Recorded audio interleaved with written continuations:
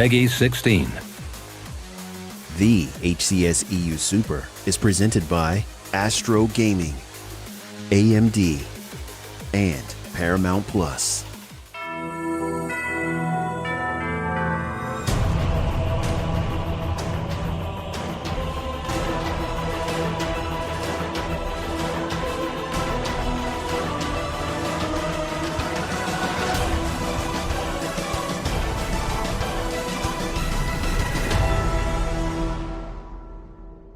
Hello everybody and a very warm welcome to day number 2 here at the HCS EU Super. We are live from Sweden in the DreamHack Studios. My name is Lottie Van Praag and I'm going to be your desk host for today, tomorrow, but I'll tell you what, I'm not up here alone. I do have two very capable analysts on my desk here for Halo Infinite. I have Lethal and Clutch. Fellas, my goodness. What a day number 1 of pool play. I love pool play because it's kind of like we can see where teams are at, where they're sitting. They get a bit of practice under their belts coming into this championship bracket. But I'm really excited to see some more fierce competition come and evolve here with the bracket. So how are you feeling about day number 2, Lethal?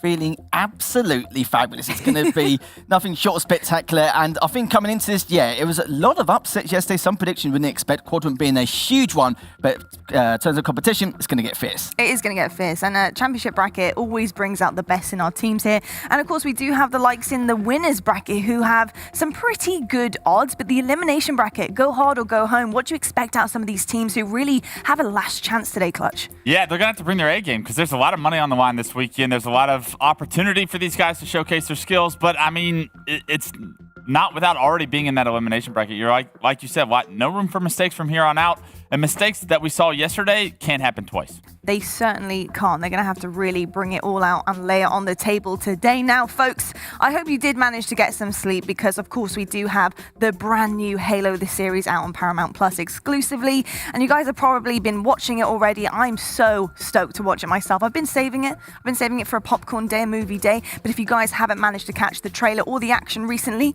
then take a look at this.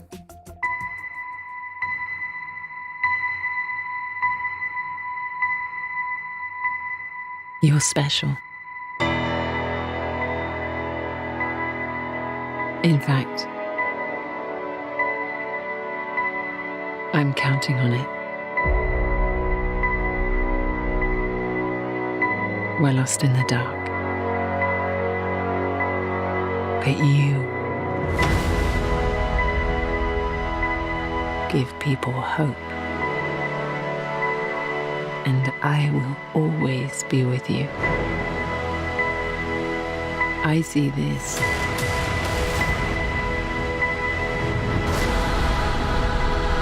as a new beginning.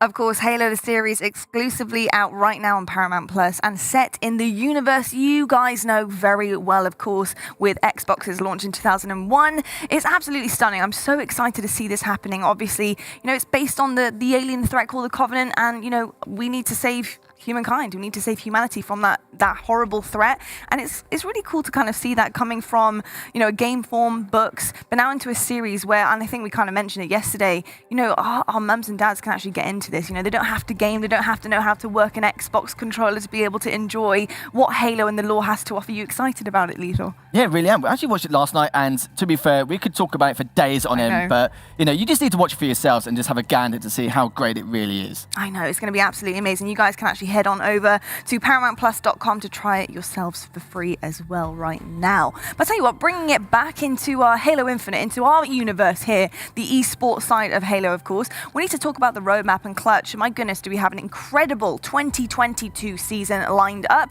I've got to ask you, we've had a couple of LAN events now. Which one has been your favorite so far? I think it has to be the first event in Raleigh, right? I mean, everybody was there. It was a massive moment for the entire community of the competitive scene. And to have all of the world represented at that first tournament was a really special moment, I think, for all of us. But I'm also got my eyes set at the end of the year where it's Seattle. It's the World Championship. And, I mean, claiming a championship trophy for some of these people is going to be an amazing opportunity. But at the same time, it's like a new dynasty potentially could form. And right now Cloud9 looking like they're in the driver's seat for that one. They really are looking pretty good at the moment, but it's exciting to see how things shift and change, see teams evolve, like you said, and they have quite the opportunity to do so on our roadmap. But I'll tell you what, talking about opportunity though, folks, let's talk about what happened yesterday. It was our day one here at the EU Super. We saw some pretty crazy things happening in pool play. We had team rejected on our screens right there for a second, but lads, I want to talk about some of the favorite highlights coming out of yesterday. What did you really have your eye on, Lethal? For me, it was just Jailings in general. Compared to how they were in scrims going into a tournament format or tournament scenario, they were looking very, very solid. It seems like they've been grinding so hard. It seems that in terms of their structure, it's become a lot more natural, a lot more fierce, a lot of speed and agility. And now, more times than not, they're the ones dictating the pace and the tempo of their gameplay. And I'm looking forward to see what they can do throughout the course of the weekend, because they can continue to do some huge upsets. They certainly can. And of course, we do have a couple of Titans thrown in there as well in pool play, all getting a pretty decent results in terms of their pools and right at the top of the chart. But we do have Na'Vi on our screen there, you know, a team that really is under quite a lot of pressure as of recent weeks here, because they need to perform, and currently they're not quite performing, I think, the way that a lot of their fans would hope and want them to. What do you have to say about Na'Vi currently? Yeah, I think Na'Vi coming into this know that they're one of the 4 best teams. They don't really have to worry about not qualifying for Kansas City. It's more so, can they get over the hump that they've had to embrace at this point of that second place. Second place is not what these guys are. It's not an acceptable performance from them, and they've been second throughout the entire Infinite series. They need to change that ship around, and you hear about players all the time on social media saying it's only a matter of time. It's only a matter of time till Na'Vi get over the hump, till they beat Ascend. Well, time's ticking, boys, and the longer that Ascend dominates, the more confidence that they're building, and the longer that their dynasty over in Europe exists. I knew the watch was coming out. I saw it happening right before my very eyes. I knew it was happening. But you are very, very right there. Time is ticking. We're getting through the season. You know, we really are getting through the season. I'm looking for some spark from Na'Vi, especially today, heading into the bracket. And talking about that, let's actually take a quick peek at the format and exactly what is happening today. And of course, we are into the championship bracket. We had pool play yesterday. We've got 20 teams right now. It's a double elimination. So that means you guys do have the chance, if you are in the winners bracket, to have that safety net of the elimination bracket to try and bounce back into the grand finals by the end of it. We do have 16 pool play that got into this championship bracket, 4 already sitting in the elimination bracket as well. So big things to note here, 4 actually didn't play in pool play yesterday. They were waiting for their opponent. So really, really exciting stuff across the board here. And I'm excited to see these 4 open bracket teams perform. But more importantly than anything, we have a bunch of money on the line, but we also do have those 4 positions up for grabs, the qualification spots as well. But you can see the chunk of change on the line here, $100,000 prize pool. Lethal, we kind of touched upon it yesterday, but 100K is just such a crazy, crazy amount of money and historic for Europe. Yeah, this is the biggest prize pool we've ever had in Europe, especially over the last 20 years. But for these guys, especially on Ascends, the Quadrants and Na'Vi, it's not about the prize money. That's just literally a nice added bonus to add to the tally to whoever's going to win this event. And I think Ascend and everyone else is going to be thinking about that as well. Ascend especially, they need to continue to prove their dominance. And of course, Wes said it again and again about Na'Vi. How much time do you need in order to be fully secure with being able to place first? But rather than forgetting about the NA region, about how to accomplish that, they need to conquer their own region first before even going looking ahead. Yeah, for me, this is Ascend's first real opportunity to capitalize on the dynasty that they've kind of been running with the past few years. Not a lot of money in Halo over the past few years. Now that Infinite's out, they get their first super, $100,000 on the line. That's a big chunk of change that Ascend can finally use their dominance and reward their pockets with. Yeah, 100%. I think they'd be so disappointed, I think, coming this far, and then obviously the chance at EU Super, the chance at Kansas City as well. Not coming out of that with first place, I think that would leave a pretty bad taste in the mouth of Ascend there. But look, we're looking for a bit of a storyline here, so who can knock them off that pedestal is the question. Now let's just take a look at some of the results though from yesterday. If you did miss day number 1, we did have pool play. We had 4 different pools split up in between A, B, C, and D. All of our teams here, of course, seeding coming into the tournament with multiple qualifiers and 8 teams already set in stone coming into the EU Super as well. But you can see we've got some Titans at the top of their pools here. We've got Ascend, Na'Vi, Flying Dutchman, Jailings, Esports. We kind of brought this up a little bit earlier on, but Pool C, you know, we kind of talked about them and highlighted Pool C and D yesterday. Flying Dutchman, the 3-0, the clean. We talked about Quadrant potentially being in that position. Are you shocked to see the results coming into today? We didn't even consider it being a possibility that Flying Dutchman will place first. Don't get me wrong, we saw Quadrant, we know how consistent they've been in scrims, especially from what we've seen in the past, and it's still a huge shock, a huge surprise. Pool A, even though everyone went 1 and 2, I did feel like Method to Madness have too many weaknesses at some stage for one of these lower tier teams to be able to capitalize on that, but for Flying Dutchman, they're laughing at this stage. They certainly are. They are laughing, and I think just in the position that they're in right now in the winners bracket, they are very happy with themselves. They have a pretty decent run heading into day 2. Hopefully they can keep it up and keep the steam going forward. Let's take a quick peek at the bracket though and see where we are sitting here currently going into day number 2 here. As you can see, our winners quarters are ready to go. We got Ascend, DW the third, J-Lings Esports going up against Quadrant, Flying Dutchman will be seeing Blackhand, and Na'Vi will be going up against Method to Madness. Now there's a couple of things here that I'm excited about. I'm excited to see how Na'Vi tackle day 2. We kind of talked about the pressure on their shoulders. I really want to see a statement coming in from these guys here against Method to Madness. And then we also do have, DW the third. They have a pretty difficult start to their day number 2. We saw a lot of promise from them yesterday. We saw what they're capable of. Can they put these pieces together enough to give Ascend a bit of a ride here today, Clutch? Yeah, I don't see it happening. I think Ascend showed me one thing that they came to play this weekend yesterday. They were about the only team that played up to par, I would say, of my expectations, and I like what I saw from Ascend. DW the third, they're going to have to step it up even more if they want to make this an interesting series. But the real story being told by this bracket lot is that Na'Vi, even though they may not have looked great, they did their job, and because of it, they're rewarded with the easiest side of the winners bracket. Quadrant, because they lost, they are now on Ascend's side. It was supposed to be a Na'Vi versus a Quadrant semifinals. It's no longer that case. Quadrant going to have to go up against Ascend in winners bracket round 2 if all goes according to plan. And that's a devastating bracket for them to look at now. I think that's a perfect storyline. I think Quadrant have really kind of put themselves in the mixer here.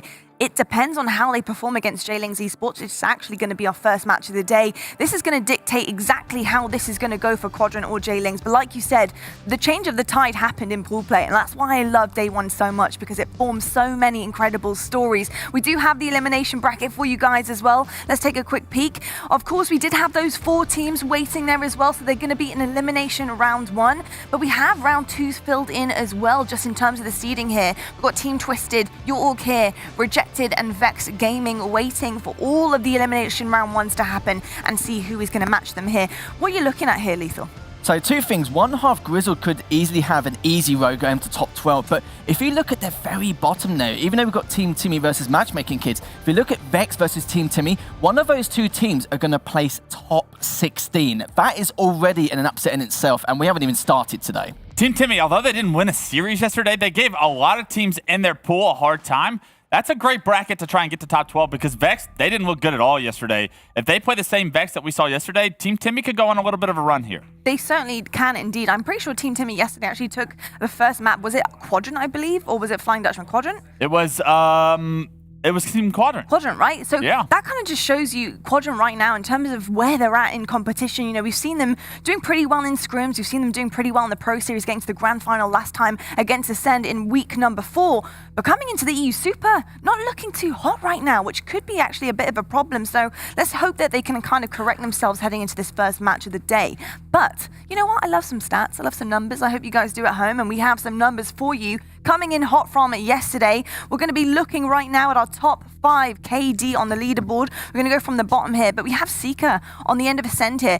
I think something that's interesting to note as well, we have 3 Ascend members on this top 5 KD. Are you shocked about that, Lethal? Are we surprised? I think that's the question, really, isn't it? At least Kimbo and Septic slipped in there in the top 5, but the fact that they can get these KDs and actually fit the slaying power enough to get 3 out of 4 in the top 5 is just unheard of. At least Kimbo slipped in like we said, but Septic, he was absolutely popping off yesterday. He was doing everything he can, and we all talk about Morgan this, Morgan that, Morgan everything. Septic came out on top massively, but we need to continue to see that progress from Septic coming into days 2 and 3. Indeed, this guy was just unstoppable yesterday. The stuff that he's able to do for his squad, you can just see it for yourself on your screen. We mentioned his name so many times yesterday for a big reason, but him and Morga are becoming quite a damaging team here, just together as a duo. The aggression coming forward, this is going to aid very much into this championship bracket today, Clutch. Yeah, this should be the last tournament we don't have a graphic or a picture of Septic, right? The way he's playing, he's making himself a household name, and rightfully so.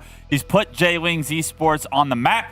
And with that, they're coming out first in their pool. They put themselves in a pretty solid position to advance to that one of those Kansas City spots, especially if Septic can keep playing at that level. You know, I'm really enjoying the composition of this team, J-Lings, and how they're kind of coming together here because they're peaking for me at the right time. I want to see how much further that mountain peak can go, though. But with that being said, I have a couple of guys waiting in the wings here to talk to you, to talk to us. We have our casters. They're ready. They're in their booth. We got Onset and Bravo. Fellas, day number 2, and it's bracket time. I am so excited. Are you hoping for some game 5s, reverse sweeps, some upsets happening today? Oh, for sure. Yeah. I think today gets serious, right? We were looking at yesterday, we had a bit of pool play, we had a few upsets, but nothing too crazy. Today's where it matters, though, Andy. This is where, the bread is buttered, so to speak, for these teams. Exactly. I think a lot of the teams that were playing yesterday, they're going to realize, okay, this is really coming down to the wire, $100,000 on the line. Saturday's the time to step it up. 100%. I think this is where it starts getting very, very much real for a lot of these teams here. We're going to catch up with you guys a bit later on while we hear your gorgeous voices over all of the gameplay. But right now, I want to hear from you guys at home, okay? We want you to get social with us. Get onto Twitter, hashtag HCS Super. Get involved. I want to know what you think of the bracket. I want to know who you guys are supporting, so make sure you are tuning in and letting us know too.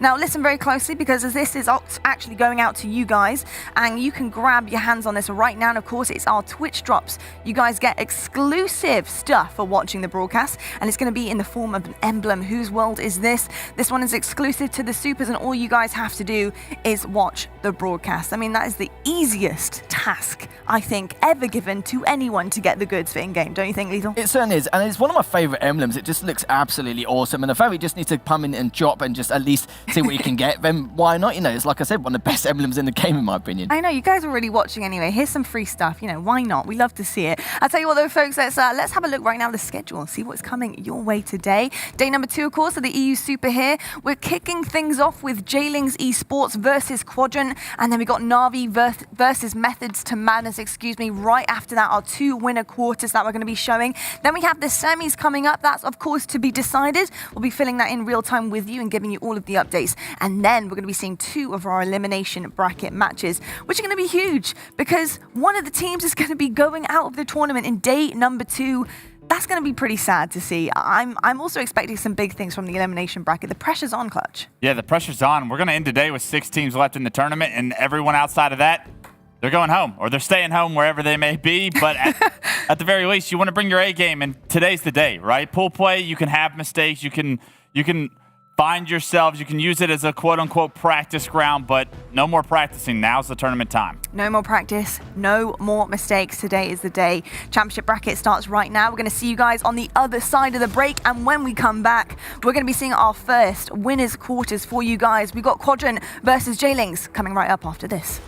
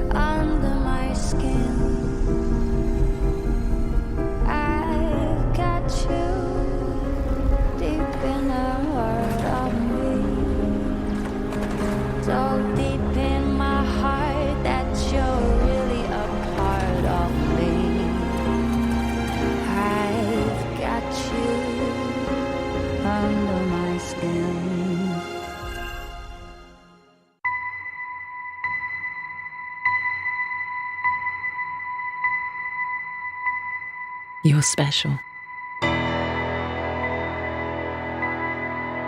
In fact, I'm counting on it. We're lost in the dark. But you give people hope.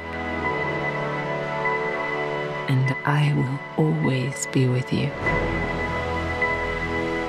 I see this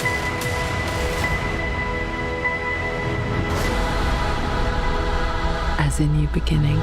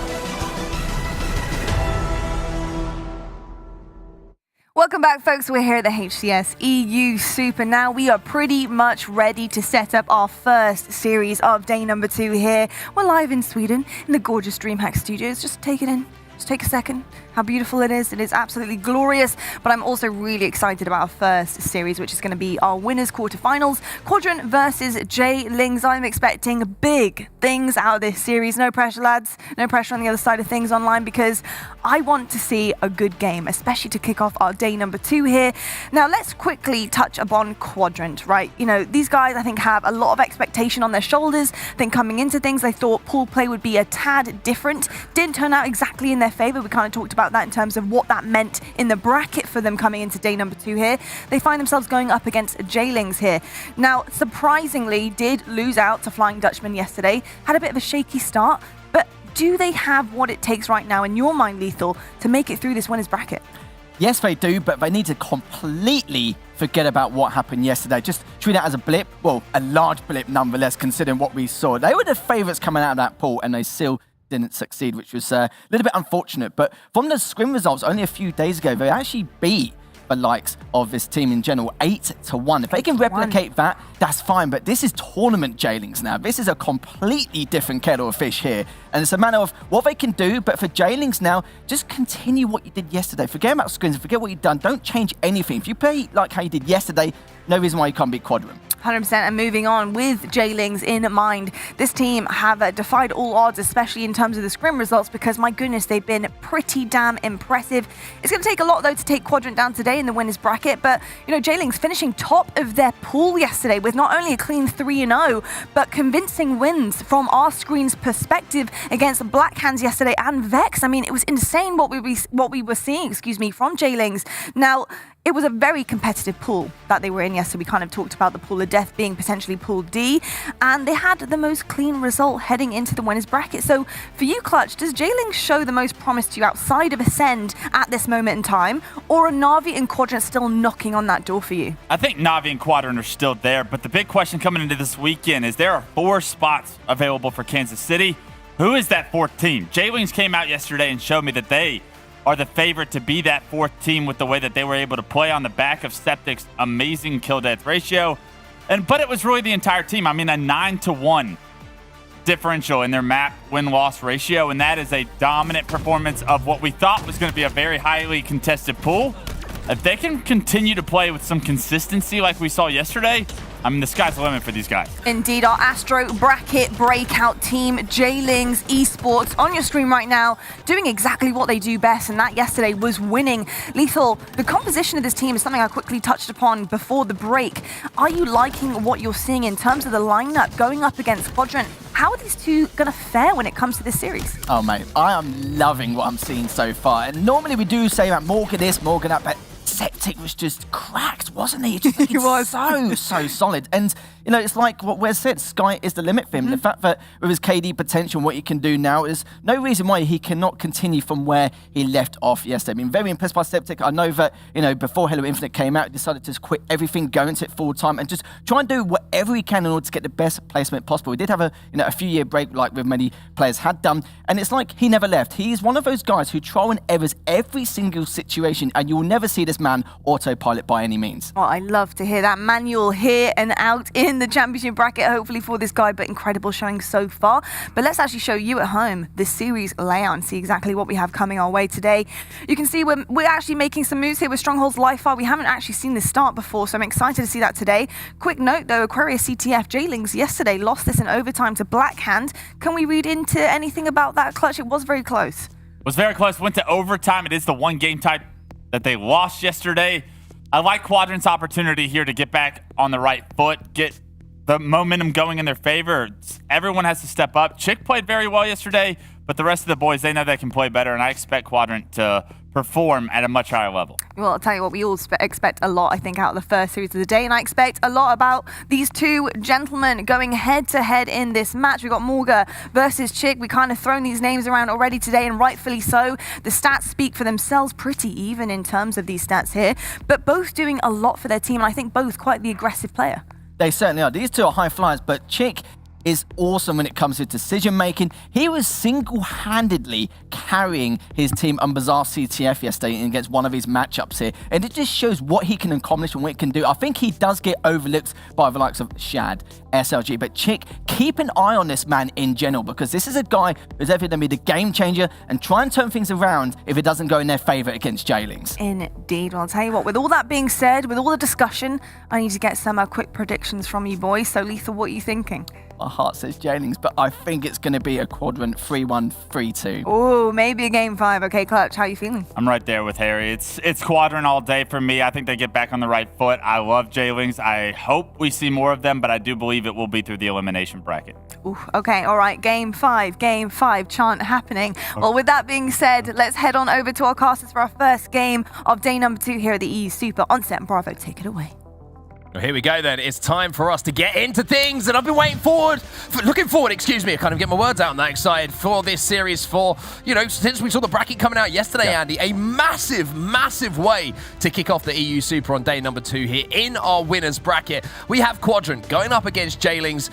both teams kind of coming out of yesterday with slightly different attitudes and feelings about what happened. Yeah, very different results. If you take a look at exactly how J-Lings is here, right, I think it's a very different momentum for them coming into this one. And on the other side, I think Harry put it best on the desk. I think Lethal said, we didn't even consider this to be a possibility. That sums up just how tough Quadrant's loss was yesterday for them.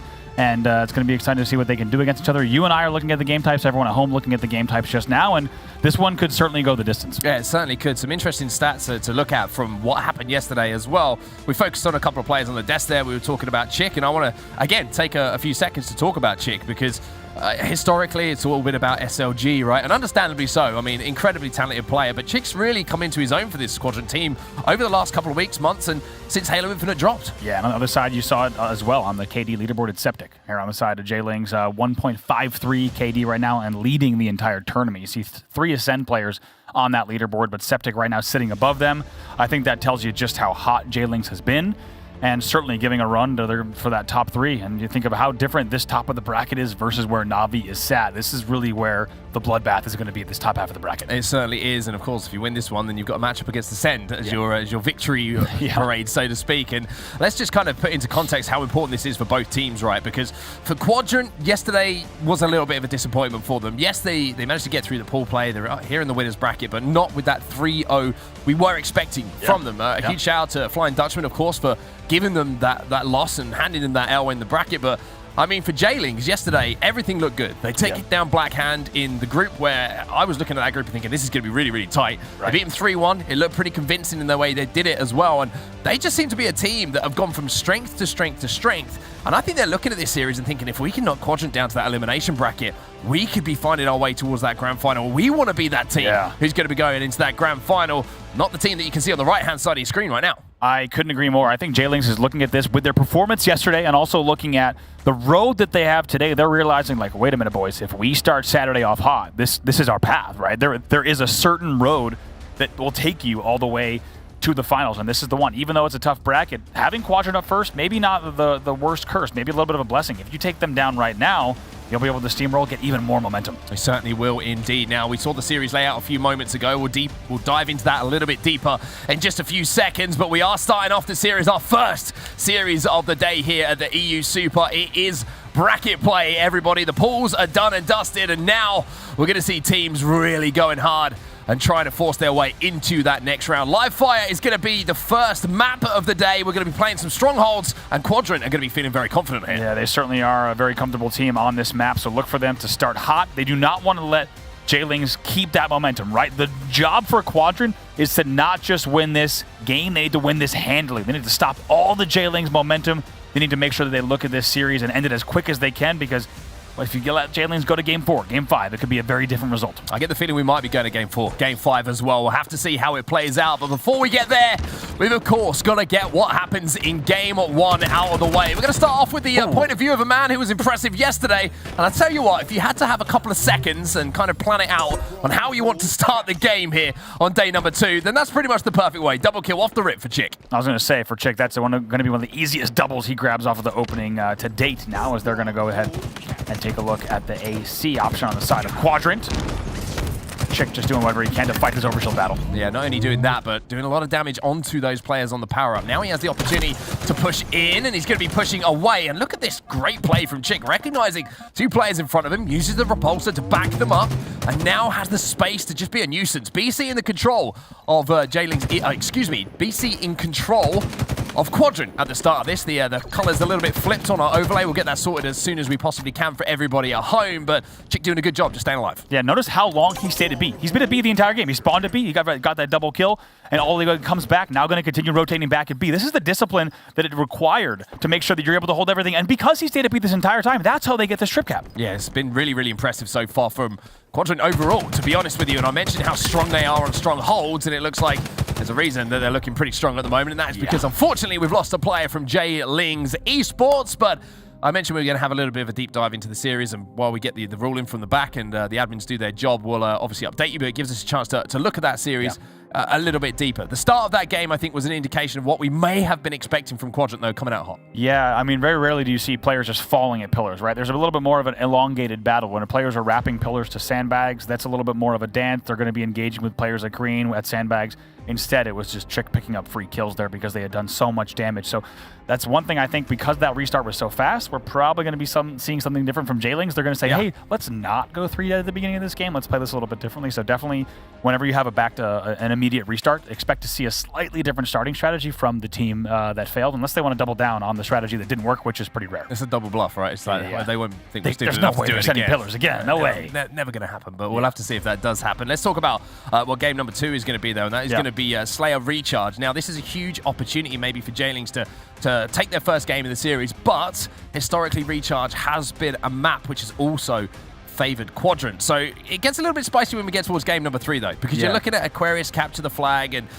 I'm looking at J-Lings, and I'm starting to worry a little bit here if you're looking at history, because yesterday they played against Blackhand. It was a really tight series, but they looked, when the dust still settled, they looked pretty confident and conclusive in the way that they did manage to pull out those games. But the one that they did drop was that Aquarius CTF. Exactly. So for Aquarius CTF, like as you say, to be our game 3 is pretty interesting. One thing that you also pointed out, Quadrant's dominance in Strongholds. We haven't talked about it yet. Quadrant, a really dominant Strongholds team, but they've only got the 1 Strongholds in this series. Of course, that's not how it always ends up. Sometimes you do often have 2 Strongholds in the series. But as you pointed out to me, that Aquarius CTF game in there maybe evens that out, where they maybe have 2 heavily favored game types in the Strongholds and the CTF. And that's why I wanted to talk about that Recharge Slayer a little bit, because historically, Quadrant been very good on Recharge. But if J-Lings are going to win this series, I feel like they need to win that game. That is the one. Because then you look at the rest of the series as we see it on our screens right now. Oddball Streets is something they did play against Blackhand yesterday. They won that. And then you get to another Slayer, and Live Fire Slayer, I feel like of all the Slayers that we have in Halo Infinite, you have, a 50-50 coin flip. If you have a really good start, you get a couple of power-ups, you can really start to run away with things. So I think if J-Lings are going to take this series, Andy, and I'm not sure if you agree with me on this, I can see it having to be game 4, game 5, if they do want to send Quadrant down to that elimination bracket. I couldn't agree more. I think it's a game 2 win, unless they come out particularly hot on the games 1 and 3 that we're right now. They need to win one of these first 3, right? Of course, yeah. We're expecting Slayer Recharge to maybe be their best chance. Based on historical results from Quadrant and even results this weekend from J-Lings as well, 1 and 3 should be J-Lings' best chance to make sure that they get 1 game on the board in this first best of 3, and that's not just because it's the Slayer, as we often talk about, but this specific Slayer game type versus the other 2 objectives. And I agree, they may have to look to games 4 and games 5 if they want to be able to take this one out, but maybe they'll surprise us, and that's the beauty of it. If Septic and Crew with the #1 KD, if he can keep that action up, they might surprise us here in the opening 3 as well. Yeah, I think day 2 is a very interesting day in the EU Super as well. I feel like with the amount of pressure and practice and everything that goes into these kind of tournaments for these players, and just to give you a little bit of an idea of, how seriously and how much effort and everything is going into this competition with 100,000K on the line. 100,000K? 100,000K. Let me take that one back. God. 343. You might have just... No, 100K. You might be in trouble. I might be in trouble. But 100K.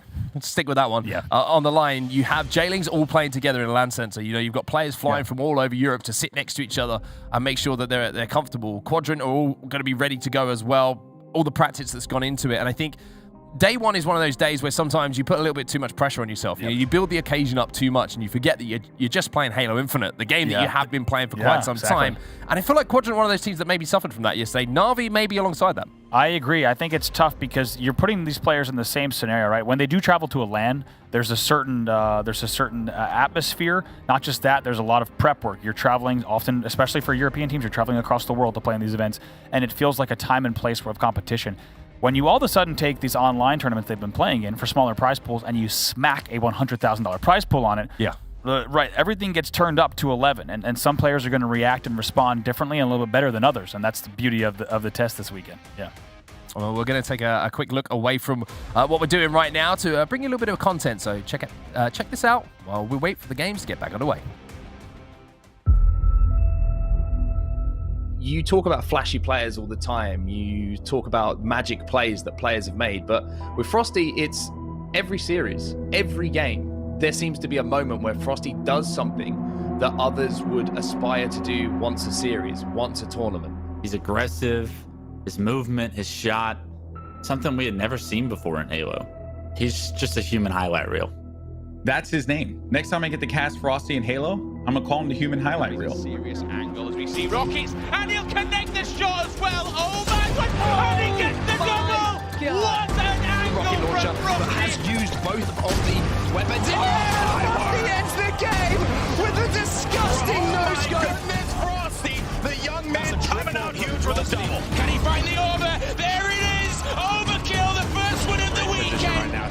Frosty's able to pick up his kill on the Cannon guy. He hits the nose. Frosty picking up a double kill. Now Kate's going to toss his flag. Oh, Let's go! In 2015, the young Halo prodigy known as Frosty burst onto the scene, winning his first ever event within a year and quickly making waves with his aggressive playstyle and game-breaking mechanics. The way he moved, at the pace that he played at, the shots that he hits, it was insane to me. 38 to 28. The Brom is back a little bit. Triple kill comes through. Frosty looking for his second over of this event of this series. He went from like not even existing to in every single game nonstop. I knew that he was like actually good. I got one. Dude, he's cut. Three dead. I don't know. Never does he waver in individual confidence. He's always assured of himself. He always knows that he can get the job done. I mean, he just makes, on the surface, some like weird boneheaded plays, but like they're actually perfect and calculated, or I hope they are. Otherwise, he's a madman. To be alongside players like Royal 2, Lethal, and Snakebite, and to be going for a sniper rifle off of spawn says everything. I think you need to know about the talent that Frosty has. They know what you can do, and they wanted to let him off the leash. There is one player that always stands out to me, and I think Halo fans across the globe. Off the bat, he sprints full speed up to the sniper rifle. Kicking things off with Frosty's POV. PJ, I'm going for snipe off spawn, and like we're like, we don't even know what the hell that means. Like Frosty headed straight for the sniper, making a charge, picks it up immediately and rips up Hook's face. Just no-scopes the person in front of him. That was his opening strat. If he loses that, he loses snipe, but he was so confident in no-scoping that player, that was his strategy.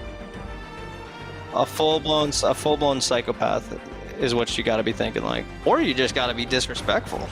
Somehow he's got it down to a science. It just shows you how much better he is. Going to start off from the point of view from Frosty, and he's going to hit a nice headshot here on spawn, and gets the double. No the triple way! from Frosty. Mighty overkill! Frosty, that's how you want to start a championship Sunday. Just 2 years after entering the league, Frosty won back-to-back Halo World Championships and went on to be named Halo 5's best sniper and overall most valuable player. For a lot of people in life, that would be a lot of boxes that have been ticked, but that just made Frosty hungrier. He was voted Halo 5's most valuable player because he was Halo 5's most valuable player. He was the best player in the game, hands down. I don't think I've seen him play a bad game of Halo. When the light shined brightest, you took over and you earned that trophy. I'm sure all three of your teammates voted for you, and for good reason. Frosty was the playmaker. Frosty was the guy who changed movement in Halo 5. How did he manage to almost, it felt like, break the game? Look at this spot. Wow, I haven't even seen this spot. Dude, Frosty is always showing us just the sneakiest spots. For Frosty to be surrounded by three of the greatest players of all time, and for him to be the least experienced, arguably, out of all of those players as far as Halo history is concerned, and still be considered by a lot of people to be the standout player on that team, says everything about his desire to win and his ability as a player. I think Frosty's early success is exciting because it feels like his career is just getting started. He's already achieved everything there is to achieve as an individual in the scene. He's got his MVPs, he's got his world championships. What's next for this kid?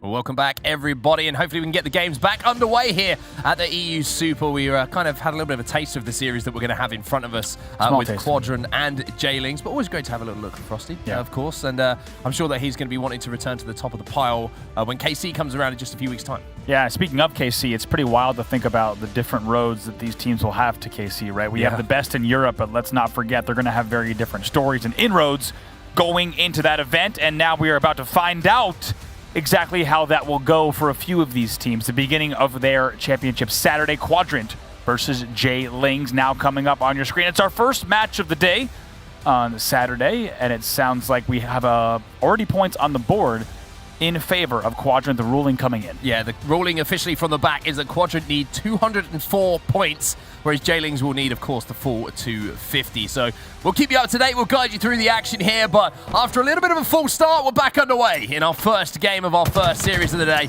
Quadrant versus J-Lings Esports, and Chick not picking up the double he did in the first game. Surprise, surprise. Nobody goes pillars off of the opening there, and like we said, that's going to be a very different starting strat from J-Lings. A little bit of another get-out-of-jail-free card on screen there. Remote detonation attempt does not come through for Chick, and now a little bit of a battle at C-Plat. Chick changing things up in response to what J-Lings bring to the party. B and C are going to be converted. This battle back tower is going on for quite some time. Chick just being such a nuisance and finally going to get the kill onto Septic. 3 dead here for J-Lings Esports. Quadios is going to pick 1 up though, and at least give them somewhat of a foothold on the map. But saying that, he's going to have to give up the strongholds as he goes for the camo. Triple cap already coming in here for Quadrant. Yeah, it might be last player alive picking up a kill and Quad grabbing the camo, but wisely Quadrant just opts instead to go for that trip cap during that, and worth the focus, but it does give Quad an opportunity with the camo here.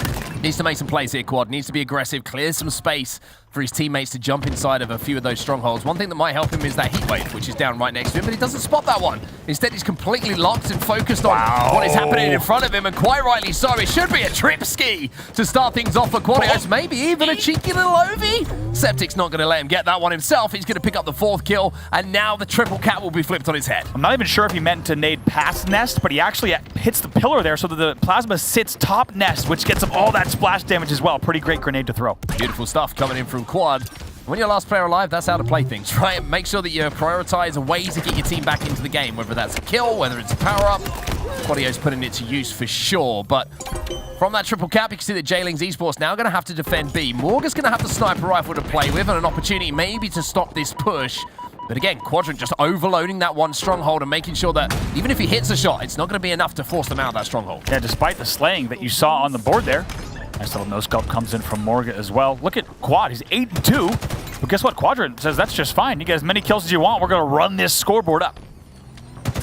One thing that Quadrant are so good at on this game type, and I'm talking about strongholds overall, not just on this map, is how quickly they move from point A to point B. They will out-rotate everyone, and look at SLG. He is a sneaky, sneaky Frenchman. He's creeping up behind Quadios, and Septic will find the dirt as well. It's 2 for SLG, make it 3, but oh my word. Wow. I think that might have been a little bit of team nading coming in as well. Morgan will pick up the kill, but by doing the damage that he's done, SLG, at least he's given Quadrant a little bit more time on the board. They're almost over that 100-point mark. Now they are 101 to 21. Must not forget, Quadrant only needing 204 on the board, meaning they had already had those 46 points on the board to their name before the reset. That was the exact math done by the admin team before the restart. So now only about less than 100 points away from closing out this game 1.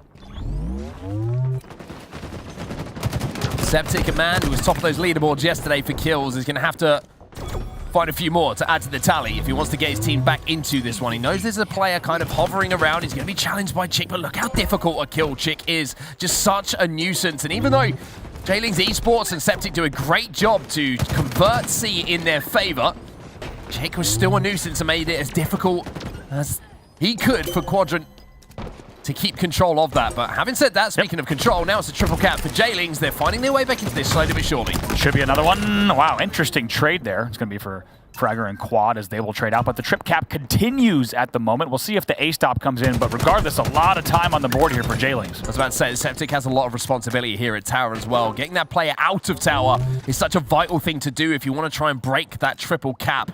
But Septic, he does his job. He picks up the first kill in the team fight to give his team a numerical advantage on the map. And now it's just about taking your time, making sure you're pairing up, making sure they work towards maybe that next camouflage, which is popping up right now. Yeah, right now, Septic knows about it, already pre-nading it. Going to see what he might be able to do in these battles. Grab coming in, going to need to be on top of this. And my God, I think he actually gets double teamed there, maybe even tripled outside of power up. And SLG will finally pop it. And it was SLG himself with that body no-scope, but gets taken down. Gets taken down almost immediately. So Quadrant, they put a lot of resources into getting hold of that power-up, and unfortunately for them, it does not work in their favor. With that, Morgan's going to convert A, and now the spawns, I think, are actually going to be coming in over at the dummy side. That stick is going to be massive to take the final player out of the B stronghold. Morga, a player who's started to find more and more consistency over recent weeks and months in his gameplay. Known for some flashy plays, but now he's known for making them more frequently. Certainly Morga, a long-standing name in the European Halo scene. We've seen him on many, many European stages. and also some North American ones as well. Take a look at this. J-Lings Esports right back in it. Like you said, that stick on B is huge. It avoids a whole nasty battle at green. Anything can happen if you're forced into green itself. With grenades, repulsors, all sorts of nasty stuff can happen. J-Lings does really well to get right back in this game. Fragger. He's going to be there with those spike grenades. He picks up one. Cristola's going to be there to get the trade, though, for J-Lings Esports. And now you can see that the move from J-Lings and the call seems to be, let's push B. Let's try and pick up the kills, and let's try and get this one converted. They've got to be very aware of Shad, though, who's being a nuisance. Good shots from Cristola and good awareness from him as well to know that he couldn't see anyone in front of him. So there's got to be someone sneaking up from behind. Able to grab the first, not the second. It's a good two-player push coming in from Quadrant, but Chick is actually the last player alive around here. Going to be traded out. Trade comes in, but J-Lings get the reset. So J-Lings still scoring. B and C in their control. Septic still having a battle around B. There is a player you can see contesting. He's going to repulse her into the air to maybe try and avoid any grenades being thrown from that sandbags area. Survives for now as his teammate manages to get the trade on that player.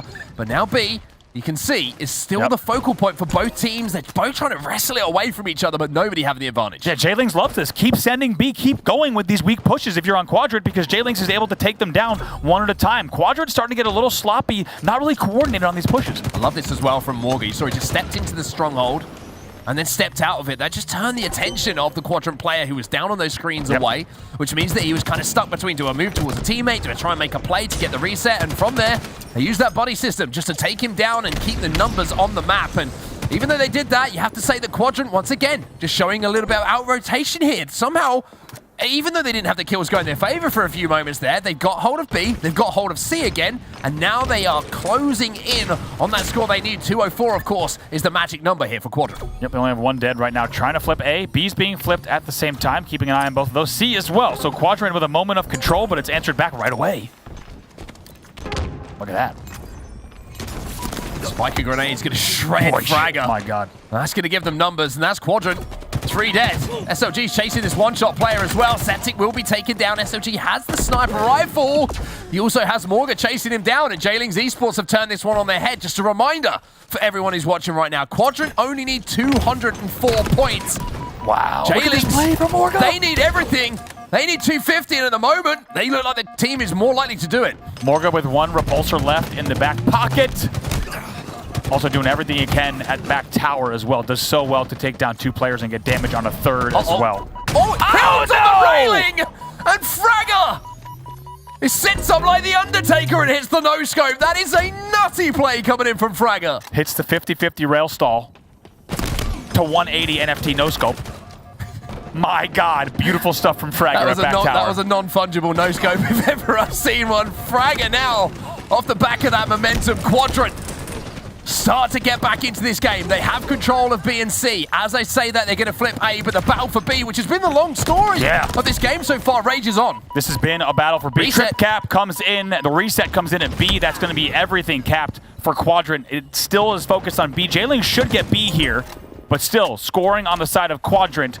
They only need to get to 204. Still a long way to go for J-Lings. Yeah, they're just committed to C as well. And you can see that Cristola was taken down. So A is massive here. They need to get this into their control as soon as possible. J-Lings, 204. Remember, that's the magic number with them putting so many resources into making sure that A didn't go back to Quadrant. Now that fight for B, which we've been talking about for so long, rages on once more. This time it looks like Quadrant have the better of it. They will be able to turn things over right at the last second. And look at C. C-plat already being flipped, so SLG going to be very happy to have already grabbed B, but AC gets flipped now, so Quadrant needs to decide how much do they stay at B and how much do they dedicate elsewhere. J-Lings are flying across top middle here. It looks like they're going to try and defend A. They're trying to get in there. Oh, there's a player who's being an absolute pain, though, and that's going to be SLG. SLG, he picks up one, but Septic now, the standout player for J-Lings Esports, is going to have to make a highlight play. Just a few inches away from converting B, and they managed to get it done. But look at C.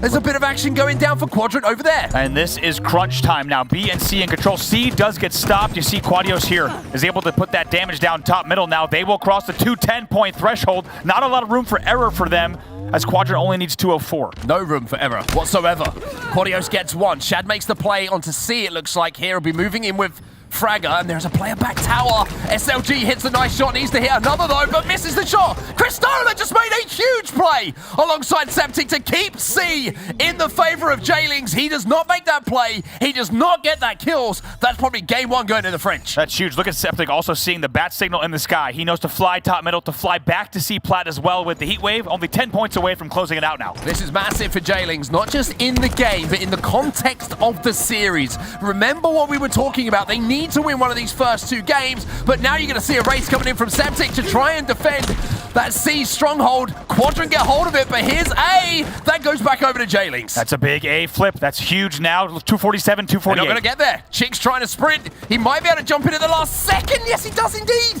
So J-Lings, having done so much work, have still got just a few pieces to put together at the end of this game, but you got to deal with Chick, and they don't do it.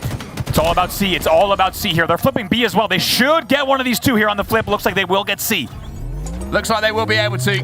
One player jumps in here, but the camo play is going to be enough. Oh my word, it's a half a pixel away. The game's still going. But as we say that, finally it comes to an end. J-Lings Esports. The momentum from yesterday rolls over into day two here of the EU Super. They're up 1-0. And let's not forget, they didn't just win that game that you saw on screen. They won a continuation of game number one. They were down by 36 points coming into that game. That's an absolutely fantastic result for them. That's a great way to start the day, not just for them, but also for us here and for you at home. That's a statement to not just win that game, but to win the continuation without letting the Quadrant get to 204. That's a big win for them. That is a huge win. This is something, as I say, to be honest with you, I did not expect that result to go that way from looking at history, scrims, whatever it might be. We'll look at the stats though, and we'll see who was the man to stand up. And Quad EOS, 27 kills for him. Big numbers from Quad. Great stuff coming across the board, to be honest with you, from J-Lings there. Excuse me, my brain stopped working for 2 seconds. Quadrant, though, it's got to be disappointing for them. After yesterday, all those doubts start to creep back into the series. Also, to start the first game up 36, which is a decent start there. It's not certainly quite a bit of a lead at the opening of a game. To start that with 36 points ahead, you have to wonder if maybe they let that get to their heads, right? Hey, we have a sizable lead. Let's play this however we want. We'll take a look at some of the highlights here, and most of them are going to be from back green.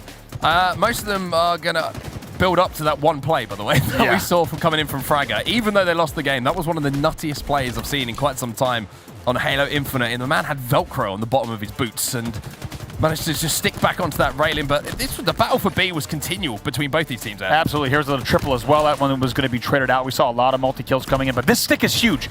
Morgan now has full shield and doesn't have to fight into that bottom green battle where everything can get nasty. Nades can come in.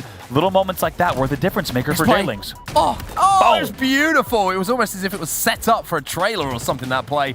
But it was a very nice one indeed. But Chick did everything he could as well at the end of this game to make that play. But it was Quad, the man who put up 27 kills with a vital trade on that C stronghold to give them the win. And J-Lings Esports, like I mentioned, up by one with a 250 to 238 win. But now we move over to Slayer. Now we move over to Recharge. And I tell you what, J-Lings Esports are going to be out for blood here. They absolutely are, and now you see just how close that game really was once you have both games tallied together with the 250 to 238 on your scoreboard there. You see how just close that one was. Excuse me, a lot of words to say here early on in the day.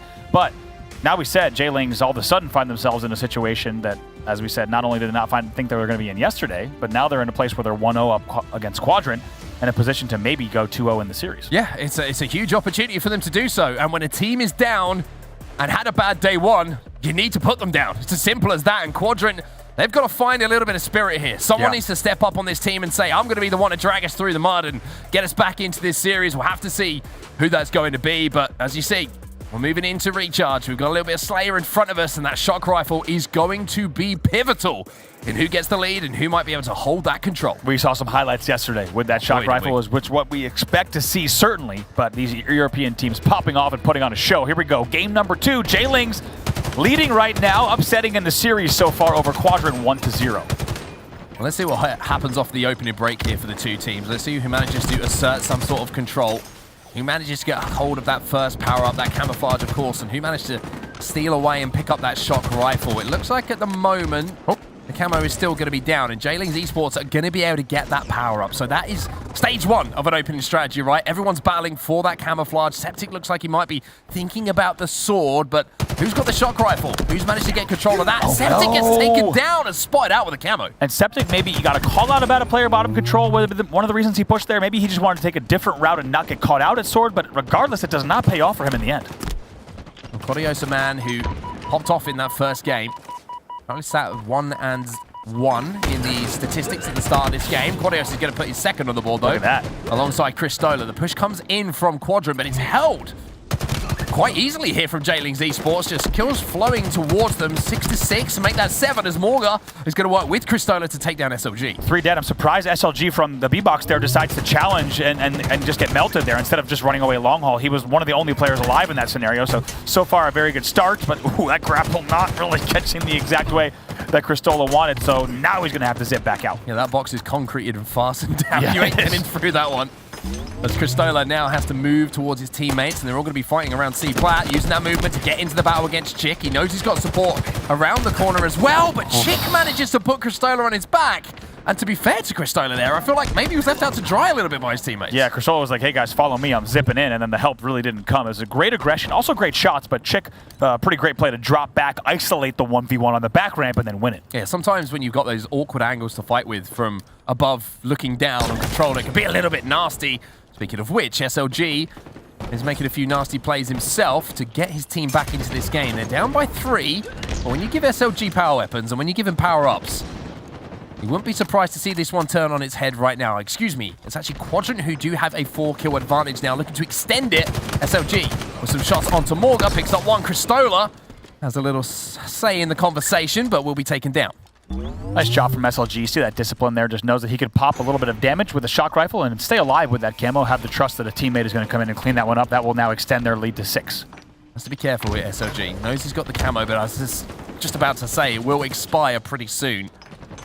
Now he's going to back up and just hold a couple of angles. SLG still with this weapon in his hand. You can almost sense that J-Lings know he's got it, right? And if there's anyone on the other team who's going to have a weapon... Oh, no! No! Oh, a little bit of a whiff from Morga. It cost him, though. I mean, it worked. It worked in the end. He got the kill, and SLG gets taken down. But maybe not a trade there. Maybe he doesn't trade out a 1-for-1. Maybe he gets both sword kills if he hits the first lunge, just due to how heavy and timely that sword lunge is in Halo Infinite. So maybe a little bit of a mistake there from Morga. That sword will be traded out, but...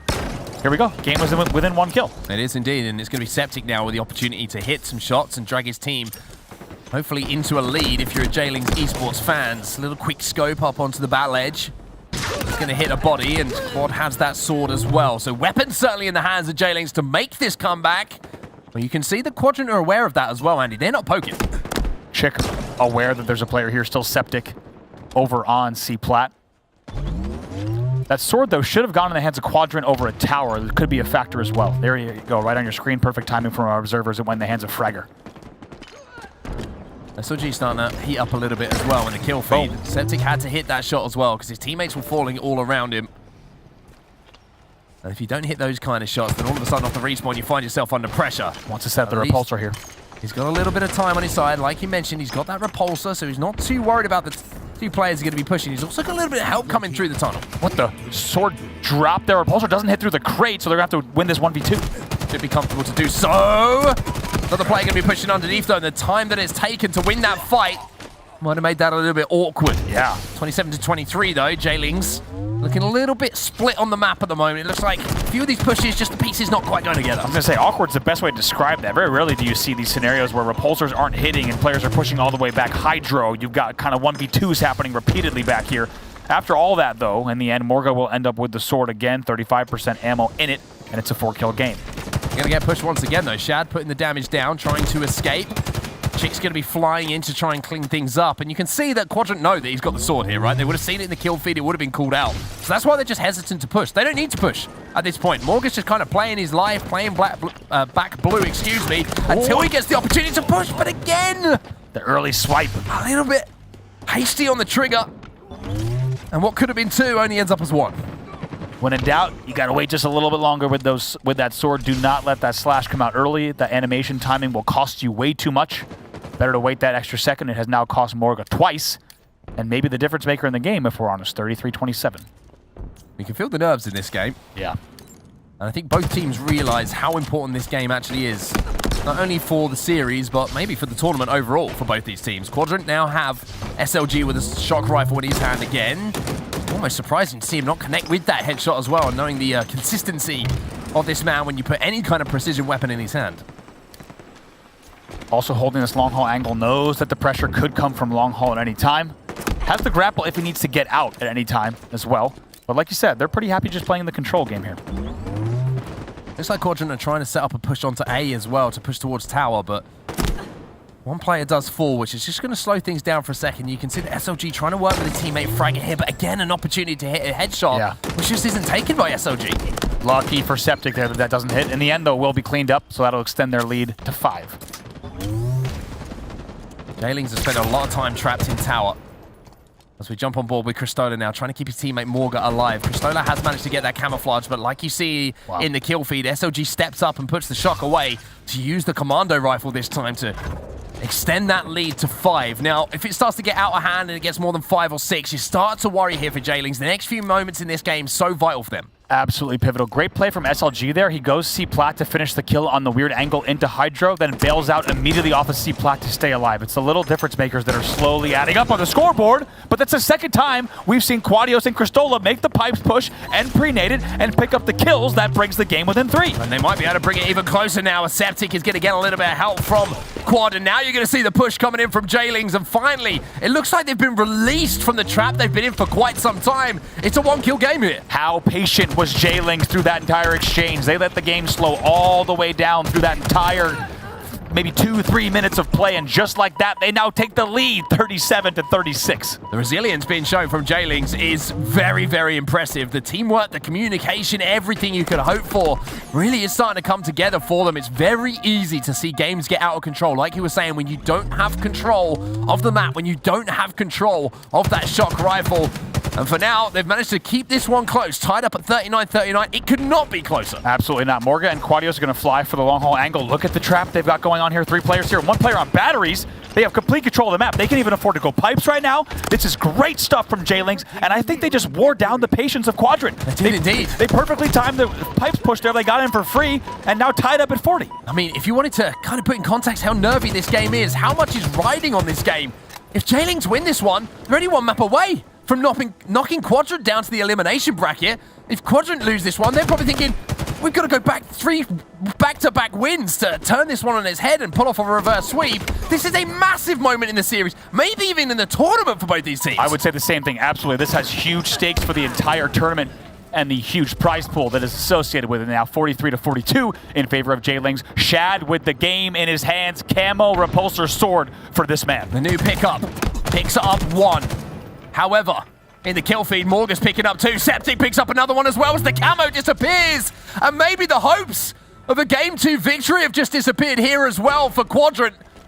They need to pick up 7 kills, make that 6 as SLG sniffs out Cristola, but it's only 3 kills to go now for Jailings to go up by 2. Quadios with another kill at pipes. Look at that on screen. He keeps doing that. 3-kill game though, 47-44, far from over 3 minutes on the clock. It's a standstill. Jailings know they don't have to do anything. Quadrant have to make the push. They could just wait this one out for 2 minutes and 50 seconds if they wanted to. Allow 1 player to step into the open, to make a mistake and then take advantage of it. Jailings can taste victory here. And in a few moments' time, they might be 1 game away from sending Quadrant down to the elimination bracket. Good chance it comes down to the next camo with how slow this is right now. As you said, this has slowed down to a crawl, an absolute standstill, and a standoff. You cannot afford, whatever you do on either side of the stage right now, you cannot afford to be losing these battles before the power-up pops. 23 seconds before camo. It's a very good chance that that camo battle and whoever grabs determines the winner of the game. Now, I wonder if Jailings Esports are thinking, let's do something before that camo pops up. Let's try and catch them off guard. Yep. Because Quadrant are just thinking right now, we have to get the camo. We can't afford to give away a kill on our way to do so. How does Septic have the bottom elevator angle as well? They've got all the angles right now. They've got everything. Look at this, a huge play. Great call once again from observers. They forced them all the way into control and long haul. They're trapped. Camo's up. SLG's trying to make a play as well. You can see at the top of gold as well, the There's a play being made by Chick, I think that is. Quadios is going to pick one up, though, and there's another one for Quadios. A double kill. And now Jailings Esports only need one, but Shad answers back, but it's Kristola. Wow. With the final kill of the game. And Jailings Esports showing all sorts of ice in those final moments. Great stuff from them throughout the entire game to bring it back in the way that they did. Keep in mind, they were down by about 6 or 7 throughout the entire game. A ridiculous game. You know, the way that they managed to hold their deaths for so long. Yeah. So many times we'll see Recharge Slayer, right? And we see a team go down by 4, and then it's 8, it's 12. People start to get picked off. They just played their lives so well. The patience and the discipline that they showed in that game was exceptional. It absolutely was to come up in the end. Let's take a look at the stats for them to come out on top 50-46. Such a close game. Kills, really shared across the board on the side of Jailings. Yeah, they certainly were, and it's that man Septic again. You're looking at 12 and 9. Good stats. Add 13 assisted. That is huge. So a lot of the plays being made around the damage being done by Septic. But even though Quadios went negative, I think it was 1 overall on the KD, I want to give him a big shout out there, because how many times in those kind of standoffs did you see Quad popping up and getting that first kill to open up the map?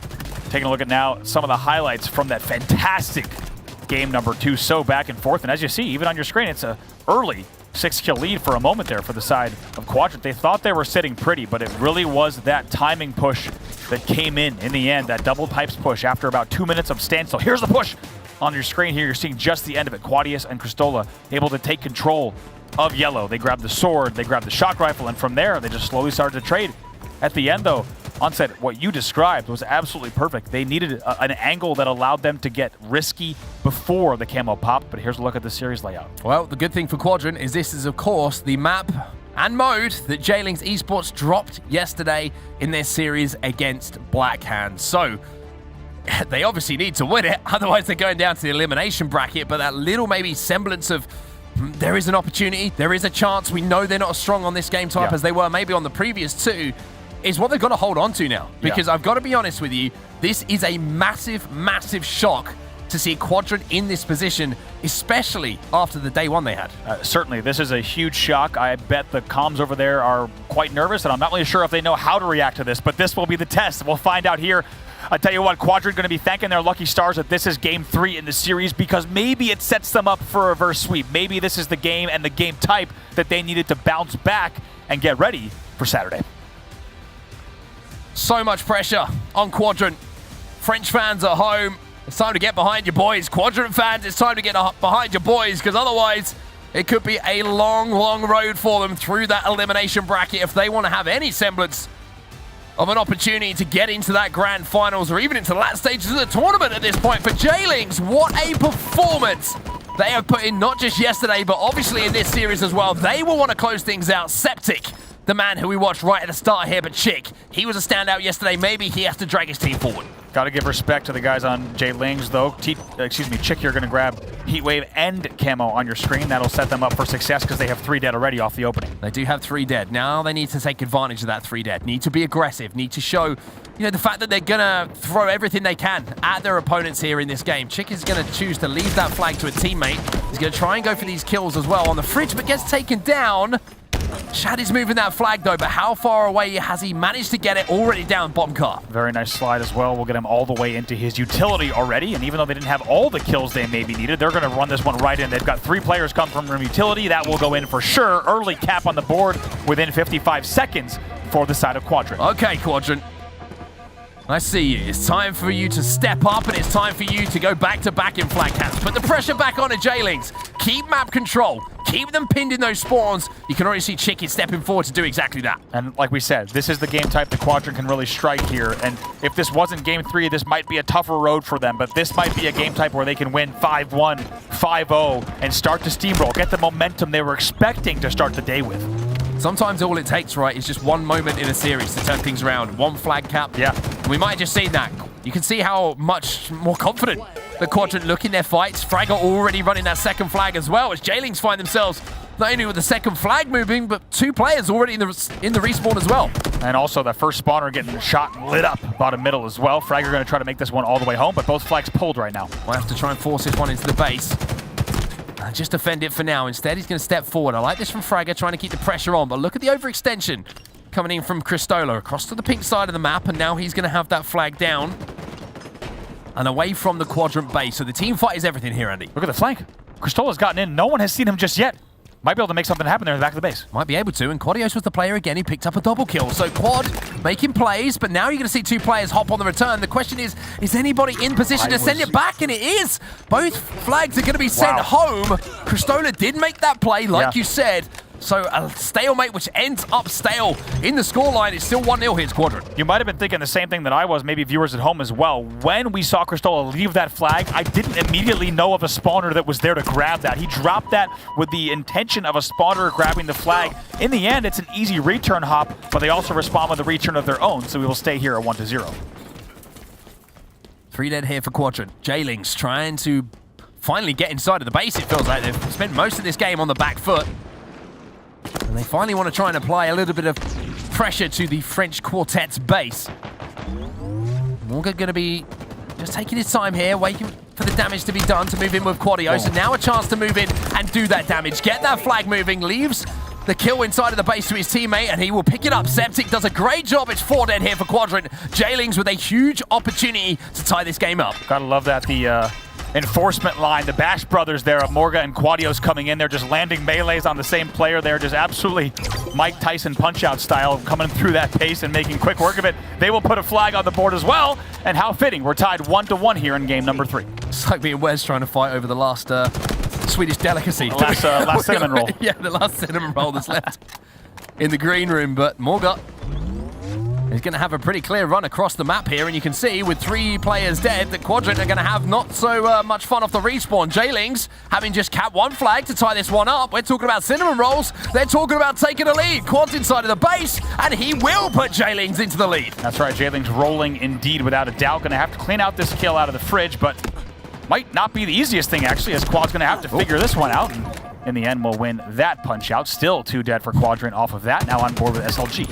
Now, fight's the equivalent of getting the right answer in a maths question, but being asked to show your workings and not being able to do so. SLG moving through the closet here to try and apply a little bit of pressure to the J-Lings base, but if there's one thing I maybe wanted to see tested a little bit here for J-Lings Esports is how do you deal with the pressure? Because at the moment, they've had it all their way, right? They've managed to get those first two games on the board.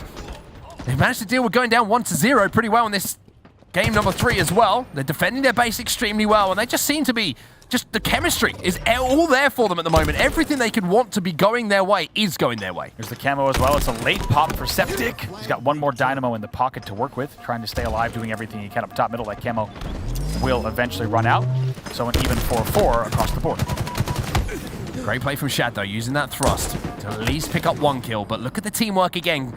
As mentioned, Shad, and he's immediately taken down by Cristola. SOG will answer back to Cristola. Psychic battle goes down. Quad's going to win that one. 3 dead again for Quadrant. Nice little last shot metal comes in there. Confidence and a double kill as well for Quad. He's going to continue to work the utility side of the map. Knows that back base spawners might be coming. That's why he's playing this slow.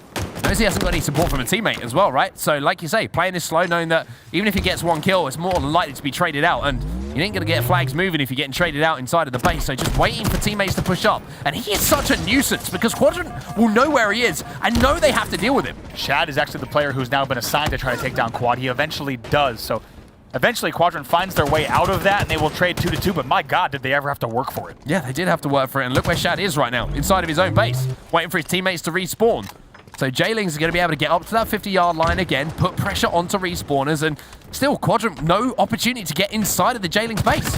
Camo is now where we're focusing our sights on. All players jumping top middle, unsurprisingly. Shad is a bit alone here, though. Going to have to be careful, and he also bonks his head on top middle. You have to see it. So now that's going to be resulting in a free camo grab because of that top mid jump. Septic camo in hand. 5 minutes 40 left in this game as well, and every single second that ticks past, J-Lings Esports move closer and closer to not just a series win, but a 3-0 statement against Quadrant. Septic with an opportunity for a double. He's going to pick up 1 because his teammate was there to help him out and give him a helping hand. Last player alive is going to be above him. He's going to get chased down here with that camouflage. But with the way this series is going, you almost expected him to turn that one, but SLG steps up and finally gives Quadrant something to sing about. Yeah, Septic did so well there to just play camo and just ping, ping, ping, just decide exactly when he wants to engage. SLG, also did really well to get back into his utility and win that battle. 5 minutes on the clock, though, and at 2-1, there's still a lot of Halo to play in this game. Shad gonna try to start a flag run if he can. As crazy as it sounds at the moment, I feel like Quadrant are just overthinking how to approach this, right? So you see they're getting forward, they're picking up a couple of kills, and then there's like a stutter.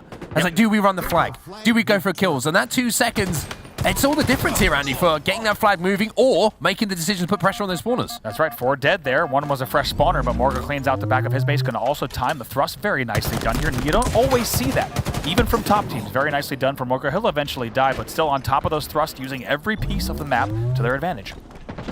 Another minute passes. No action. No chance for Quadrant to tie things up. Shad pushing into that fridge, overextending on the P side, but the only problem is if you overextend on that P side, you're going to block those spawns. So even if you pick kills up and you get into the base, you're going to have to deal with those car spawners, maybe even back flag spawners. So they need to put pressure on one side of the map here at the moment, Quadrant, and it looks like the pink call is coming in. Pressure is on. It's crazy to say, and as we said, we did not expect to be here in this match, let alone in a 2-0 lead for J-Lings. And now I think Quadrant, if they haven't felt it yet, double kills coming in there for the side of Morgan and Septic. It's going to be 2 dead, 3 dead now for Quadrant once again. Yeah, really good hold here for J-Lings Esports. Risky, I have to say, playing in the back of the base like that and making sure that you get trades. At least if they don't go your way, then you probably leave yourself open to a cap going against you, but they get those kills, and now they push forward. This is more like I want to see coming in from J-Lings, putting the pressure back onto Quadrant. 3 dead, camo in the hands of Cristola. Look at the timing when they get 4 dead. Look at the work there. Also, the damage getting done across the map. Great work from them, and they're starting to slowly move forward a bit more. Great shots from Cristola for the double kill as well. Using that camo to really pin back Quadrant inside of the base at the moment. Another great grenade from Cristola is going to allow him to push up, but look at the teamwork from Septic. He's there and the flag is moving. Cristola there to provide some cover as well. Now, if J-Lings can cut off this pink overextension on the respawners, this could be pretty much game, you would imagine, with how the pace of things has gone so far. It's 2-1 right now. Fragger is the man behind enemy lines. Fragger, and I think Chick is here. Shad is here as well, so they need to make sure they don't try to force this one. One is dead on the side of J-Lings. It looks like the return's already coming in as they stack several players in there. They will get the return as well. But look at that, Septic. One dynamo grenade, and Septic with a battle rifle. Oh, he's just overkilled him. He's just taken out every single player from Quadrant. You cannot let that happen if you are Quadrant. Septic, oh, it's a god play, but you can't be allowed the opportunity to make it. A top play from the top player in the tournament here, leading the entire scene in Europe over the course of Friday. Highest KD, and showing it off there. He single-handedly stops the entire Quadrant run. I mean, if you needed an example of miscommunication coming in from Quadrant and how things are looking, how things are probably sounding in the comms, that was it. One dynamo grenade. Picks up a double kill. You see where that dynamo's coming from. He then walks into closet, out-BRs one player without being shot by the last. A mess from Quadrant, but brilliance coming in from Septic. They stacked essentially 4 players in utility for both the return and the flag run. That is a recipe for disaster when you're on the Dynamo side of the map. Septic took advantage of it. We will stay at 2-1, and guess what? Only 1:36 left on the clock. Now let's see them not make those mistakes again. Septic with great defensive grenades from the respawn, but it's 2 versus 2 on the map, and SLG has the flag in his hands. Quadrant, they fell apart just a few seconds ago, but now they've started to piece themselves together. They have the opportunity with 1 minute and 18 seconds on the clock to tie up this game. They will do so. SLG puts the flag home, and we now have 1 minute and 10 seconds left to find potentially a winner with another flag. Was 3 dead for just a second for Quadrant, and you see SLG getting actually chased out of his own base here. So the flag run will start for the side of J-Lings. SLG's managed to wrap back behind that flag though. Keep an eye on the feed. Oh, 3 dead for Quadrant. He's last guy. SLG is last player alive, but by wrapping back, he's at least going to get the stop. And Dynamos. The Dynamos are there. Morga is going to try and survive, but SLG needed to make the play, and SLG does. Look at this. He still has to kill at least 1 more player. They do. He gets the help. He stays alive. That's a perfect route from SLG. It could not have been more perfect, right? If he doesn't make those decisions, he doesn't pick up those Dynamos, it's a different game. SLG's just saved not only Quadrant in this game, but maybe the upper bracket run as well. 27 seconds left here. He had to stop the run because he lost Shad in the back of the base, but 2 dead for each side. 2 dead for each side. Killing spree for SLG. Gonna come under pressure though, inside of the closet. You can see that J-Lings know that they have to send that flag home. They win the battle, and it's Cristola who steps up. Very good shots from Cristola. He got the clear first shot in that battle, then he did not back down, kept on pushing utility, and keeps holding forward. Looks like going to be not a flag grab here, though. 1 second left. We're going into overtime, everybody, in this game. And number 3 now, J-Links Esports. You went to overtime yesterday against Blackhand on this map, and they did not get the win. They picked up the L. So Quadrant have the opportunity to send this to a game 4 to keep their upper bracket hopes alive. We're watching a little bit of Septic here, the man who made probably the play of the tournament so far. Play of the tournament, without a doubt. That overkill there, taking down Quadrant one at a time. 1, 2, 3, 4. Picks them all up and keeps his team in this one. Of course, they would forfeit a second flag in the end, so we are now in overtime. Oh my. 3 dead there. Now going to be 2 fresh spawners. Can he get this one around the corner? Can he get this one around the corner? The answer is yes! No! The answer isn't yes. There was too many corners for him to navigate. The answer was yes, no, which happens from time to time. Difficult to deal with, but Morgan and team still going to try to get these slays. He's the last player alive. He picks up a big one.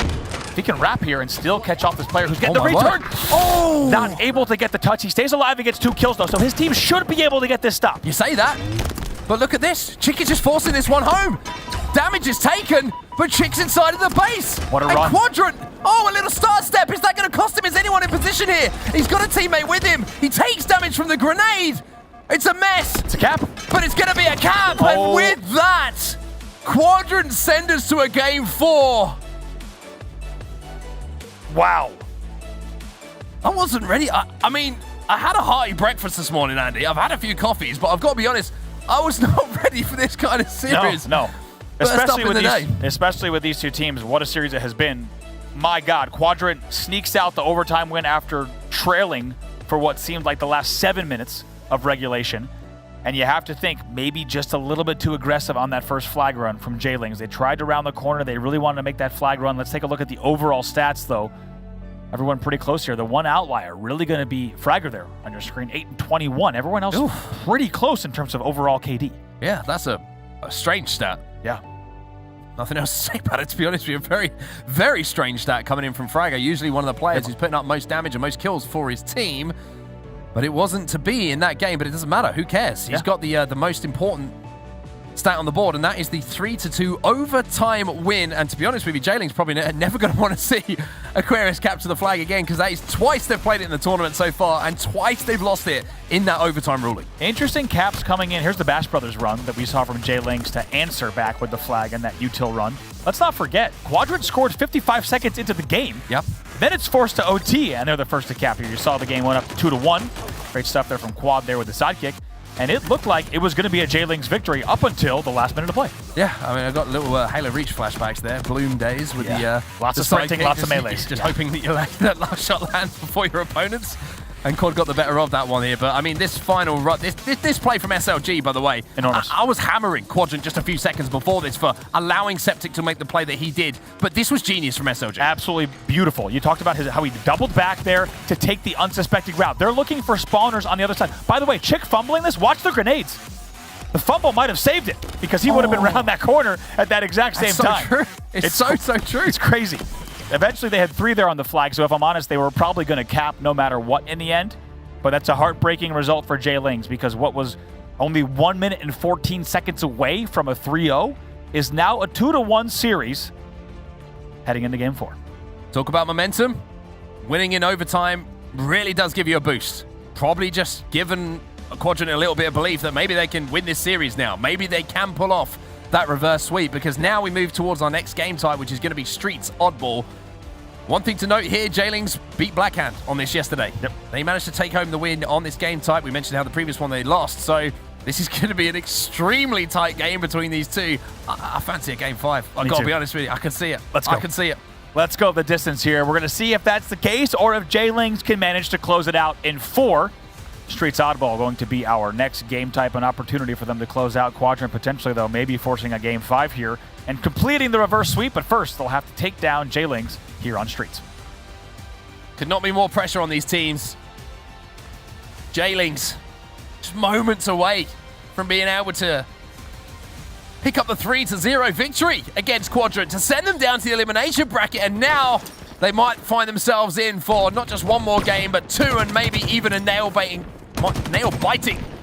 Game 5 here, but to start off with SLG, the man who made a huge play towards the end of that game. Unfortunately, he's going to have to watch the death screen for a few seconds, as his teammates will also do so as well. It's all 4 dead. That's going to be a ball grab and a rocket grab for the side of J-Lings, and they really could not have asked for a better start. Let's see where Septic goes with the rocks here. Not going to go too far, by the looks of things. He's going to wait for Shad to push.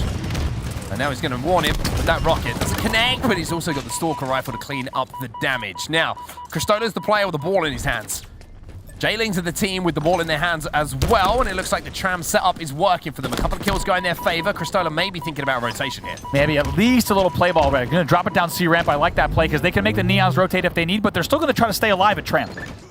Morga and Cristola do their job. They pick up kills, and also you can see Septic with his Stalker rifle. That's going to be 4 dead if they get that final kill on the player on Commando. 3 players do fall, but you can see that Shad is still being somewhat of a nuisance. But with the players, of course, in the respawn screen, it looks like Septic and J-Lings will keep control of this tram setup, keep control of that oddball, as Morga is hovering around the back, just watching that Commando jump. Shad does what he can. He gets 1 kill. He backs down to stay alive so that he can re-engage even faster with his team.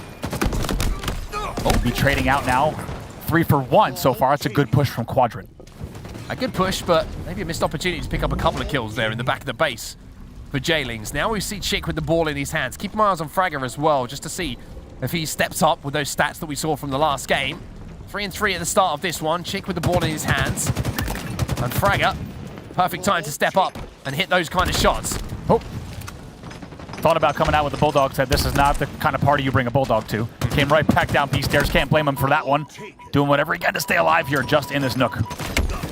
Quadios is going to be pushing mid-map though. Quadios has managed to kind of slip through the setup here. Shad is going to have those spike grenades trying to deny him from moving forward, but Quadios once again just seems to be the playmaker for this team at the moment. He's just kind of slithering through the defenses of Quadrant. 3 dead yet again. Not the best rocket from Morga, but still going to try to hold Arcade as long as he can. It's great stuff so far from J-Lings. Quadios has the ball in his hands. And they're still scoring points here, J-Lings. Complete control, you have to say, has been in their hands. Only that one moment where Quadrant managed to pick up that oddball. And even then, it was kind of a transitional setup, right? They didn't have a clean 4 dead. They didn't have the numbers on their side. And once again, they try and scrap a little bit of time, but J-Lings have control of the map. Nice job from Morga here to hit the pizza jump, to thrust up top as well. Thought about grabbing the ball, but knows he needs to make sure that he just anchors here in the back of the base with the Bulldog out. 52 to 22. Morga going to be backing down here. Luckily, that player doesn't have grenades, but he does have the ability to challenge and slide. Morga probably should have got that kill with the Bulldog in his hands. Morga wondering maybe if he even should have gone for a BR with that kill, right? Maybe just a BR earlier because he had to close the distance, but the thrust anyway, it would have taken 4 total Bulldog shots. Probably an indicator that he could have won that one with the BR. In the end, though, still great stuff from J-Lings overall. Almost doubling that of their opponents here, certainly with the upper hand in this first round. Septic trying to be sneaky. He'll pick up 1 and does damage to Shad as well. He's going to be down to no shields. But look at that. The oddball going to be stolen away. It's going to be out-rotated. It's going to be moved back towards PD. And now Shad realizes, hey, where's that ball? Wait a minute. I've got to try and move all the way across the map. SLG is going to make it easier. And Chicky's going to be able to pick up that middle lane. But will be traded out. Septic last player alive here for J-Lings. Ball down.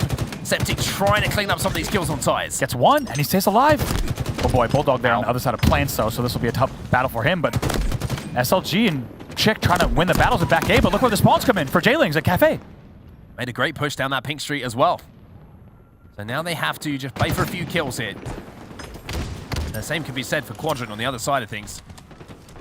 Kills are going to be much easier to play for though when you've got a rocket launcher in your hands, and Quadrant do have it, but no connection whatsoever with 2 rockets from Shad. Finally slides in to pick up the kill. 2 players down here for J-Lings. Where's that oddball though? And you can see that Quadrant are trying to force this one back towards the tower. Might not seem like a big deal, but not getting 2 kills with those 2 rockets, only trading out 1 that you had to finish anyway on your own. It's a big difference maker. When you have your opponents leading you 61 to 38, you need to make sure you are efficient with those rockets. 2 dead for each side. Rotation here for Quadrant. Quadrant starting to get back into this one a little bit. Septic and SLG are going to be trading kills. If you wanted an illustration, an artistic impression of how close this series has been, then there is the perfect example of it. I was going to say, you could not ask for a better encapsulation of exactly how tight these 2 teams are. Perfect battle rifle trade from 2 of the best players in Europe. Bottom middle here now 63 to 41. Morga with the Bulldog in hand. He'll pop popping tires and keep rolling around this B side of the map. That was the last player alive for Quadrant as well, so Jaylings have a chance here to maybe even close out this round. They only need 25 points to do so and put themselves 1-0 up in our Oddball Streets game. And this might be the last opportunity for a push actually coming in from Quadrant. Morga playing his life beautifully here, and if he can stay alive with this pressure coming in, not only does he have the Bulldog, but he can do so much damage with his Stalker Rifle, he's going to do exactly that. 2 dead for both sides. Big 2v2 in the back of A courtyard now. Ooh, player pops up! I think Morga might have got a little bit fortunate there, and Cristola's going to clean things up in the courtyard. The Janitor comes in, and with that picks up the Oddball. Now it's just around 14 points, 13. It ticks down second by second here for Jaylings Esports to go up by 1-0. And rotate again. Look at that. Rotating over to Cafe to Neons as the B spawns and the tire spawns come in. It's perfect work from Cristola. Also just playing the ball back to A. They're going to rotate all the way back down to Bulldog. Looks like the pressure will come. No, the round will end. Jaylings Esports, they take the first round and now only 1 round away from sending Quadrant to the elimination bracket. What a story it would be in just our first series of the day here in the EU Super. Septic has been phenomenal so far throughout this tournament. Unfortunately, wow, he gets absolutely blamed in the head by that Stalker Rifle. Rockets will be down, but Morga keeping pressure on for just a few seconds with that Bulldog. Cristola taken down by the rocket launcher, which Frag has managed to pick up, but SLG with this gun in his hand can do a huge amount of damage. SLG, the man on your screen, actually the one who just took out the player there with rockets, and this goes very different if he doesn't hit that Stalker Rifle shot, to be honest. They've still got 2 dead. It's a very different start for the side of Quadrant. What are you made of, Quadrant? That's the question now. What are you made of? Are you going to fold? Are you going to just kind of wilt in this series, in this tournament? With 100K on the line for these teams, or do you got something more about you? Have you got a little bit of heart? Have you got a little bit more desire to fight your way back into this series? A good early tram hold is going to indicate that they don't want this to end right now, that they do want to send this to a game 5 and maybe think about that reverse sweep. Very good work from SLG. Surprisingly goes taking down to the back of the base. They put a lot of time on the board though overall, over 30 seconds, and they still have back of the base control. But that push is coming in now from driveway side, B-Rail. Jaylings trying to make the break. Unfortunately, there's going to be a player flying through, and that's going to be Shad, who just picked up that commando cut off extremely quickly. In my opinion, one of the most important places to actually hold with the amount of jumps that you can do up to that position to sneak behind Salps and cause that distraction, Andy. Certainly. Great timing here, just great baiting and switching coming in from Quadrant. Did you notice how SLG was fighting players on C stairs, and as soon as the ball is down, he grabs it right away, and he gets an extra 10 seconds. Stuff like that is going to make the difference for them. They look very, very different in this second round, and probably the best they've looked in a while in this series. It certainly is, and now Jaylings having some questions answered of them. They are constantly in the respawn screen. You almost need to see them wait for each other, but SLG has been the difference maker. The moment this man has picked up the Stalker Rifle, things have started to happen for Quadrant. Every single time, he's doing so much damage. He's picking up the kills he needs. Chick thought about grabbing the rockets, but it'll be 2 dead for Quadrant. Maybe an opportunity for Jaylings to answer back. It's already 73-0. Yeah. This could be one of the fastest Oddball Streets rounds we see in tournament play, period. Yeah, this hold has been nothing short of phenomenal. Septic picks up the beat down, looked a little bit wonky on our screens, but surely on his screen it looked a little bit cleaner. This time we're going to see no rockets connect again. Rocket efficiency from both teams hasn't been there so far, but there's Quadios, the man who picks up double kills, doing exactly that to break the cell. Also forces Fragger down and Ball Spawn, who has to retreat and sit tight with the Bulldog. Plenty of ammo in that. Might try to rotate the ball, but once they get damage, maybe a kill first. We're going to be sliding in. Bulldog in hand. There is the switch of weapons, and there is that kill added to the collection. Now, how do Quadrant play this one? They obviously have the advantage of having a huge lead here, Andy. They can play for that little bit of ball time towards the end of the game. They maybe just want to play a little bit of Slayer here to make sure that they don't kind of force it a little bit and give away a few silly kills, which will allow a setup to transition across. Instead, they're going to go for the kills. Killing spree coming in from Fragger. That's more like it. Yeah, you wanted to see this man step up. He is 7-2 right now with the killing spree. Also, same numbers across the board for Shad, and that tells you a little bit about the fact that they have a 75-0 lead in this round. Jaylings trying to force that ball back into Tramp. They've managed to do so. Now, if you're on Jaylings, you've got to be thinking here, we've got to do what Quadrant just did to us in response. They lost the first kill in the team fight, and they're also going to lose another player here. As Chick will pick up the kill on this arcade street, you can start to see how much trepidation is in every decision being made by these players. Absolutely, just sliding back and forth. Not sure if they want to avoid a grenade here, wait for a teammate there. Here comes the arcade push from Chick, though, on the flank.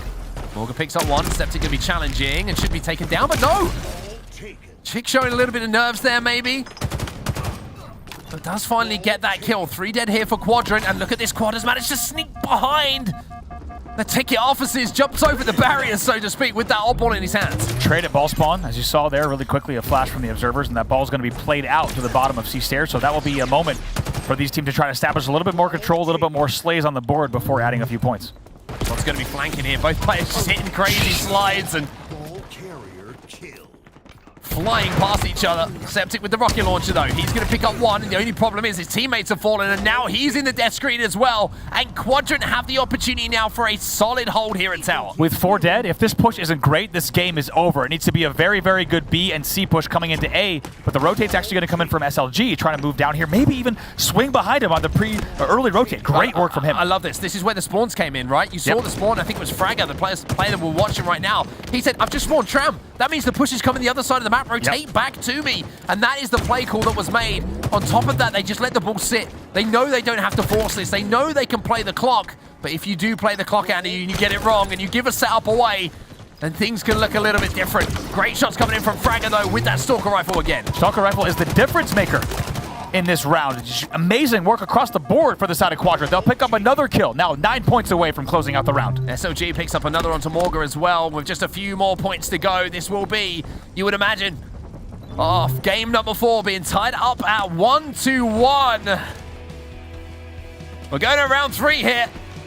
And Quadrant, if they can squeak this round out, we have a game 5 on our hands. And how could you have it any other way between these two teams? It's been an unbelievable series to start off the day. Look at this on your screen. This is the weapon that we need to watch, and our observers knew it as well. The Stalker Rifle was the difference maker in the second round, and Jay Lings already knows they need to prioritize this weapon. Otherwise, they will suffer the same fate as round 2. As crazy as it sounds, right? It's can you keep it out of the hands of SLG? Because he's been the player who's been doing the damage with it. Septic gets taken down. Damage initially was done by SLG with that rocket launcher. Now you have Fragger with the ball in his hand. Big trade coming in from Chick as well. Chick essentially taking down 3 players there single-handedly. Great work from him with that Bulldog. As you said, ooh, nice little job from Shad there. Not the easiest kill to clean up on B stairs. Wishing he had a grapple right now for the ball. Gonna have to go down, do the dirty work himself. We'll be able to just step his way back into Tram though. Using that pillar for cover from that street. Chick trying to put pressure onto respawners here. Manages to pick up one, which is just going to stagger the push once again from J Lings Esports. Septic's having to be forced to play for this kill as well. One player's managed to sneak through, but that spike grenade is going to shred away, as we see so many times. Stalker Rifle back in play once more. Shad able to lock down the majority of the lines of sight now on streets. Keep an eye on this Stalker Rifle control. It truly was the difference maker. It wasn't just a power weapon that was in play. It was the difference maker in the round, and whoever's able to control that, nice work there in the back of Cafe from the side of J-Lings. They'll win that, and they'll win the Stalker Rifle as well. They've got two more players, excuse me, to clear out Tram here, though, J-Lings. You can see they've tried to rotate that ball back into the setup where we saw the amount of time put up by Quadrant in that previous round. They managed to pick up one. That was Chick. SLG needs to be taken down as well, and he will be. Big kill coming in from Septic. And he had to hit every single chunk of that shotgun or he was taken down himself. And the thrust. He had to have the thrust. You might have noticed he picked up the thrust on the ground on the way. If he does not grab the thrust in that situation, he does not win that battle. Here's an opportunity for J-Lings. They've got 2 dead. Septic holding so well as well. So much damage, so much discipline, everything you want from someone who's involved in a pivotal positioning in your setup. Septic's doing it all right now. Ball is down outside, just inside of Tram. And the reason for that is they just lost the rocket launcher. They're just going to play for kills here. SLG could be the difference maker. 2v2 though. So far the rocket grab not paying off because the Septic Bulldog is still in play. He's actually going to also get a rocket as well. Gets tossed the ball for a second, but he says, no, that's not going to be mine. That's going to go to a teammate. They're still going to continue holding. And guess what? Tie game here after some great exchanges from J-Lings. Not just great exchanges, but look at this rotation as well. Septic will pick up one, and they move that ball towards the commando side. Knowing that the push was coming in, they now have the flank on these final 2 players. They should be able to clean them up as well with this Bulldog. If he's quick about it, he might be able to rotate back. Has the thrust, but no Shad mates the play. And even though we've been given a huge amount of credit to the way that Septic has played the last few moments, that's a bit of a choke. Tiny misplay there, just a misclick there. If he had the Bulldog out, he probably would have gotten at least the first kill. Keep in mind, as you said, Shad was a spawner, so it would have been easier said than done. Chick's actually going to drop the ball, though. He plays it here at the bottom of B Stairs courtyard to try to reset a bit. Quadrant with still a minor lead in this game by just a few seconds. Minor, but in the context of the game, the context of the series, massive. Here comes the rotation now from Cristola, though. Lead You change. are seeing the lead now change. J-Lings Esports, Cristola scampering up that arcade street.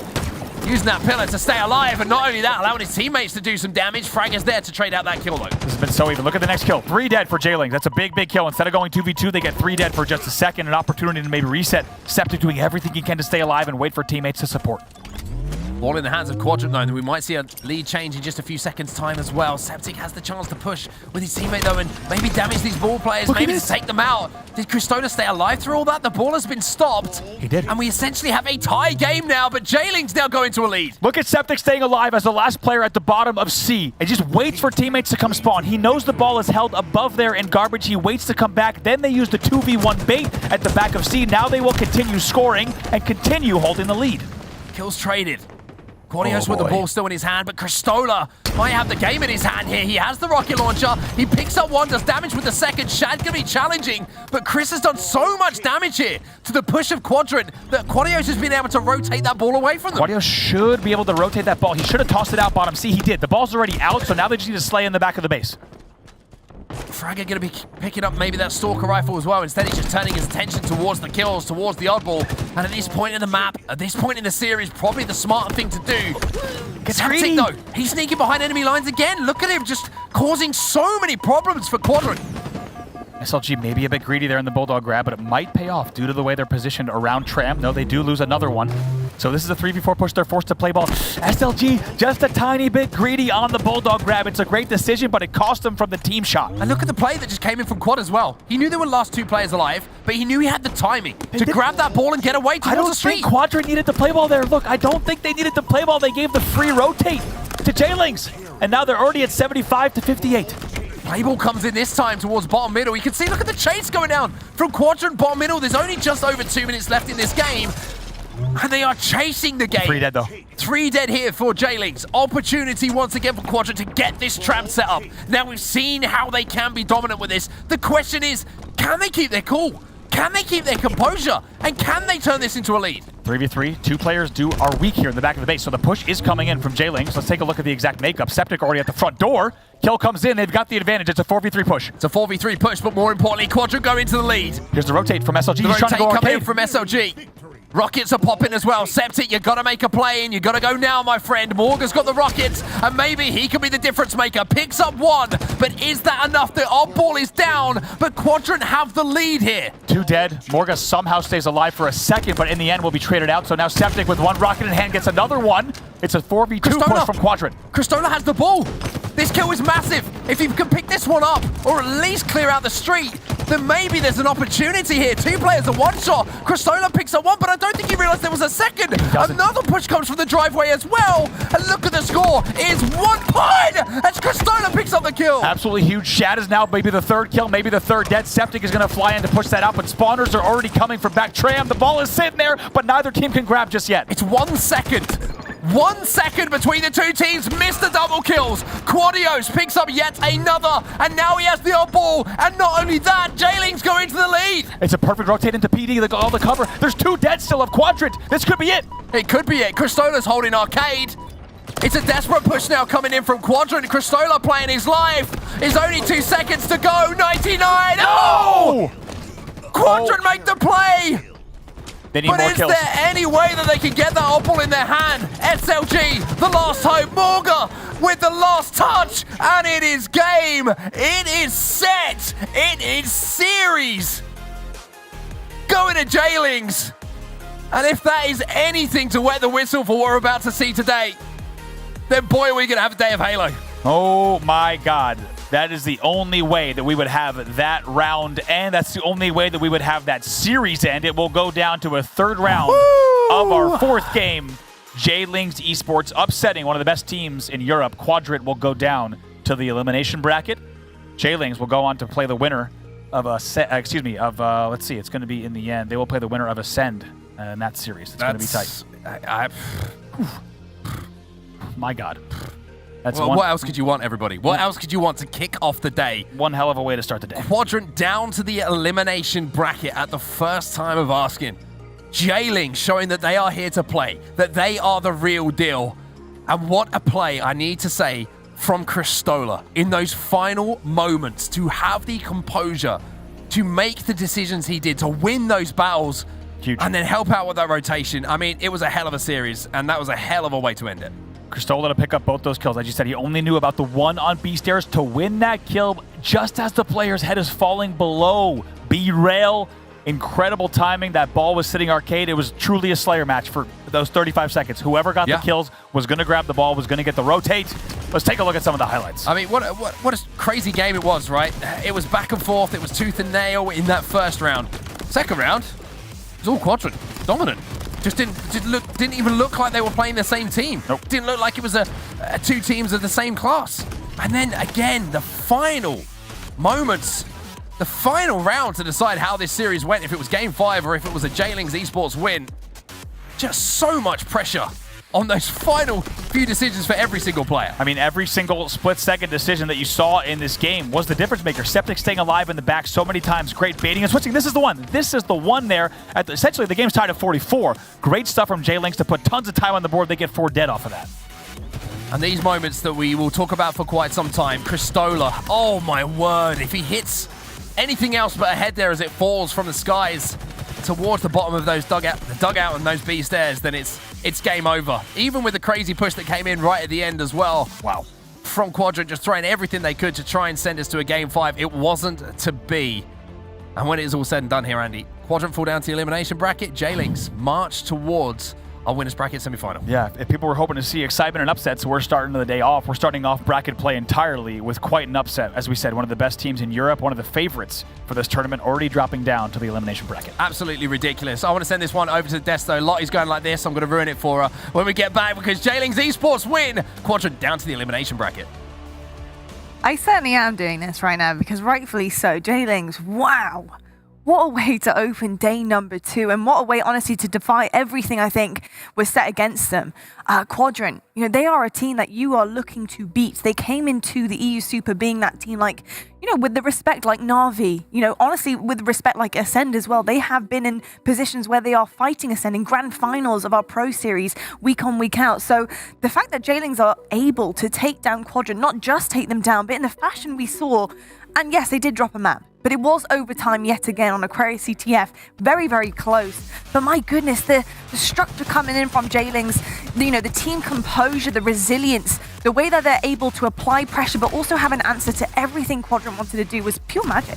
It certainly was. And you got to think about Septic, how calculated and methodical he was, especially in the last moments of his first map. He had back B controlled, Quad had top tower. As soon as Quad was taken down, Septic had to take a huge risk to rotate all the way around to C and still got that crucial double. And not only that though, even in the second game of Recharge Slayer, where at one stage Quadrant had the majority of the map control, they had the majority of the slays, they were in the lead for quite a while, but at one stage when it was 47-44, you saw there with J-Lings, they had everything, 2/3 of the map control, from top elevator all the way to top gold, and they had the angles, everything they needed, and they just needed to wait for Quadrant to bait out that camo. But the issue was Quadrant, there was weaknesses in that setup. They all should have pushed around through elevator side, but they didn't. No one's making that call, and I think it was just one of those situations where we're in a structured point of view. They don't know how to break these sets. They don't know how to counter it. They know how to fly at you and be super aggressive, but that's not enough in this game. Yeah, I think it was difficult to actually watch that setup because it was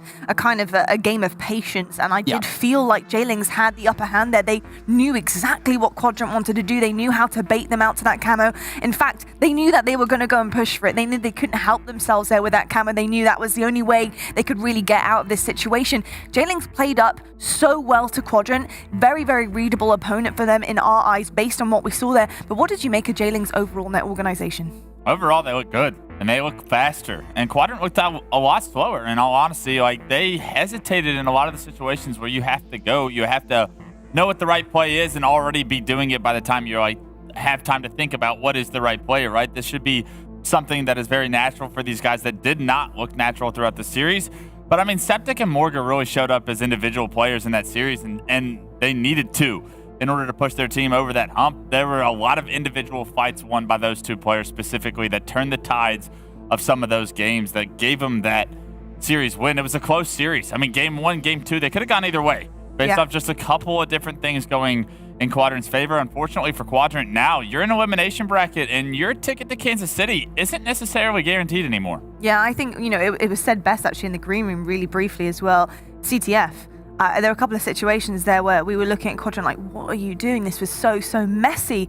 And just in placement on the map, where they were placing themselves, the situations they were getting themselves in was very, very difficult to kind of watch. And I think the fact that they were able to come away from that, I think says more a little bit about J-Lings and their organization on Aquarius CTF than really about Quadrant and what they were able to do there. But they will be in the elimination bracket. And speaking of, let's take a look at the bracket results right now and see them filled in, because this is what it's all about, our winners bracket. We've had our first winners quarterfinals. In fact, we've had 2 happening, one off screen, one on our screens. Ascend 3-0. I don't think we're too surprised based on the results that we've seen previously. They will be in the winners semis and they will be going up against J-Lings Esports after taking down Quadrant 3-1. That is going to be quite a lively matchup. Ascend are going to be quite the titan to take down here for J-Lings. I think this is going to be the next bump up in their competition and really the truest test for J-Lings Esports.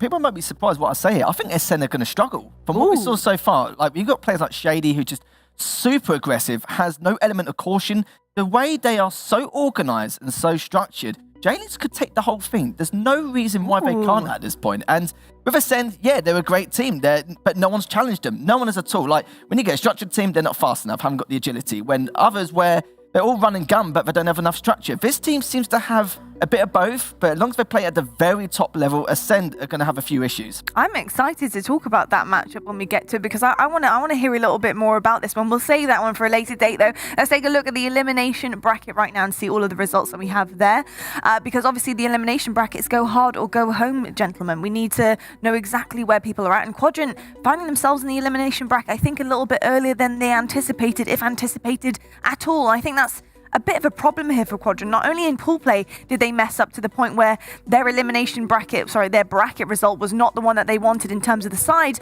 but here they go. Elimination round 3, waiting for the winner of Your All Care versus Half Grizzled. Quadrant right now, Clutch, talk to me about this and the run that they might be able to achieve here. Need to be able to achieve if they want to go to Kansas City, if they want to get back into the top 3, which we know that they're capable of, but I mean, we haven't seen anything from them this weekend yet that shows me that they're going to do it. And right now they need to wake up, and it's got to be a collective effort because nobody on that team was playing well enough to come away with the win in that last series. Chick yesterday willed his team to some game wins. Unlike that, Chick not necessarily having that dominant presence in this past series, and because of it, Quadrant looked very average. Do you think, Clutch, looking at the team right now, Quadrant, they've had their ups and downs, but we've seen them perform before. We've seen them perform online before in the Pro Series. Is this the case of what team shows up on the day, or is this some actual fundamental issues within this roster? They need a vibe check, in all honesty. There's something wrong. I'll be honest, they're slow. And you cannot be slow, especially in Halo Infinite. It's similar to Halo 5, that it's a very fast-paced game. And if your timings are off, and your shot's not on, then you're going to fall behind. And we've seen them count time after time after time so far fall behind. They need to figure it out. And it's not easy to get confidence in the middle of the day. You either wake out of bed on the right foot or the wrong foot, and unfortunately, they need a new bed to sleep in. Well, I'll tell you what, Quadrant may be slow, but we're picking up the pace here for EU Super Day number 2. We're heading to a quick break, but when we come back, we have our second winners quarters for you. We've got Na'Vi versus Methods to Madness coming up right after this.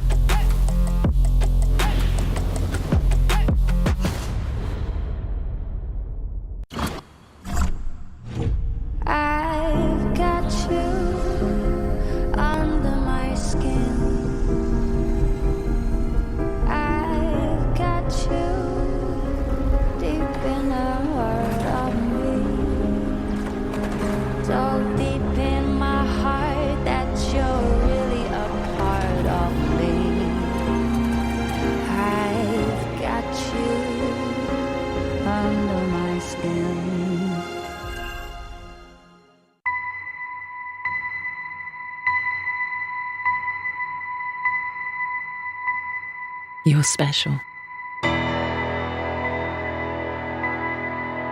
In fact, I'm counting on it. We're lost in the dark. But you give people hope. And I will always be with you. I see this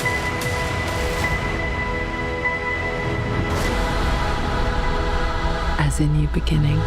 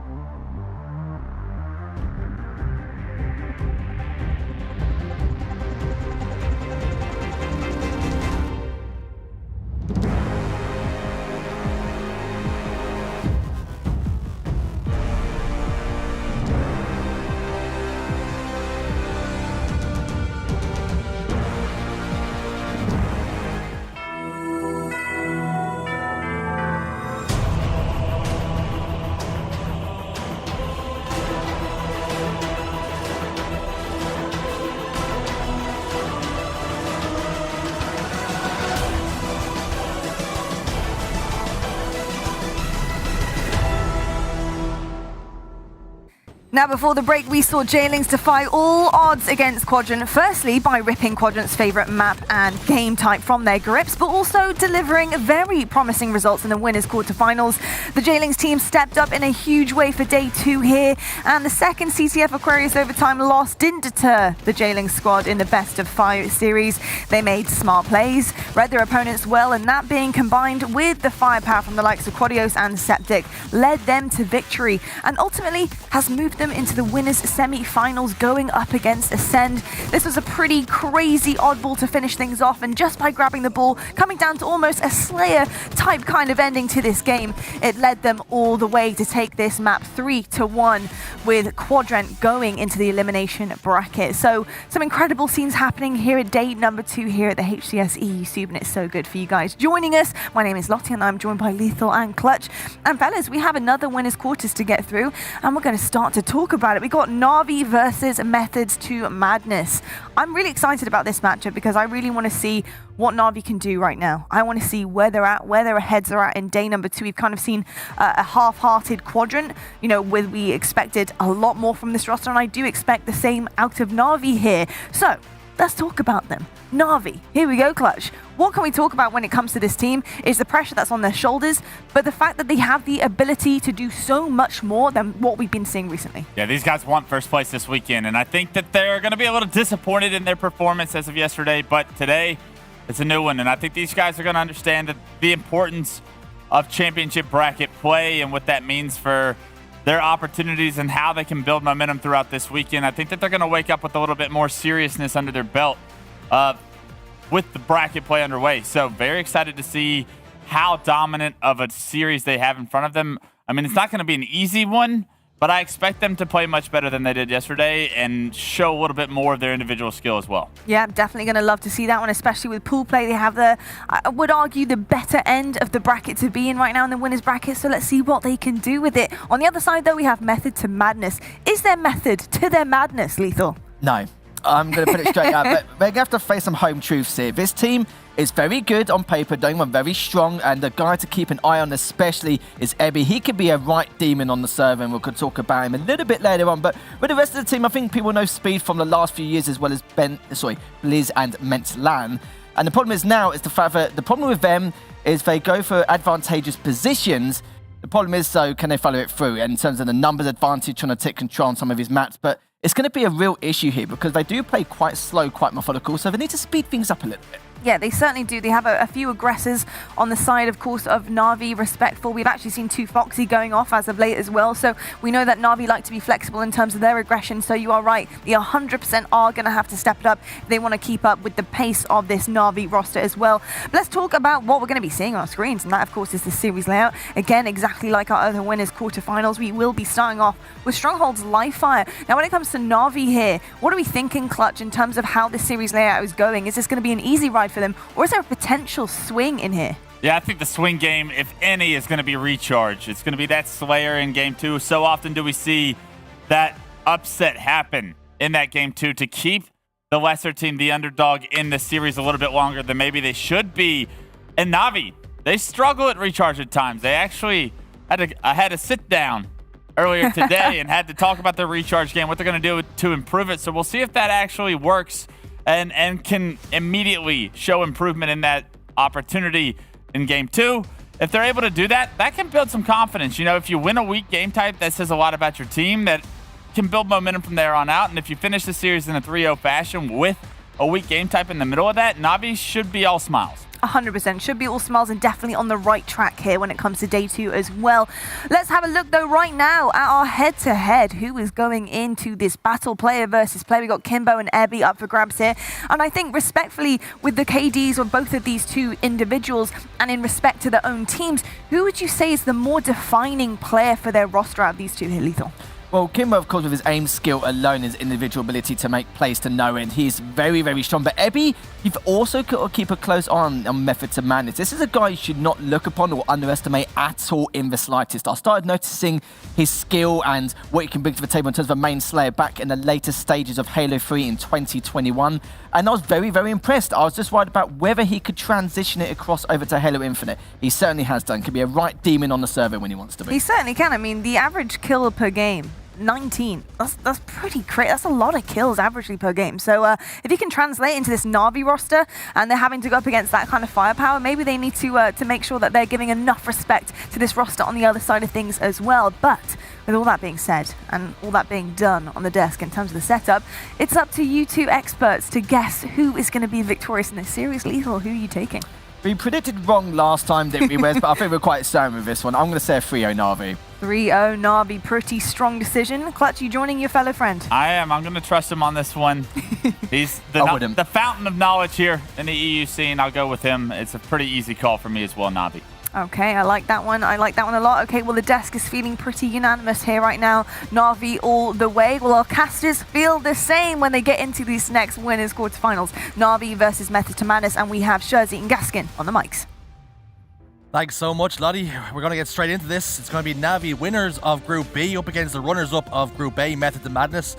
A potential banana skin here, and somebody, Kimbo, highlighted, in particular, this Method to Madness squad as underdogs and dark horses going into this. Now, they haven't shown great form. They've flattered to deceive and haven't really got over the line yet. Yeah, I think if Kimbo is, highlighting these guys as a potential team that can upset others in this tournament, then that is already a worrying sign. They've obviously played them. They've obviously experienced what this M2M side can offer. And there is a lot of individual talent, but what worries me is, what's the teamwork like? Yeah. A lot of these German players, they've been kind of tagging in and out of different teams throughout this entire Pro Series process leading up to this tournament. But now this Methods of Madness roster seems to be the most solid one that we've got out of the four. And they seem to be ready. They seem to be here. They want to play, and they want to have a good attempt at this. Well, up first, we have got Live Fire. Dan, talk to me about what way these two teams match up and perhaps what way you think it's going to go. Live Fire Strongholds, I think, does suit the way Na'Vi like to play the game. They've got a 63% win rate in scrims and 66% win rate on this game type when it comes to tournament play. So I'm expecting a 1-0 lead, but we did see them struggle in the early stages of yesterday, so they'll need to come out of the blocks a lot faster today. Method to Madness can find themselves quite fortunate to be in this position in the winners bracket, scraping through and needing another team to do them a favor. But we're jumping straight into things here through the eyes and ears of Jimbo. And Jimbo has to start in a way which will just provide the team with a little oomph, a little kick to make them believe that they are going to just waltz through this one. And how about a back smack to kick things off?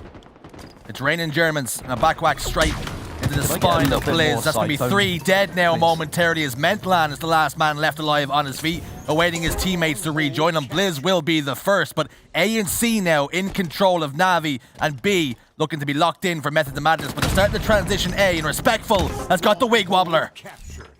In his hand, A and B already in control of Method to Madness now, so now you've got to make sure you try and prioritize getting B here first, and Respectful's got a lot to do, and almost too much to do. He was left to kind of live on his own. 2Foxy instead prioritizes B, which I think is the right thing to do. You've got to prioritize that stronghold first, but giving away the sniper is not always a good sign. Respectful had a lot to do. Bit off more than he could chew. Sniper rifle transitions control over to Method to Madness. 2Foxy now over towards these pillars. What can he do? Looking to get a little bit frisky back tower, but Blizz recognizes this and backs off all the way behind. And Speed getting a couple of shots for his troubles over towards B. Looking to take control of it for Method to Madness, but 2Foxy turns his attentions to him and gets the reset. I think Na'Vi have to prove a point here in this game as well. And this series in general. Yesterday, they didn't look like a team who's going to be contesting Ascent for that first place spot. So I think you make sure you go out with a bang in this series. You get a 3-0 and you just waltz on into those semi-finals. Na'Vi did struggle. It wasn't convincing at times. Some teams that we perhaps thought would get 3-0'd and brushed aside, they put up a very serious fight. Yeah. And here is Kimbo. We very quickly switched from him to his fellow compatriot in Ebby. Top middle player we highlighted before the series. He's going to have a serious influence if his team is going to be getting the better of Na'Vi, but right now they're not doing that with 65 seconds to 8 in favor of Na'Vi, but they've also got that triple cap. You can see the confidence from Na'Vi already in this game, though, the way they're walking around the map like they own the place. Unfortunately for Method to Madness, wherever they spawn, wherever they turn, there's another yellow skin they have to stare at, and it would start to give me nightmares, to be honest. Every corner, there's just a Na'Vi player, and then another one, and then you get sniped by Kimbo. It's not fun. Yellow is the submarine, but sometimes it can be Na'Vi. They rain down death and destruction at times here, and when you have a win rate, as Dan highlighted before, the series of 66+% on this particular game type and map combo, you can see why they feel right at home, Dan.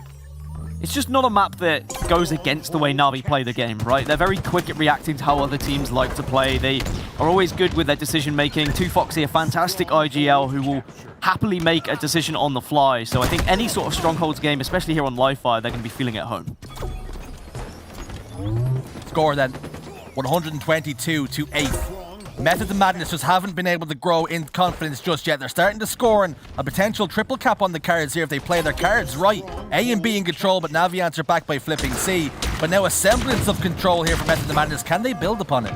The heat wave has been the most important part in this comeback from Method to Madness, especially with the Mangler being GA'd by all teams in this tournament. It means that it's very difficult to get those close range fights going your way if you're going up against a team that is holding those angles with the battle rifle and very successful in hitting their shots. Speed also has their sniper rifle. Maybe he can do some damage.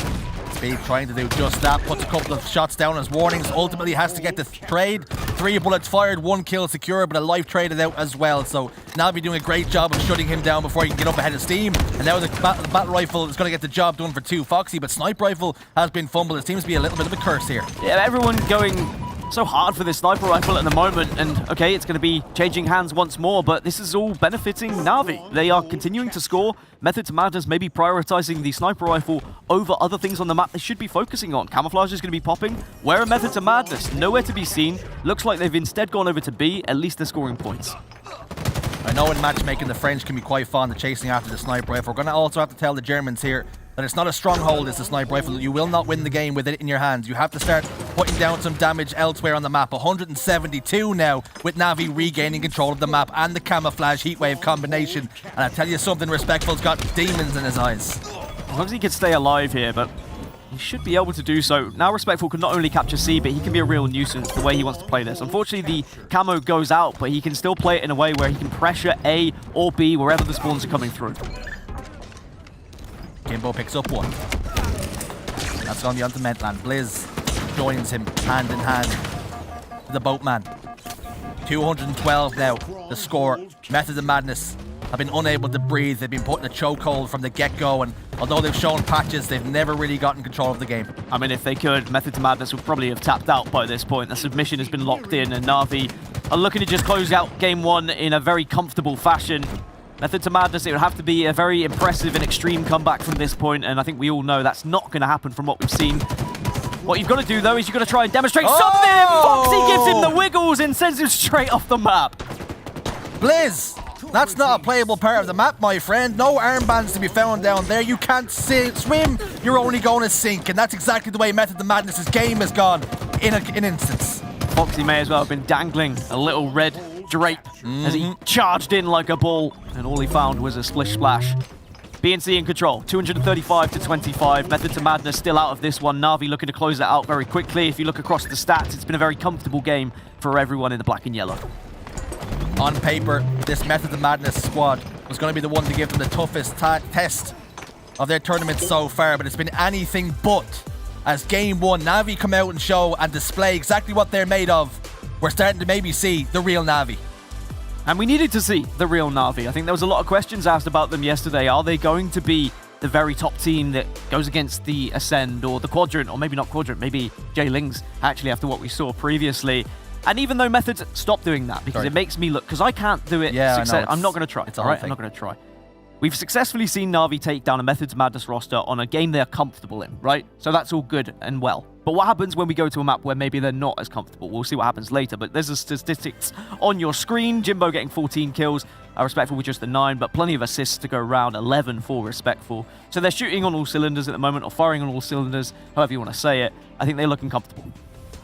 Something we can perhaps touch upon. On Friday, Wonderboy, their coach, not present, had things to deal with. Saturday, Sunday, Wonderboy is involved. He's back when the business and when they need him most. Does that make a big difference now for them? I think coaches are extremely important in Halo. Even though now you've got visual timings on your screen, which definitely will help those players who don't have it, I think we've seen a slight difference from Na'Vi just with their approach to some games. The way Wonderboy sees the game, I've always said he's a fantastic player, a previous teammate of mine, so I will always say that he's good at what he does, and I think a coaching role certainly suits him. To be honest, I think he could play on some of these rosters that we see. He very much is an underrated player as well. But yeah, I think the way he sees the game and the way that Na'Vi see the game is somewhat similar, but he brought a new light to them. He kind of questioned the way they played a few maps, especially Bazaar. I think we've really seen a change in how Na'Vi play Bazaar since Wonderboy came in as the coach. But yeah, today they look great, and it's good that they've got Wonderboy back behind them. If not literally, of course, via an online method. I think the greatest job that Wonderboy has done is managed to stop Respectful and Kimbo bickering in-game. That's been his greatest achievement so far, but Slayer Recharge is going to be game 2 after a very dominant game 1 live fire strongholds. Dan, what way do you see this one going? So this is one of Na'Vi's worst maps in general. Recharge, we heard Onset talking about it yesterday. We know that Na'Vi are not particularly comfortable. In tournament play, they've actually never won Recharge Slayer. They've only played it 3 times across the tournaments that we've had online, but they've not been able to find any success with it. In scrims, it's around a 66% win rate, so it's okay, similar to that of live fire. But I think if you're Method to Madness here, you're saying, right, clearly this is one of their weaker game types. And if they're not going to be able to pick things up, then maybe this is how we get back into the series. The last 2 times these teams did meet on this particular map, on this particular game mode, Na'Vi were successful. Is that a precursor of things to come, a preview perhaps? But we're about to get right into things, and Method to Madness need this game far more than Na'Vi do with the way it went in game 1. Can they bounce back? Will they bounce back? Back to the eyes and ears of Jimbo for the 2nd time running. A lot of responsibility on Jimbo here, and he manages to get the double. Can now watch over the camouflage. He can protect it, he can wait for his team, and this should be a camo going successfully into one of the chests of Na'Vi. Although, a great fight back from Blizz and Ebby off spawn, so Method to Madness playing that one very successfully. They were extremely patient. I always say patience is key in the right areas of Halo Infinite. 3 went down for a moment for Na'Vi. Camouflage secured as well. Ebby not making inroads just yet, trying to scope out for his teammate and scout out some information. Although he's draining all of this and not putting down any damage, his teammates seem to be quite happy just to hold angles for him, and maybe he's going to be the catalyst for change. But unfortunately, Mentland has gone down. Shots go down 1v1. Teammates on hand to help out. Jimbo locks in the camo player, and just like that, we flipped right the way back around. 3 dead for Method to Madness, and Na'Vi take the lead. Look how Jimbo's playing as well, looking for those spawns, making sure he can just cancel out any possibilities of where those spawns might be. He checked bottom elevator, he got the information, turns straight back around, listens to his team, they get the call, it's around pipes, and now they can just suffocate this Method to Madness roster. They've got the first pick, they'll get the second, they know the last 2 are in pipes, here comes the push. Here comes Respectful. Oh, getting in a little bit of an awkward situation. Tussle and a bustle. Comes out on top though with the help of Jimbo, because boy oh boy did he need them with the way that fight was looking. Getting a bit ugly over towards pipes. 2Foxy picks up speed. Ebby answers back though onto Jimbo. Kills getting traded out back and forth, but it's just now starting to grow as that lead goes from 10 up to what was 6, now 10 to 8. That gap closing all the while. Yeah, Na'Vi just have to be careful they don't allow Method to Madness to take the lead once more and really get them on a frustrating spawn cycle, because I think then that's when Na'Vi are going to start to get to a point where they look at this and say, oh, we're just going to throw away another recharge game, oh, we suck at this map, and they get down on themselves. Instead, keep this lead, keep around 2-3 kills ahead, make sure you work until that next camo, and then if you can get the next camo, everything should just flow naturally. Respectful with a repulsor shot, sends a plasma grenade back to sender, and takes down Ebby. Speed's gonna fall for his 5th time in the game. One of the players that has the most experience in this roster, and they really need him to step up. Return to sender, address Germany, anywhere. That's where the plasma is going. And Respectful was just happy that it wasn't heading towards his own face. A 3-kill lead still for Na'Vi here. Method to Madness are all kind of trapped in the turbine and elevator area at the moment. And Na'Vi, they're pinching. There's a 2-2 pinch coming from both sides. And if they do get that first kill, you'll be sure there'll be a push afterwards. They're jostling for position here, closing the vice. Players have been isolated now. Top elevator, Blizz is going to be the first point of contact, and Jimbo handles business there. Bottom elevator gets cleared out as well. It's a full eviction here as 3 go down. Ebby is scampered away, but not for long. Triple kill for Respectful. They had the 2-2 pinch, they got the first pick, they went on in, and they slammed Method to Madness into the ground. All 4 were dead temporarily. An easy triple in the end that is just helped out by the rest of the team all firing together. Mentland will at least get an early kill onto Jimbo here, but with that response, Na'Vi now should still be able to continue this lead. They've got 7 ahead, and if it keeps snowballing like this, Method to Madness could be on the receiving end of quite a difficult defeat. Jimbo desperately tried to get away with that shock rifle, but it hasn't gone far into the hands of 2Foxy as he looks to go over towards C plat here, being chased by Ebby, not getting away without a few scrapes. Has managed to get all the way back to his team though. No doubt they'll look to use this damage that the shock rifle does provide. Starting to find some angles. Looks as though that fight was going to come down, but we've just had to get away, and 2Foxy has taken care of it in the kill feed, so that's good to see. Keeping things nice and calm and collected. 2 kills again in the favor of Na'Vi, and with 28 kills to 17, Jimbo locking in the camouflage. It's a long road back. Yeah, Na'Vi getting the kills at the right time again, just as the camouflage is about to pop. Speed's going to want to get away from that one, but unfortunately cannot do so because Foxy was there waiting with the shock rifle. And it is a very long road back. At this point, Method to Madness, they need to start sticking out their thumb and hoping someone's going to pick them up because it's not looking great. Damage control then. 33 kills to 18. We've seen this collapse come through already. Jimbo's got the information he needs, but Mentlan a little bit nervous, fires a couple of shots towards the shimmer he thought he'd seen. Jimbo expertly playing his life here long enough just to help his teammates get close, but the help doesn't come through, and actually we're seeing the collapse come through, but not getting the kills they did the first time. 16 more kills required. Foxy's finally out of the shock rifle ammo, so that's going to be good news for Method to Madness. As soon as you know that the shock rifle's not firing across the map, it gives you a little bit more room to push freely. As I say that, Foxy tries to get his way into Turbine, but is unsuccessful. 35 kills to 24. 15 required for Navi to lock this one in and take a 2-0 series lead. Now Method to Madness want to throw a spanner in the works here and really make them fight hard for it. It was a war at times in group stages. They're making this look anything but. Two Foxy locks in another kill. It's a 2v2 split, but they can trade this game all the way out now.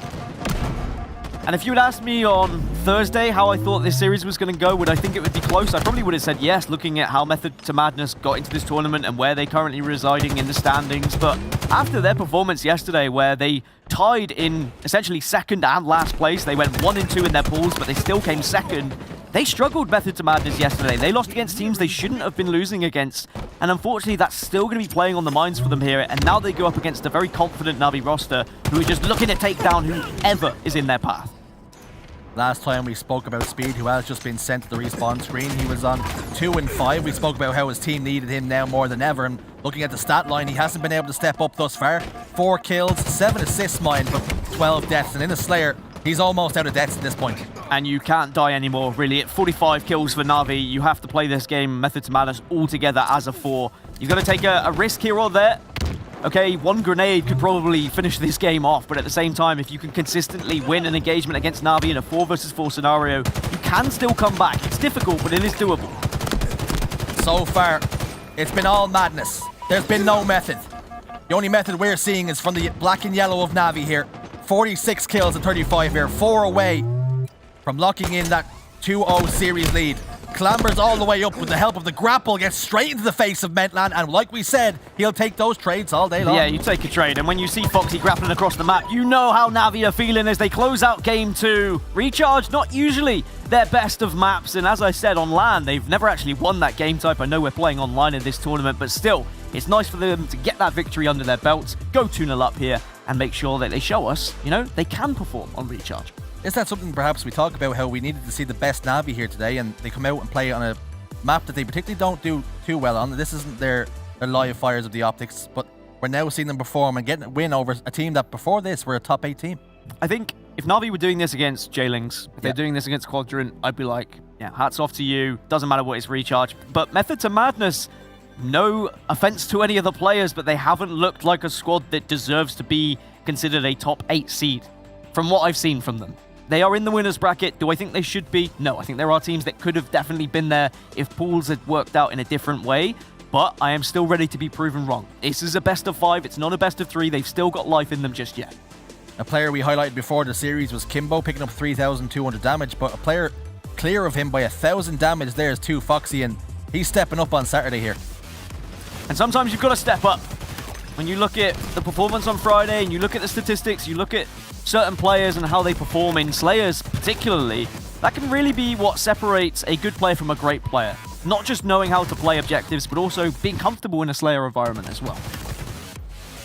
Shots rang out all across Recharge. Navi end up on top in our game number 2. Up next, we've got Aquarius CTF, and typically that's a game type that favors the more structured teams, and that's exactly what Navi are. Well, you spoke about these two teams scrimming just a week ago, and it was a 5-0 victory for Navi on this map and mode against Method to Madness, so that's going to give them great confidence going into map number 3, and also be very bad news for Method to Madness. I'm sure they will remember that. One thing I do always say, though, about scrims is that maybe Method to Madness have got that tape, they've been able to look over it, and maybe they've been able to improve on Aquarius capture the flag. But from what I've seen in games 1 and 2, we're looking like we are starting to head towards that very much probable 3-0. Previous result in the games then, 5-0 as Dan highlights. The long road back to correcting those mistakes, and with the way Method Madness have been playing here, they're showing no signs of life, and it's really been the men against the boys out there. Men are bent against babies, really. It's not even boys. Methods Madness have not shown me anything to demonstrate that they can come back in the series. I'd love to say, maybe a reverse sweep here from the Germans. I need to see from the start them get the thrust, them get the camo, they get all the goodies, and they pummel Na'Vi right from the get-go if I'm going to have any belief they can come back in this series. A disclaimer, Dan is from England. He never wants to see Germans succeed. And this is a very good result for him as far as I'm concerned. But Na'Vi, they want to close this out and continue on making the statement that they are top 8 team, backhanded by Na'Vi. Game 3, this is the time to do it. If you get a 5-0 once again, you're showing Na'Vi have showed up. And here we go then. It's going to be through the eyes and ears of Respectful this time. Kimbo's German. I like Kimbo. Give me that one. Maybe an exception to the rule. Maybe an exception to the rule. Okay, well, I want to see them get an early start, and maybe Ebby's double kill might be what allows Method to Madness to feel a little bit more comfortable. And I always say that Aquarius is the best map to demonstrate what you can do as a Halo team if you are not comfortable with Halo Infinite's newer maps. This is more of a traditional Halo style map. Flag out then. This time Method to Madness. Gotten their hands on it. Transition all the way over towards Carl. We'll hit that slide too. That increases the pace of this flag cap. Getting shot in the back, and that fumble we see time and time again in the doorway has come through once more. Blizz trying to play a little bit of defense and escort the flag home, but Respectful puts the stop to that. Speed has the camouflage shimmering away, but takes the trade. We see it too often. Sometimes that pole is just bigger than you think it is. It happens to the best of us, but unfortunately, there comes another player to whip that flag out of the base, and Methods Madness may have got the flag back to their own, but unfortunately, Kimbo is there, waiting, lurking, gets the return. Flag sent home. Also, Method of Madness flag on the move and already down car 1. Prioritizing slays here, Mentlan and Serebi. Going to be the first two to hit the screen. Speed show last man alive here, and they know exactly where he's positioned. There'll be no surprises here. Counter cap was an opportunity and about to be a reality. I think what's scary is when the flag goes in and you go 1-0 down after you were able to get that initial flag on the move for Methods of Madness. I think your heads start to drop a bit. I think you start to be thinking about that elimination bracket already. We've all been there as players where you know full well when a team is beating you this badly that you start to lose belief in yourself and the team. Double kill for Jimbo front base. His run will come to an end though. Blizz shuts him down, but the damage has been done. Na'Vi have been in cruise control all series long, and they've made Method of Madness look distinctly average, and they're anything but. Too Foxy now turns his attentions over towards Utility. Heat wave in his hands too, but we'll have to wait until his shields recharge before he can be an influence. When they did scrim on this game type, it was Speed who struggled in particular. I think he went -10 if I remember correctly. We need to see him also demonstrate that he can hang with the big dogs, as it were. And of course, Speed has played with a couple of these players. Kimbo will know him well. But Na'Vi, 1-0 up, and they've got camouflage to work with as well. The big dogs, they're barking. Speed doesn't seem to be able to put a leash on any of them. 1-0 is the lead in the game, 2-0 in the series. Method of Madness are very much in trouble of heading down to Elimination Bracket and facing and getting involved in some of the wars and the scraps and playing for the tournament life. They have it all to do here. Jimbo with the flag all the way over towards Utility side now, and he doesn't make the same mistake. Fumbled it all the way in, but their flag has been pulled. They will have to play a little bit of defense before this one gets cleaned up. Well, Jim recognizes that, and he will go back and take the fight. This is going to be a difficult flag to capture if he loses this engagement. Oh, no. But with the ammo getting run out, now that means the flag will still stay there, and Na'Vi can play for that when they get off spawn, but Methods of Madness can also probably get some grenades from the car side. That's the benefit of bringing it car side, of course, is you can get there very quickly off spawn. 2 go down then for Method of Madness. Blizz and Serebi, they're going to have to watch their teammates try and put a stop to this. They're going to be unable to. 4 dead. Now more map control as Na'Vi start to collapse from the P side. And Kimbo can jump P2. He can send some shots towards those players on those P ramps, and it's going to be very difficult for Methods of Madness to get out of this trap that they're in at the moment. Another flag being run, and Kimbo is marauding his way around the map wherever he seems fit, and he is finding kills as he does so. Method of Madness desperately trying to keep their series lives on the line. Desperately scampering, trying the best as they can. Speed hits the respawn screen once more to take his tally for the game 4-9. Struggling in game 2 also. You play against the caliber of players of Na'Vi. Everybody needs to be firing all cylinders, and too many players are just letting the side down here. And I think Aquarius, even though I said, sometimes it's the perfect chance for a team like Methods of Madness to bring their way back into the series because they might be used to it from older Halos, this also plays into the hands of the likes of Na'Vi. This is their bread and butter. This is when Na'Vi are at their very best. Couple of shots go down. 2Foxy not paying no mind to him. He's going to try and lock in flag number 3, but Mentland has ideas of something else. Mentland, camouflage in his back pocket. Look at the collapse on the base. Picks up Kimbo. That flag will stay alive down low. Mentland picks up another one on the Jimbo, but Heatwave's going to do the damage here. Yes, it will. Respectful shuts down the camouflage player, and that's going to spare the blushes of the 2 Na'Vi members before him. Need to see a touch soon if this flag is going to be heading in. There's the re initially, and there is going to be also a kill from Blizz, so it's only going to be 2-0, and this flag can start moving. It's not all over for Method to Madness just yet. Anybody in position now to stop this run. Blizz getting taken down to what can only be described as a wind shot.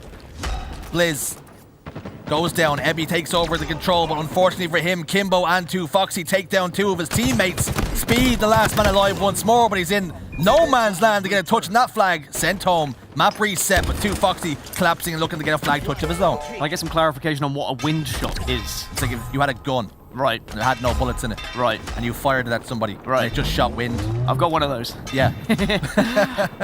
Don't need to go any further with that one, as 2Foxy will be holding on to this flag, and I like this attempt at trying to dipsy-doodle the other team there, but unfortunately he's just going to throw this flag into an area where at least his team can watch it, but the double team from Method to Madness to try and get the re. 2 go down, trying to double re it, but unfortunately for them, that means the flag stayed alive. They're not going to get touched. Sizzle stick sent over towards Car 1, not going to tag up anybody in any significant manner, but Ebby battling tooth and nail to keep this flag alive, but it's all for nothing as this flag will get sent home, and Jimbo looking to juggle this one all the way home. Should be a comfortable plop in, and there it is. Speed Show was in top middle to try and at least do some damage, but gets the camouflage, is taken away from him, and at 3-0, we're starting to once more look at potential 5-0 here. Method to Madness, all 4 dead once more. I was going to be saying, like, they're playing a little bit better than they did in the scrim against Na'Vi. It was a far quicker game for the boys in yellow and black. Method to Madness are making it difficult, but they're still not able to get over that final hurdle. They've been competitive at times. They've got the flag back on a number of occasions, but those key decisions have gone against them time and time again, and Na'Vi have clutched up and sent the flag home. They've left openings, have Na'Vi in this Aquarius CTF game, but Method to Madness unable to make them pay, and we could be about to see a potential 4th flag cap. Should see a 4th flag cap, especially with Speed going down and 2 players from Method to Madness on the other side of the map. A Na'Vi player was there waiting just in case there was any danger, any damage coming across. There's one thing Na'Vi have done very well on Aquarius. They are always prepared for someone else to put the flag in if they need to. I was going to pose the question, what can Method to Madness do? But I think at this point, you took your head between your knees and you kissed your ass goodbye. Pull the Ethernet out.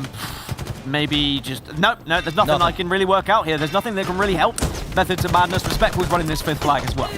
It's been another demolition job here from Na'Vi in these first 3 games of the series. And that is exactly why Method to Madness, although I've tried to keep it scrappy, we can see another flag grab thrown over towards the fridge. More out of hope and desperation than anything else. But Serebi wins a 1v1. Flag will get sent home for the meantime, but it's only going to extend the misery. So it hasn't been returned just yet. Respectful's also been able to pick up the sizzle sticks. That's another thing that Na'Vi have been very successful at doing throughout this game, similar to what we saw from Jay Lings. That's not the best sizzle stick I've ever seen in my life, but they have been picking them up quite regularly. 4-0. Method to Madness all the way back in their own base, and with shots like that, Respectful hitting fresh 4s to the face, and Speed Show hits the respawn screen for his 20th time, 5 more times than any one of his teammates. 2Foxy picks up the camouflage. All the ingredients, all the goodies, time after time going towards Na'Vi. Method to Madness have really struggled to pick up the power weapons and the power-ups. And we could well see 3 minutes and 40 seconds of just slaying here. If you really want to warm up, if you're Na'Vi, it's not something that is never happened before in competitive Halo Esports, but I think maybe Na'Vi will just want to close it out rather than be that disrespectful to the German side. But here comes Blizz. He's going to be running a flag and say, all right, well, if you're not going to run these flags, I'll try and get one myself. I think Blizz is hoping the colour on that flag is white at the minute. That's how they just want to surrender. /FF, that's the only thing we can say. But they have managed to register 1 on the board, so perhaps signs of life, perhaps somewhat of a comeback. I mean, we can try and say perhaps, maybes, buts, ifs. Doesn't really matter what you put there. I think we can all see clear as day how this game is going to end up. Na'Vi outslaying Method to Madness, and when those flags do start moving, they more than likely are going to end up being put in for Na'Vi. So what's next for them? They play either Blackhand or Flying Dutchman in the semi-finals, which is going to be a far bigger test for them, which sometimes is a difficult thing to try and have in a tournament play, right? You go from a game like this where you completely ruffle stomp the other team to then playing against a team who is really going to challenge you in every aspect of your game. Is the potential or the opportunity that you have made some mistakes in this series and perhaps you've gotten a little bit too comfortable, and because you haven't had to play at your maximum potential, that you take it a little bit easy and you might start the series slow? It definitely happens. We've seen it happen before in not just competitive Halo, but other esports as well. So Na'Vi need to keep that in mind. They'll get a mini break after this one as we go into a different semi-final before they play their matchup against Dutchman and Blackhand. But they'll be able to finish this in a nice 3-0 fashion, and then they'll watch on and see what happens between Blackhand and Flying Dutchman, because that match will still be going on right now.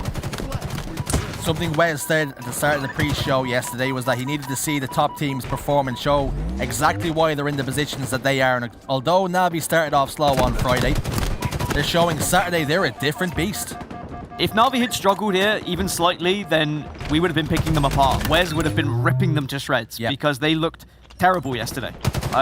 Okay, terrible maybe is a little bit harsh, but you know, from the Na'Vi that we expect to see a Na'Vi who can win this event. They didn't look like an event-winning team yesterday. I still wouldn't call that from what I've seen, because Methods of Madness I think have been a little bit poor, but Na'Vi have certainly shown that they are in the right place. They are the dominant force. They are one of our top teams in this tournament, but we need to see a true test, and I think that's going to happen in the semi-finals.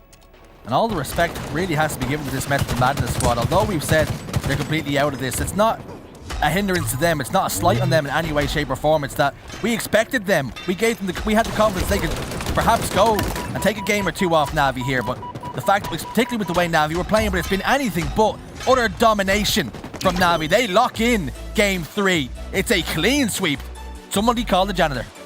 A very easy 3-0 and a very easy Aquarius capture the flag game for Na'Vi in the end. And I think you're right. It's no disrespect to Methods of Madness, regardless of how I think they played in that series. I just think this is a little bit above their level right now, and I think they know that.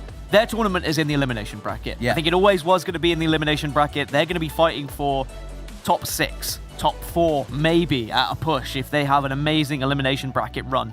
And, you know, then there's a KC spot. That's their sights, right? They're not looking to win this tournament. Even though you want to say every team, they want to go for the tournament win, you know sometimes when your match is met. And I think this was clear and evident here against this Na'Vi roster.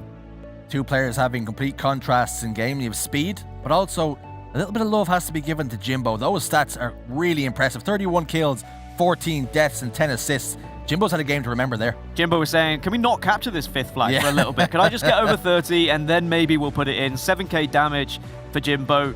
He was feeling himself, and I'm sure he'll be looking forward to this semi-final against either Blackhand or Flying Dutchman. But to go back to that point, that's really where these questions need to be answered for Na'Vi. They've gone up against both Blackhand and Flying Dutchman previously in online tournaments, and they have lost that series here or there, especially most recently against Flying Dutchman. So there is a bigger banana skin waiting in the semi-finals for them. It was all one-way traffic here, folks. As Na'Vi do not stumble, do not falter, do not slip on that potential. What can only be described as now a smaller banana skin. Banana skin. A teeny tiny banana really skin. Really tiny one, like one that's been hit by something from Ant-Man, like, you know, just shrink it's been zapped. Shrink ray. It's a very small banana skin. And now a potential bigger banana skin, perhaps dropped this time by Mario. Mario does drop some large banana skins, and you don't want to be behind one of those, that's for sure. It sends you spinning into a world. It could send you spinning into an elimination bracket if you are not careful, but they've been able to get past the first one.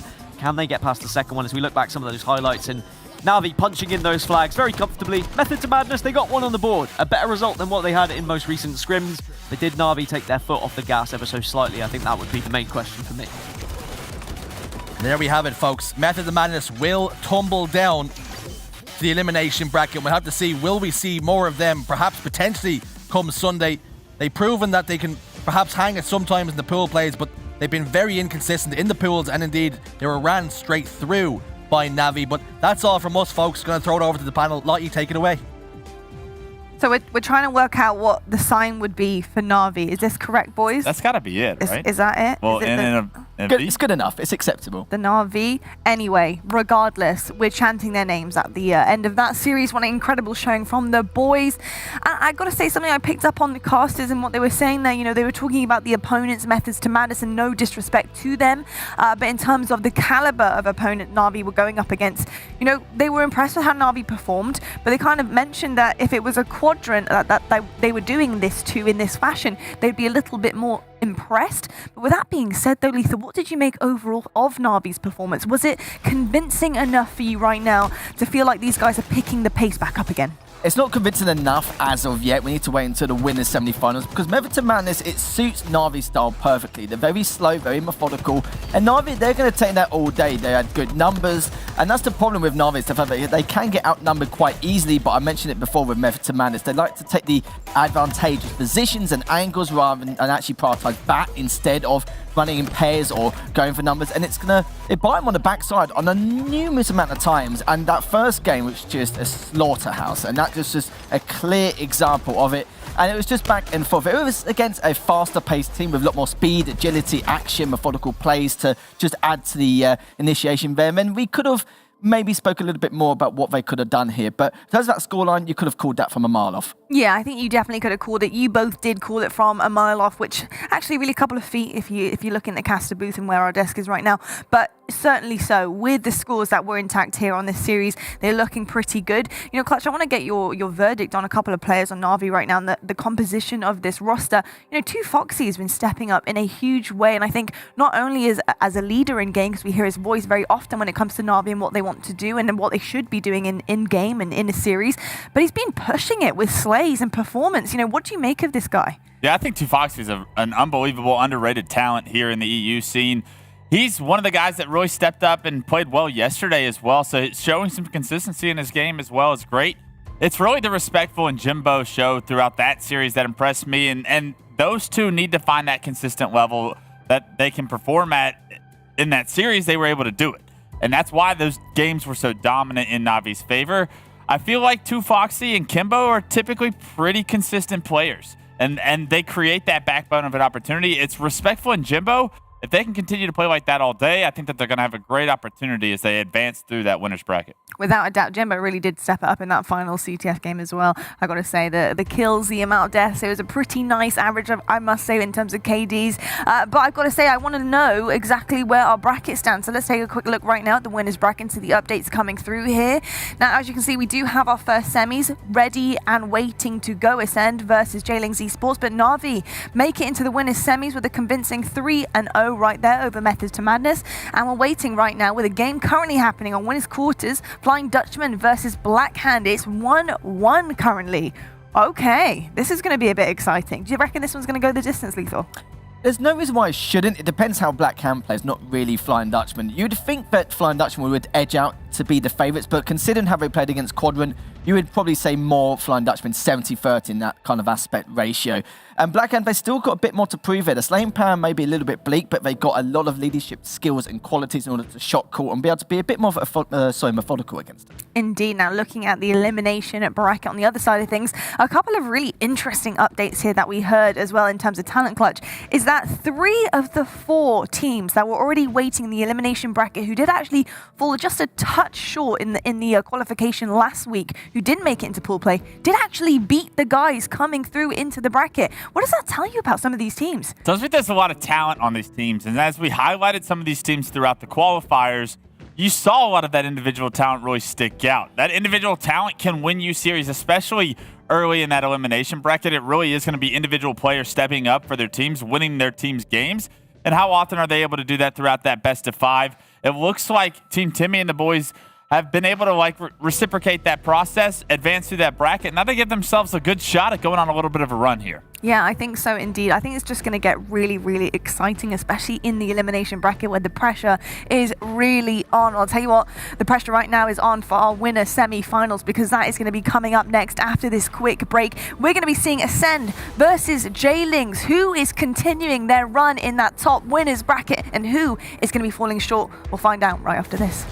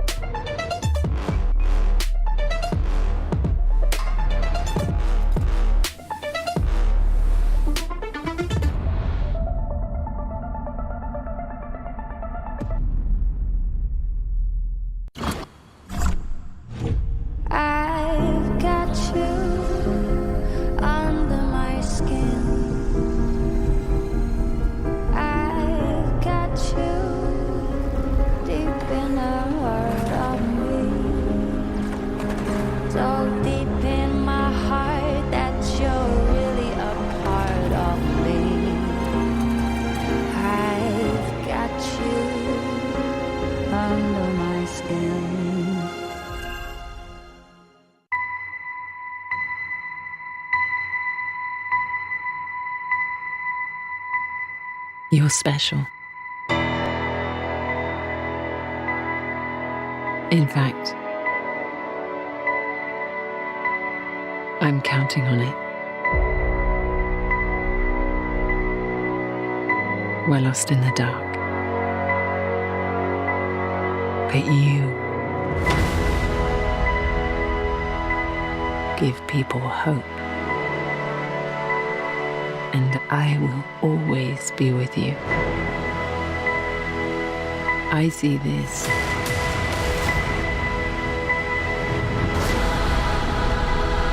as a new beginning.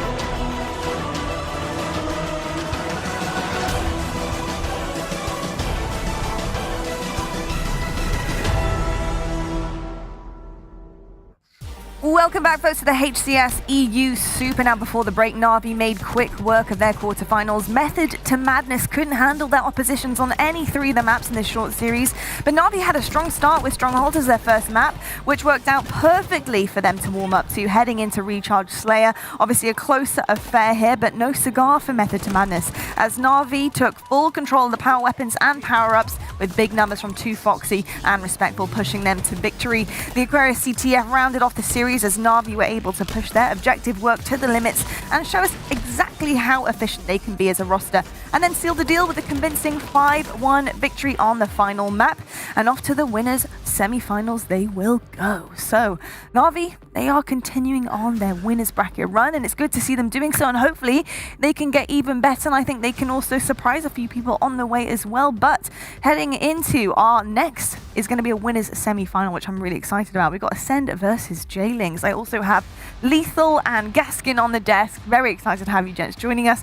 Now, we need to talk about these two teams here, because I think before actually we got into this match, Lethal, you had a little something to say on the desk. You said that this actually could be a pretty good odds for Jaylings on the desk against Ascend, just because of how they're going to be working this one out. So talk to me about this Jaylings roster. What makes you think that this is their opportunity to not only bring it to Ascend, but maybe take them down? This is going to be a true testament for them in terms of against Ascend and what they can really bring to the table. We've seen a lot of life, a lot of energy for them. In terms of going back to scrim results against any team, that's completely out the window compared to what we saw previously. And tournament Jaylings, they're looking absolutely sublime right now. And the coordination, the structure they have, the bait and switch, and everything is coming together. And they're so patient about it. Every single minuscule of movement they make, they really develop it massively from a methodical perspective.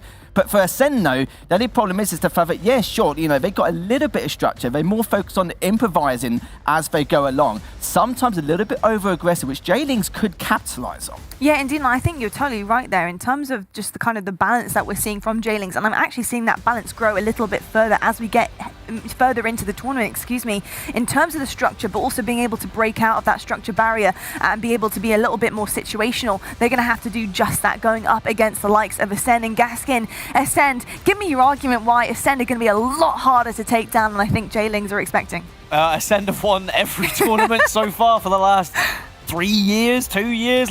These guys are incredible. I do think that actually Jaylings match up well against them. I'll get into that later because we'll focus on Ascend for now. These 4 players, 3 French guys, Snipe Drone as the resident Frenchie in the roster. They just, everything they do, even though, yes, it's improvised, as Lethal saying, there's so much power in that strategy. They are so quick at punishing teams in whatever position they find themselves in. They maneuver their way around the map in pairs at most times, if not in trios. Half the time we see 3 of them running around the map, usually the 3 French players, and Snipe Drone anchoring a little bit. And we've even heard from Snipe Drone him saying, I struggle to keep up with these boys. They move around the map that fast. So if he's saying that, then other teams, how do you think they feel when they see 3 of these French guys just absolutely bending it round a corner and suddenly hitting them with battle rifles? It's so tough. This is so true, and the pace is definitely on with Ascend. We say that so often about their pacing as a team here, and I'm going to pick up the pace right now and get straight into our AMD power performance, and he's quick off his feet. Despite what he says about his French teammates, Snipe Drone also is pretty fast, especially with a BR in his hands, because this guy actually was going off yesterday on Bazaar Slayer. He actually put out a 19-5 KD, which was absolutely disgusting. This guy can do it all. I want to quickly ask you though, Lethal, does Ascend make Snipe Drone a better player, or does Snipe Drone add to Ascend? Snipe Drone adds to Ascend, absolutely. He's got the perfect offensive and defensive balance. If you keep a close eye on his gameplay and how he moves around the map, he's always got line of sight against one of his teammates. He's always got that 3-second rule to make sure he's in closing distance to help in any way. He may bait a lot of his teammates, but at the same time, he just uses their aggression to his advantage. But you'll see, even though he takes the same routes every single time, and I'm just thinking to myself, why can't someone just punish him for it? But they can't, because he's always in a position, always in terms of his movement, close by someone every single time. Now, I've not called Ascend their dynasty yet because I do feel like their structure just needs a lot of work at the moment. But so far, they're getting by. The speed and agility is what they're working on. He says that Snipe Drone baits his teammates as a previous teammate. I think you've played with Snipe Drone before. I have done a few times. So he knows how it feels to play with Snipe Drone. He may just put his teammates in the way, but he gets the job done. He does it for a reason. He does indeed. And hey, to get the job done, you've got to go through a series layer, isn't that right? Let's take a quick look at that and see what is coming our way for this winners semi-final. We've got CTF Bazaar kicking things off. Now, the last time I saw Ascend on CTF Bazaar, I just have this burnt image of a 5-0 in my head. It was pretty fast-paced as well, so they know exactly what they're doing when it comes to the CTF game on Bazaar. We do have Aquarius Slayer coming up next as well, which is going to be an interesting pivotal point, I think, here for Jaylings as well. If they can take this Slayer, I don't see CTF Bazaar going in the way of Jaylings. It's going to be very difficult. They're going to have to be extremely efficient, Lethal. Well, that's the thing with Bazaar, and I've mentioned it time and time again. You have to surgically dissect this map to a very high degree, and for Ascend, they do that. Like Snipe Drone, I know what he does. I've seen it so many times. He always goes courtyard to up towards Palms, or he goes lockers if he doesn't know the full necessity of the situation. I see it every time. He'll do it again. Just watch him. He'll do it every single time without fail. And if not, then, he's obviously heard what I'm saying right here, right now. But in terms of that, though, I do feel like for Ascend, it's one of their weakest game types because it's very difficult to kind of improvise on the fly when there's so much cover. But at the same time, this is a great way to really put a foot in here for J-Lings. Really get out the gate strong, come out swinging. No reason why they can't, but if they get the first game, it will give them that momentum going forward. But the problem is, the other maps look heavily favoured for Ascend. They do indeed. I think that game 1 is going to be really tough regardless, especially going up against the caliber of a team like Ascend. But if you can edge them out and get that first map, that's going to aid very, very heavily into the series, especially if you can also get the grips on that Slayer coming up after that as well. Let's take a look, though, right now at our head-to-head. The two players that are going to be on our screens very shortly. We've got Seeker from Ascend and Cristola on the other side on J-Lings here as well. The stats speak for themselves here. I think averagely per game as well, 10.93 there on the side of Cristola, with a KD average of 1.12, keeping up with things here. And both of these actually have been going off as of late. But I think what they both do is very, very flexible for their team. And I think that's so important to have a flexible player. Yeah, I wanted to focus these two players because I think they are very similar for what they provide to their team. And also, a lot of the team can sometimes be made or broken by what they do and how they perform, because they often go under the radar a little bit. They're not going to be your standout player who goes like nutty with statistics. They're not going to be hitting the blaners. You're not going to see them getting those triple kills, the overkills, but they will be slowly and silently going about their business, and occasionally they'll clutch up. And when they do clutch up, it often wins a round, or it wins a map, or it can win a series. And I think that's what you need. You need those players who are consistent enough throughout, but when they step up, it's always in those big moments. It is indeed. I quickly want to ask you, before we get into predictions, Lethal, in terms of the composition of both of these two teams here, Ascend and J-Lings, you must see something that catches your eye in order to think that this could potentially be a good series for J-Lings to get into. You know, how do they match up in terms of their play styles as a team? Like, we talk about pacing for Ascend, but what do J-Lings bring to the party that Ascend need to watch out for? More structure, coordination, they sync very well, and they're very patient about it. That's the key thing between their scrims and what we're seeing in the tournament scene right now. But for Ascend, they're so aggressive. Sometimes you need at least 3 slays in order to get their flag or to cap one of these strongholds or even get the ball at some stage, depending on which map it is. It is very, very tough, and that's the whole point of Ascend. They're so aggressive, you have to do slays again and again more often compared to any other teams. It's a real pain in the backside for anyone to play against Ascend in EU, and some top NA teams have that same struggle bus kind of situation. But J-Lings have a little bit of hope after what I saw against Quadrant. Very impressed, but this is, again, another kettle of fish. It is another kettle of fish, but with that in mind, it's prediction time. So, Lethal, who are you going with? Heart J-Lings, but of course I'm going to go with my mind. I think it's going to be Ascend's Game 4, maybe Game 5, we'll see. Ooh, Game 4, maybe Game 5, okay. And Daniel Gaskin, you're up. I think J-Lings match up really well against Ascend. We've seen them historically as they've developed as the boys into the lads, into now J-Lings. They've taken maps here or there off Ascend. I think this could be it. I think this could be the day. And I'm going to say it. I think J-Lings take this one. I think for the first time, we're going to see Ascend drop down to the lower bracket. It's a bold rule, but it could happen. Hey, look, I don't want to wish unwell on anyone, but I love a good storyline, so give it to me. I want the Gaskin prediction. We're going to head on over to Onset and Bravo right now to kick this off.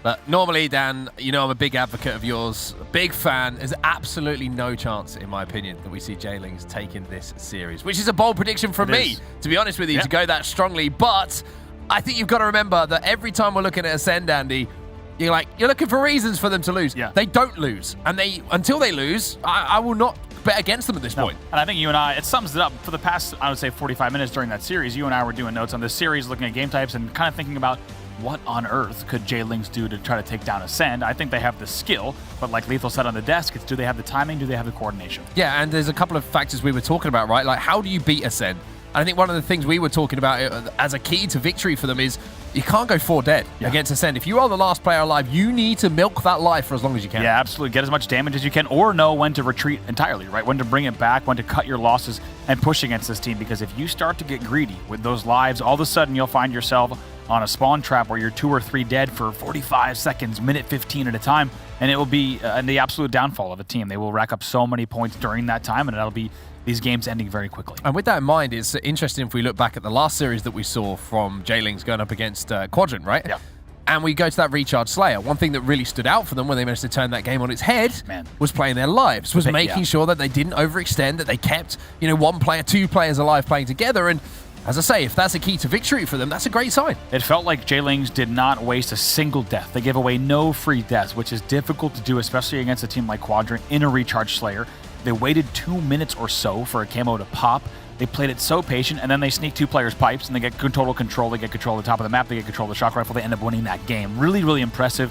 And I think they actually wore down the patience of Quadrant. We'll have to see if they can do the same thing to Ascend. Yeah, and speaking of Ascend, I think we need to show them some love as well, because these 4 gentlemen have been outstanding. I think if you're tuning into European Halo for the first time with the prize pool that is on the line, that's kind of drawn your attention, and you want to have a look at these teams, not only because of that, but because of KC being just around the corner as well. Ascend have not lost in years, which is mad to say. They have not lost a tournament in years in Europe, and maybe this is just going to be another one to add to their collection. But with the added pressure now, 100K on the line, the biggest online tournament ever that Europe have had. Can Ascend pick up yet another first place? First thing they've got to do, though, is get through to that winners bracket final by taking down their opponents now. And it's not going to be easy. J-Lings is coming off of a hot match. You see it on your screen here. Ascend versus J-Lings, the best team in Europe, going against maybe the most up-and-coming team, certainly this weekend so far. J-Lings upsetting Quadrant. This should have been an Ascend Quadrant instead. You're seeing Ascend and a very, very hot J-Lings roster ready to play Game 1 on Bazaar. Bazaar CTF is how we're going to start this series off. And I got to say, for J-Lings, it could be a blessing or a curse, right? Because a longer game type, usually you'd be like, oh, we can grow into the series, we can take our time. But I kind of want a fast-paced game type to start off with, riding off the momentum of the wins earlier. The teams that they've taken down, and not just taken down as well, Andy, beaten pretty handily, Quadrant. So it'll be kind of it could be a great thing for them to be able to kind of draw this game out and really push Ascend, or it could be one of those games where Ascend just come flying out the gates and all of a sudden you're on the back foot. I agree with you. This match could really be a tone setter. J-Lings can come out hot, they can get a few flags on the board, but keep in mind, Bazaar CTF, a very difficult game to end. So much time on the clock, so difficult to cap these flags. So it's going to give Ascend a lot of time to get back into the game if they need to, which is going to be pretty fantastic for that side. But we'll have to see if that'll be an opportunity for them. We'll wait for the game to get underway, of course. It gives us a little bit more time to just kind of sow the seeds again for Ascend. Like I mentioned, have not lost an online tournament in quite some time. Years is ridiculous, to be honest with you. And the story of these gentlemen as well, and I'm going to leave Snipe Drone to the side here in this conversation and this topic that we're going to bring up, is, you know, he's very experienced, but the other three, it was their first LAN event back in Raleigh, which is ridiculous. Absurd. And to essentially come out of nowhere as a team of 3 and dominate the European scene with some of the biggest names, the likes of the Na'Vi players, you know, it says so much about what happens if you put that time in and you're willing to dedicate yourself to the cause. Yeah, I mean, they're not calling it the French Revolution for nothing, right? France is dominating in European Halo right now, and of course, when I first started following European Halo really closely, 2014, etc., there was really a few French names on the scene, and things have certainly changed. These 3 players, Legend, Sika, and Shady alongside Snipe, it's a dominating roster. We haven't seen anything that can slow it down, but there's a lot of teams, J-Lings being one of them, that not only want to slow them down now, but they also want to do it with the most prize money ever in Europe on the line. They certainly do, and maybe it is going to take that prize money just to fire up some of this chasing pack, right? It's different. Online tournaments, pro series, with all due respect to those tournaments that do go on, it's different, right? If you put a big pile of cash in front of anyone in any situation, all of a sudden everyone leads forward a little bit more, and the practice schedules get ramped up. A little dissecting of what we do so well. You go into all these things that you wouldn't maybe do for a tournament where there isn't that much on the line. It's why we're seeing the likes of J-Lings come out flying today, all playing together alongside each other in the UK. You have the same Na'Vi, 2 Na'Vi players moving to a different place just so they can play on a better internet connection. All of these things show that even though Ascend have been dominant, the chasing pack could not want it more right now. Oh, absolutely. I think you put it perfectly. Just the fact that you have this much money on the line, I think a lot of people are, of course, taking Halo Infinite and the opportunity that it gives really seriously, and of course, org supporting them as well. Now, as we get ready to jump into game number 1. Once again, it's Ascend versus J-Lings. J-Lings, the underdog in this one, to say the very least. Ascend on top of Europe, and they have their sights set on the world. But first, they'll need to take down J-Lings in this best-of-5 here, winner semifinals. They certainly will, and a shout out to Jesse Lingard as well, you know, supporting his boys, putting the Esports org and these 4 players on the map with his support, and I've seen him tweeting out a lot about their performance. And if they go all the way here, boy, would that be an initial sign. And off the break here, you're going to see a couple of kills going down, and they've gone into the hands of J-Lings. There's going to be a grapple that's going to be picked up, and I've got to be honest with you, it looks like J-Lings have got the better of this. Cristola already has that overshield. Morgan with a free kill there at the bottom middle. You don't expect to see that. Sika actually taken down as well, so it's going to be rotating 2 dead each time for Ascend. Like you say, a great opening for J-Lings. Yeah, Snipe Drone chasing shadows at the moment, and J-Lings, I think momentum is going to be huge for them here. If they can get that first flag cap on the board, if they can keep the pressure up and they can win fights like that, then maybe Ascend are going to start feeling the pressure, something they haven't felt in Europe for quite some time. Look at Morgan just holding forward. Great stuff. They still have a player dead. The flag is starting to run, but it stops due to those spiker grenades. So Ascend answers back here. It's a 4v3 for them. Now 2v3, excuse me. Both kills going down. J-Ling's getting the kills they need. They go straight across top middle, across the roof. Yeah, Snipe Drone's last player alive as well, so Morgan's going to be able to force this one because his Snipe Drone is in the bar, and he is buying so much time for Ascend to get across the map. Snipe Drone, I've got to say, Snipe Drone doing everything right, but J-Ling's have got to be quicker to shut him down. Doing everything right, but look at that flag. They ran it up top. It's even going to be a tougher grab. They get 3 dead again. This one should go home. That is 4 dead for Ascend. J-Lings is picking up where they left off. Just earned an overkill while that was going down as well. So Quadios with a huge play for J-Lings Esports off the back of it as well. They take advantage. They're up by 1, and that J-Lings train keeps on rolling. Oh boy. If you wanted a spicy Saturday, you came to the right place. As we said, J-Lings the big underdogs here in this specific match, but certainly a team that has set their sights on the European Super. They lead 1-0 after 2 minutes of play. Can we start an overkill counter, by the way? Yeah. The amount of overkills we don't always need those. So far in this tournament is pretty much, combining all the other tournaments together, I think you're going to be pretty close, to be honest with you. And this kind of stuff that's coming in right now from J-Lings Esports is absolutely ridiculous. Morga again picking up a double. 4 players from Ascend fall. And at the moment, J-Lings are dominating. Morga has had the dynamo grenades the entire 2.5 minutes of this game. This is absurd. He has the dynamos. He's about to pop the overshield late. Beautifully done from Morga. Gets green gun the second time, though, so he'll trade. So it's answered back by an even better play from Legend there for the second green gun. Morga thought he had one up there. He gets taken down. Big shots from Shady, bottom middle, and Seeker also picking up another. So Ascend off the back of that huge play. And Legend keeping his calm and keeping his composure in maybe a situation where lesser players might have lost the plot a little bit, seeing that overshield get popped. Are starting to finally hold forward a little bit and get some control of the map. Legend is going to fall, so Shady's going to be behind enemy lines here, but Quadios with another kill means that Shady's going to have some decisions to make. He's going to go for that flagpole maybe to pull some attention back from his team. They were 1 dead here. This is going to be difficult. They were in a 3v4 when that flag was pulled, and they're still now in a 3v4. This is not going to be an easy run for them. Morgan picks up 1. Morgan's going to get taken down. Great movement from Shady again. No. Does manage just to get the beat down again. I got a little bit worried, much like you did. It's just a little bit of air getting caught in the back of the throat as that thrust was hit, but Cristola has managed to steal away with those rockets now, so you would expect Cristola to be able to at least pick up 1 kill on his way back into the middle of this map. We have a moment now to check the scoreboard. Cristola will, as you say, hold down rockets. We're going to see power up popping in 25 seconds. Quadios is 8-4. Morga is 12-4 against Ascend. Huge numbers so far. They still lead 1-0. Cristola picks up 1. Cristola picks up 2. Shady, again, last player alive, overextending into the J-Lings base. So Ascend, at the moment, trying to kind of play that free-flowing Halo we see from them sometimes, but at the moment it's looking a little bit disjointed. Yeah, Shady is spending a lot of time on his opponent's double door, but look how well J-Lings answers back. They specifically sent 2 players to double door and dropping down for bar to make sure they 2v1 that. 3 dead here for Ascend as well, and I will kind of caveat this situation that's happening right now as Cristola gives 1 player from Ascend the runaround. Morgan's going to be there to take down Shady.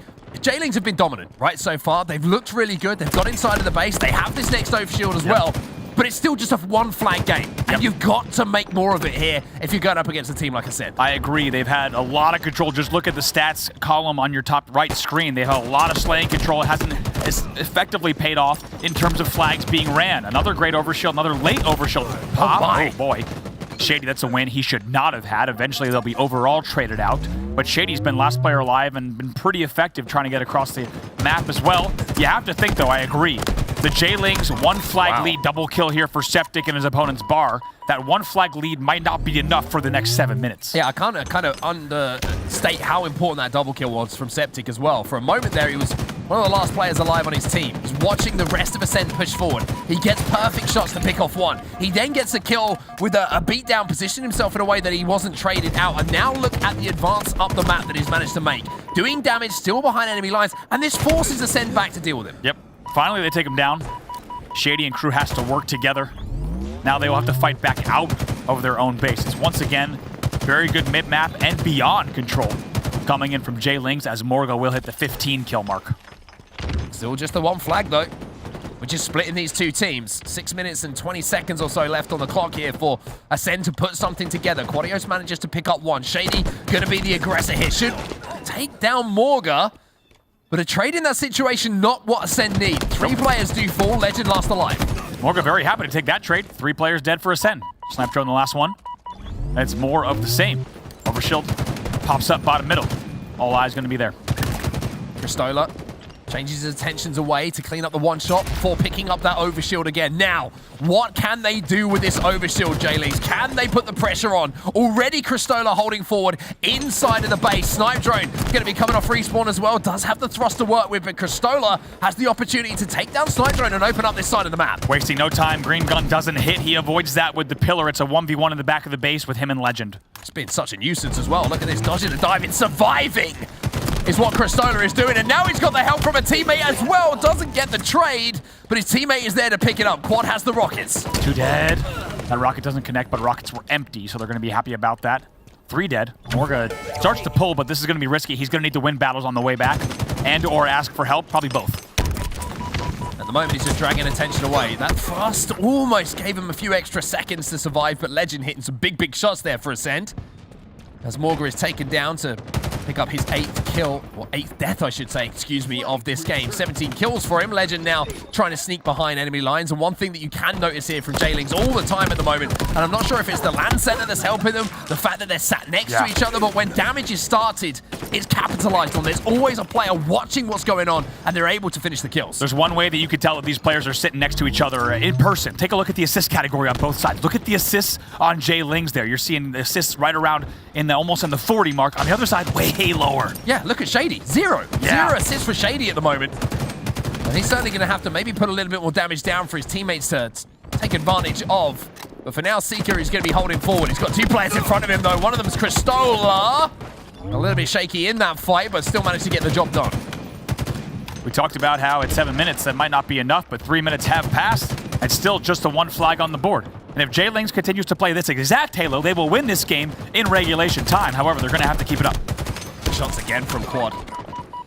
He really impressed me in the last series that we did see against Quadrant as well. The amount of impactful double kills that he got and the amount of important kills that he managed to get. That's another one. If Legend survives there, that overshield doesn't go in their favor. Quad gets away with it. Oh my gosh, somehow he gets that overshield during all of that, keeps everyone alive and wins that battle as well. The overshield looks like it'll be melted here off, but still big wins, like you said, from Quadios. So much damage done as well during all of that. 18 kills for Quadios as well. Like you mentioned, assists. Look at the 18 and 12 assists and 11 deaths. It's pretty much as perfect as you could possibly ask for. The dynamite grenades are going to go down as they're trying to send this one back home, but this is what I meant about the worry. If you only have a 1 flag lead against Ascend, it means they only need 1 chance to cap. Oh boy, that was 4 dead. This flag will go home, and we said it was going to be difficult with the amount of time on the clock. 1 flag was not enough. Ascend will tie up the game here at 1-1 with 3 minutes left. You got to think Morga maybe wishing those dynamos landed in a little bit of a different place. He gave himself a lot of dynamo ticks that led to his death. That made it only 1 player alive bottom middle. Quadios cannot get the return. Ascend will cap, tie game. Legend has the rockets as well. Ascend with the tools maybe to steal away this game as well. He's going to get the double on those players off the respawn as well. Players now flooding the base from Ascend. Septic manages to pick up Seeker. That's vital. Quadios needs to win this fight as well, and does so. That's going to hold off this initial push coming in from Ascend. But J-Lings, with all of the slaying prowess they've had throughout this game, they haven't made the most of it. Also, oh boy, help comes in, though, in the bar. That's going to be 2 kills that go the way of Ascend all of a sudden, in a scenario where it looked like J-Lings was going to be able to push back out of their base. Very nice plays from Morga, though. Terrifying. Snipe drone also.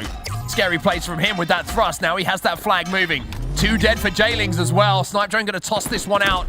Quadios is trying to do some damage from those pillars. Seeker's going to pick up a kill onto Cristola as well. And even though J-Lings were leading this game for so long, I mentioned how efficient that Ascend can be. They've got the flag back over that halfway mark again. Septic was really the hope on the return. He was bottom middle. He does get taken down, though. But 3 dead. Shady, the last player alive for Ascend with the overshield. Does have the overshield, like you say. There's a grapple, but it's not going to get him out of trouble, and now Shady's going to be on the flank. He might go for this touch. There's a player there, but the Shady is there as well. Wow. Flag does get returned, though, even with Shady trying to do everything he could. In what could have been the game-winning cap, J-Lings make sure to step up. They get 3 dead. They isolate that flag carrier as well. Big trade on the double door with no touch coming in. But my God, J-Lings still leading heavily in both the kills and assist category in this game. Thus far, just about 1 minute left in regulation. I mean, if you break up this game by, percentages, time, whatever you want to do, you'd have to say first 65% of this map completely and utterly dominated by J-Lings. But since that flag got pulled and they capped, Ascend have been in control, it feels like. All the pressure has been on the J-Lings base. When was the last time we saw a J-Lings player inside the Ascend base? It's been quite some time now. Absolutely, and it just tells you how little room there is between these two teams and how few mistakes you can make against Ascend. All it took was Morga getting a few ticks of his own Dynamo nade, and that flag got ran across the map. You cannot make any mistakes against this team. 30 seconds left, flag pulled. Morga wrapping back through the base. Snipe Drone with a 4. Perfect shots from Snipe Drone. 2 dead here for J-Lings. 1 player fresh off the respawn as well. Septic slows things down. Septic slows things down in the biggest possible way as well with a double kill. But they've got to be careful because if a flag touch comes in here, then they could lose the game. But that is massive. They will be able to get this return, but do they dare step forward and try and win this game? Oh my. Quadios and Cristola. Great plays from them. They both went pillars. Those are not easy angles to fight from. Look at the teamwork. They go pillars together. They win the battles. They get control. They hold forward. I don't think we're going to see a pull, though. Don't think they've got time to get there, to get their hands wrapped around the pole. And we will be going to overtime here in our game number 1. Next flag wins between Ascend and J-Lings Esports. Now, this is the kind of game we wanted, Andy. This is the kind of back and forth we were hoping for, maybe not expecting. But Ascend certainly being tested here. Here we go, sudden death overtime. Ascend absolutely being tested in this one. Same opening, same result. Morga wins the battle, bottom middle yet again. 2 dead here for Ascend as well. Now they can turn their attention towards the rocket launcher. They've got all the tools to play with here. 4 dead for Ascend. What can you make of this, J-Lings? You will not get a better chance to cap a flag and win a game than you have right now. J-Lings 2 for 2 on opening strategies, and you could say they look even better on our second go around. They've got all the tools to play with, picking up the kills yet as well. 2 still dead. Should be another one here as well. The rocket connects. He doesn't get the kill, but that player will be out of commission. Cristola gets the kill. Legend is alive inside of the base. Do they know he's there? Yes, they do. Cristola picks up the kill. 3 players dead for Ascend, all on respawn. And Cristola sprinting across the bridge with that flag in his hands. This is a huge chance for J-Lings. Cristola is on his bike. He actually drops to shoot. I don't know about the timing there on the drop to shoot. I think he actually had the time to run. They're going to go back to Slay. They did not cut off the overextension. And that is criminal. Absolutely criminal. Cristola has to go huge. He's not going to be able to do so. And now there's an opportunity for a counter cap from Ascend. Big. Septic manages to get one. 2 players flood back from Ascend, though, to slow things down. Look at this. That kill on the flag carrier. Oh, my God. From the back of the base, that's the last player alive. Absolutely huge. That flag will not go. It will be returned. And that kill from the tree is huge. The kill is huge. And so are these ones in the base from J-Lings. Seeker keeps the pressure on. There is a grenade that's going to be thrown his way. Has the Bulldog trying to hold this angle. 2 players still in the respawn screen, and one of them just popped back into the map now for J-Lings, but Morga with that kill onto Snipe Drone is going to force Seeker now to retreat a little bit with that Bulldog. Morga, it will be taken down, and you can feel the pressure now in this game. 1 flag is all it takes. Here's the overshield. This is big now. 2 dead and an overshield grab. That's going to be 3 dead, 1 fresh spawner. Overshield pushing in as well. Septic enormous. Again. Septic with the green gun completely negates that overshield. Snipe Drone trying to creep forward through the double doors as well.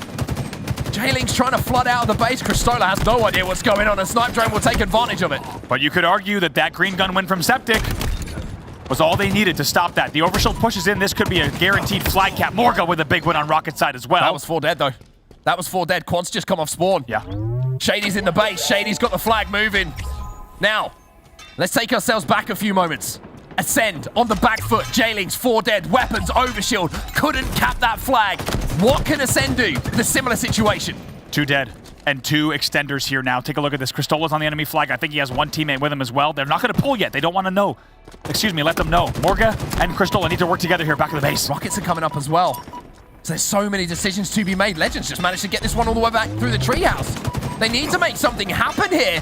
That's it. J-Lings, otherwise that's going to be game, and it is game. Wow. Overtime is going to decide who takes home our first map in this series. Ascend, who were on the back foot for so long in that game, show why they've been so dominant in Europe. They will win in overtime 2-1 on Bazaar capture the flag. Like we said, you cannot let Ascend get 1 inch. They will take it, they will run with it, they will steal the game out from under you. It was amazing play throughout the entire game from J-Lings, but Ascend knew exactly what they had to do there to get that flag on the board at the end of the game with about 3 minutes left, and then secure the overtime flag as well. I think it's a misrun from J-Lings. I think they stopped to drop and shoot at the mid-map. It cost them.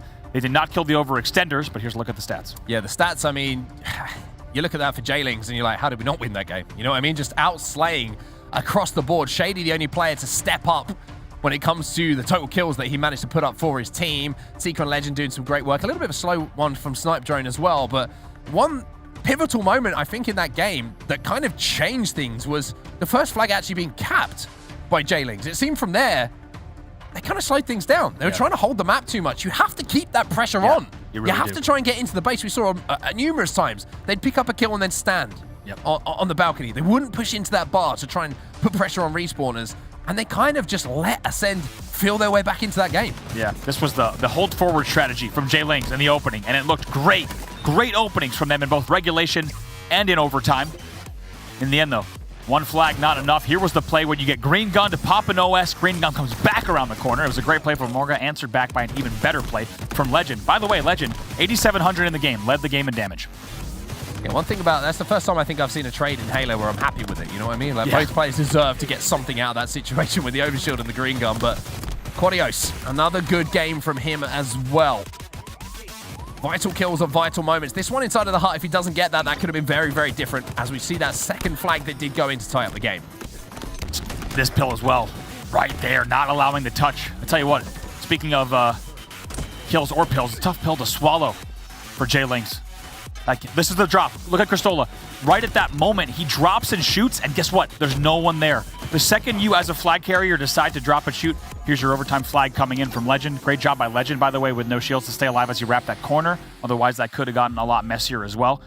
Here's a serious score, but I tell you what, I don't know about dropping and shooting with that flag. I think that flag needed to come straight up, because if you're the flag carrier and you drop and you check bar, you check pillars, you check bottom rockets, and there's no one there, that's the second you know that you made a mistake. Yeah, you should have continued the run. He should have just forced it. I think maybe, I was about to say, it'd be fascinating to listen into the comms of what actually went down there, because it seemed like the timing may have just been almost too perfect, right? Usually when you're throwing that flag out, it's because you've got 2 dead and 2 players just come off respawn. You're expecting those players to be around the pillars, maybe an overextension, whatever it might have been, and it was too clean. And it was Chris is looking around going, where is everyone? Exactly. They're still dead.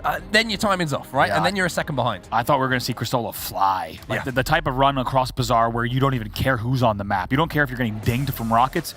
You just fly. They didn't do that, though, and no more time to think about that for us on the desk or the players at their respective stations. Now we're going straight into game number 2. It's going to be Slayer on Aquarius. Now, J-Lings need to win this one. I think if you're looking at the rest of the series and you're looking at the game types, and if you want to beat Ascend here, this is the game type that you need to take to the bank. For Ascend, I think they would have realized maybe we got away with one a little bit in that game number 1. We had to fight for it. We had to claw for it. We got the win on the board, but now we could really make kind of double the pain that J-Lings are feeling now if we go up 2-0. In that first game, we did see J-Lings avoiding 4 dead scenarios pretty well. They were able to control a lot of the game. They're going to have to do the same thing here on Slayer Aquarius. That's a good start. They will take a 3-1 lead. Yeah, once again, opening strategy has been superb in both games from J-Lings Esports. Even though they got those kills, though, you notice Seacat did manage to steal the camo away, so once again, maybe just a slight miscomm there. Maybe someone just not in position to steal it away, but Quadio's trying to survive here against Snipe Drone. Very difficult to do, though. He catches the toenail as he tries to slide out to safety. Ascent answers back immediately. 1 kill will be traded out there for Shady, as well as Septic, so now we will be tied at 5. You have to think maybe that camo grab comes in for Ascend because J-Lings went with a little bit of a less traditional start. They isolated some certain angles. That's why they get the early lead. In the end, it doesn't really pay off here as we're tied. 2 dead here for J-Lings, so control of the map is in Ascend's favor. Snipe Drone is going to be anchoring the base here for a few moments until he gets a little bit of comms about where those players from J-Lings Esports are going to be. Looks like the P side of the map is where he's going to have to locate himself. He's taking a little bit of damage, though, as Morga picks up that first kill, and a trade comes in from Quad 2. You have to think, if these teams continue to trade, might go the way of Ascend. That was 4 dead for just a second, though, as J-Lings has a great answer back, now on board with Septic, Heatwave in hand. Very interesting how this game has started, right? It's been kind of an exchange of 3-4 deads. Yeah. One team gets 3-4 dead. Usually you see that transfer into 8 kills, 9 kills, whatever it might be, of a lead, but it seems like both teams have managed to flip that back on its side. Maybe just a little bit of a timing thing on those pushes for now. Septic just trying to land some shots on these players who are flooding that side of the map for now. 2 down on either side again, and we're tied up at 12. Lots of back and forth here, tug of war between these two teams, but doesn't look like Shady's going to stand a chance as he's getting team shot on the other side of the map and also on the receiving end of the heat wave of Septic, who retires to the fridge, as I often do, to reset. Never a bad thing to find yourself inside of a fridge, let me tell you that. Septic trying to control the pink side of things at the moment and doing a huge amount of damage for his team. If you look at his stats and you're looking at the kills and deaths, you might not be too impressed, but you take your eyes over to that assists column, 5 assists for him, been involved in 6 different kill engagements for his team, only being taken down twice. Impressive stuff coming in from Septic as Snipe Drone grabs the next camo. Yeah, look how they forced Septic off of that angle with the heat wave. That's what opened up the gap for Ascend to grab this camo. Now they've got themselves a 3-kill lead, and Snipe Drone can determine how he wants to engage here. Boreas picks up one. Cristola has to try and survive here. Snipe Drone thinks twice about that challenge, and it will allow Cristola to survive for a few seconds, but I love that angle, just not allowing any kind of grenades to be thrown, whatever it might be, just securing that kill. That's right. There's no. Look how he's moving around the map to get to connector, avoids the shots from Flag. Great movement coming out of Snipe Drone. Couldn't agree more on that utility push. There's no reason to force yourself through that utility corridor there and allow things like dynamos and grenades to take you down. Instead, he takes a very easy angle, makes it look very easy, and they will start to slowly extend their lead. Really good run this from Snipe Drone. And you mentioned that lead. Look at it now. 6 kills, the difference between the two teams. Dynamo comes to reintroduce himself to Snipe Drone after he bounces it off the wall. Bit of a geometry lesson there for Snipe Drone. Bouncy castle inside of the base, but Legend also picks up a kill onto Cristola, and now you're seeing J-Ling start to get caught on this pink side of the map, and that's not where you want to be. Absolutely not. Fridge player Septic doing whatever he can to stay alive. Actually does very well to hold that angle. That's going to keep Quadios alive as well. Great work there from that duo to stay alive on those angles. Legend trying to be aggressive, trying to put pressure onto Septic. Septic, he's going to be screaming to his teammates right now. I'm being pushed, boys. Yeah. I'm being pushed, but unfortunately for Septic, he's going to be sandwiched inside of the fridge.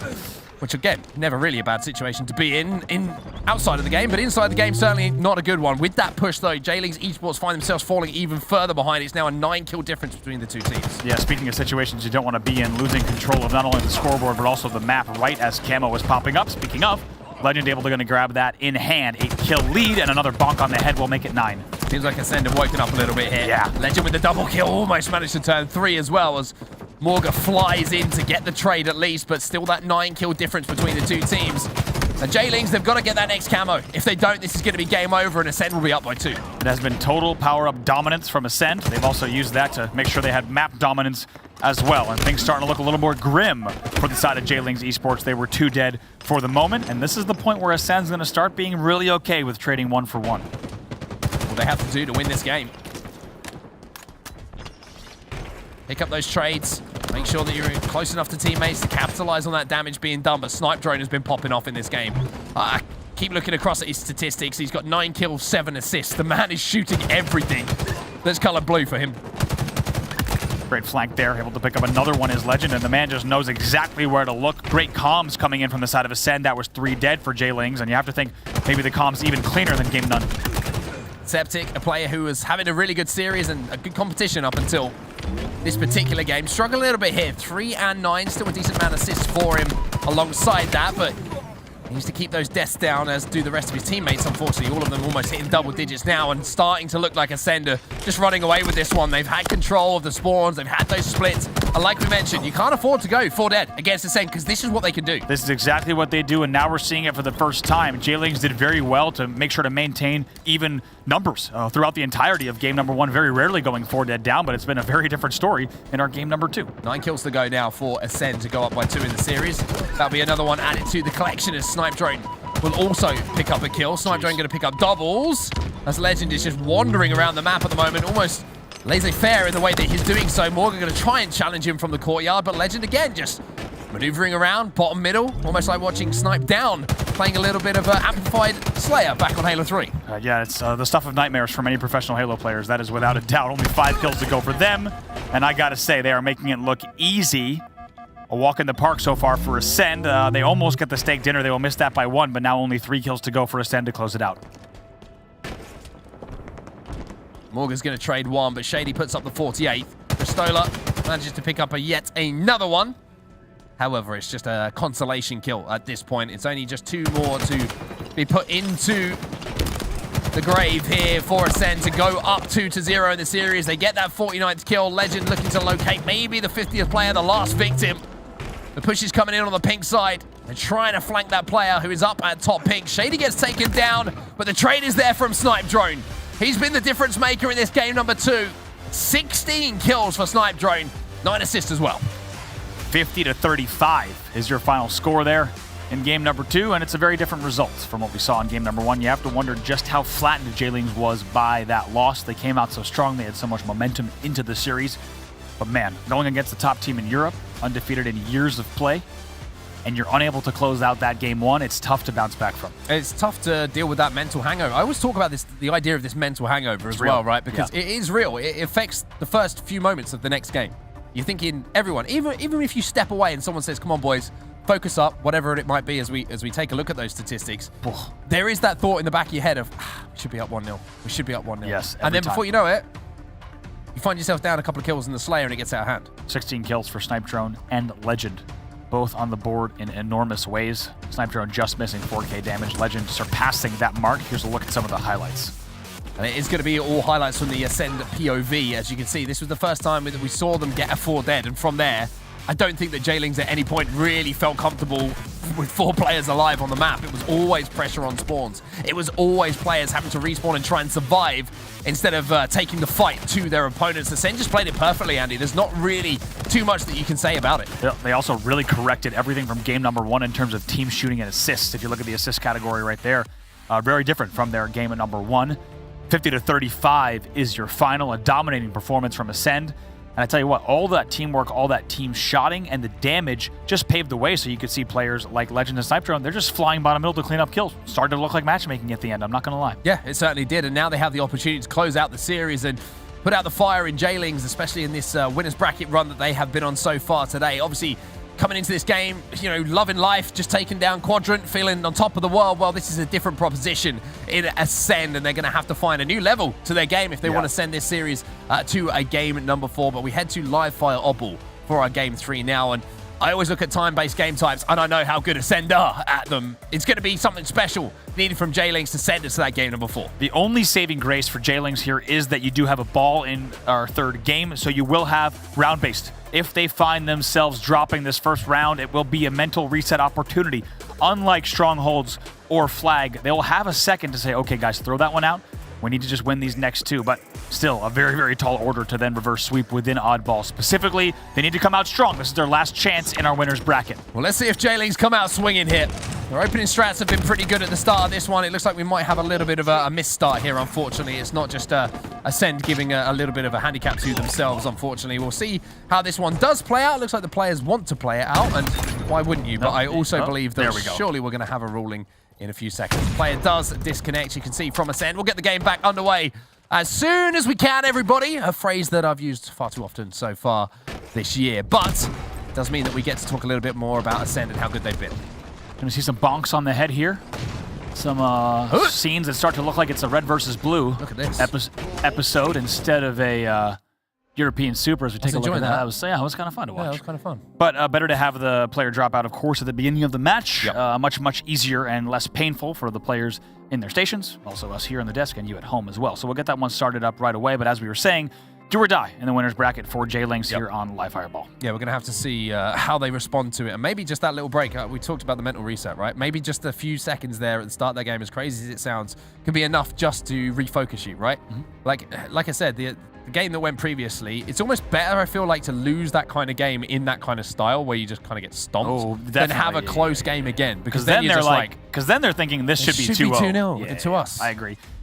You'd rather lose a game, especially after losing game number 1, you'd rather lose that game 50-35 than 50-48, without a doubt. Don't get me wrong, you'd rather not lose it. That's the first thing. Of course, you don't want to lose it. But if you're going to lose it, it's even harder mental battle to then lose that second game 50-48. So maybe a tiny, tiny bit of silver lining for the side of J-Lings here, but going to need to step it up in a big way. But I'm not going to lie, I think it's going to be tough to come back. The momentum that Ascend has built. Ascend has also not just built momentum, but they found comfort in this series, right? They look strong. They're starting to look like the Ascend that we're used to seeing.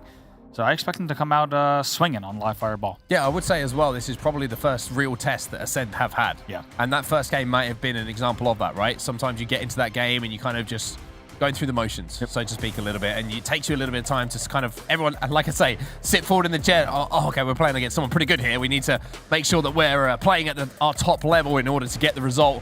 That was what happened, and now we find ourselves going into this game 3, hopefully for real now, with Ascend versus J-Links Esports. We're going into live fire. We've got Oddball, the round-based game type that, I'm not going to lie, I absolutely love to watch here on Halo Infinite. I wonder if we're going to see some juicy shots coming in from that sniper rifle as well. We'll have to see. Two key things we're going to watch out for the side of J-Links. Certainly, one is going to be still avoiding that 4-dead scenario. Also going to be the play balls, regardless of whether they're holding green, whether they're holding back tower. Keep an eye on both of those factors. Here we are into game number 3. Must win for J-Links.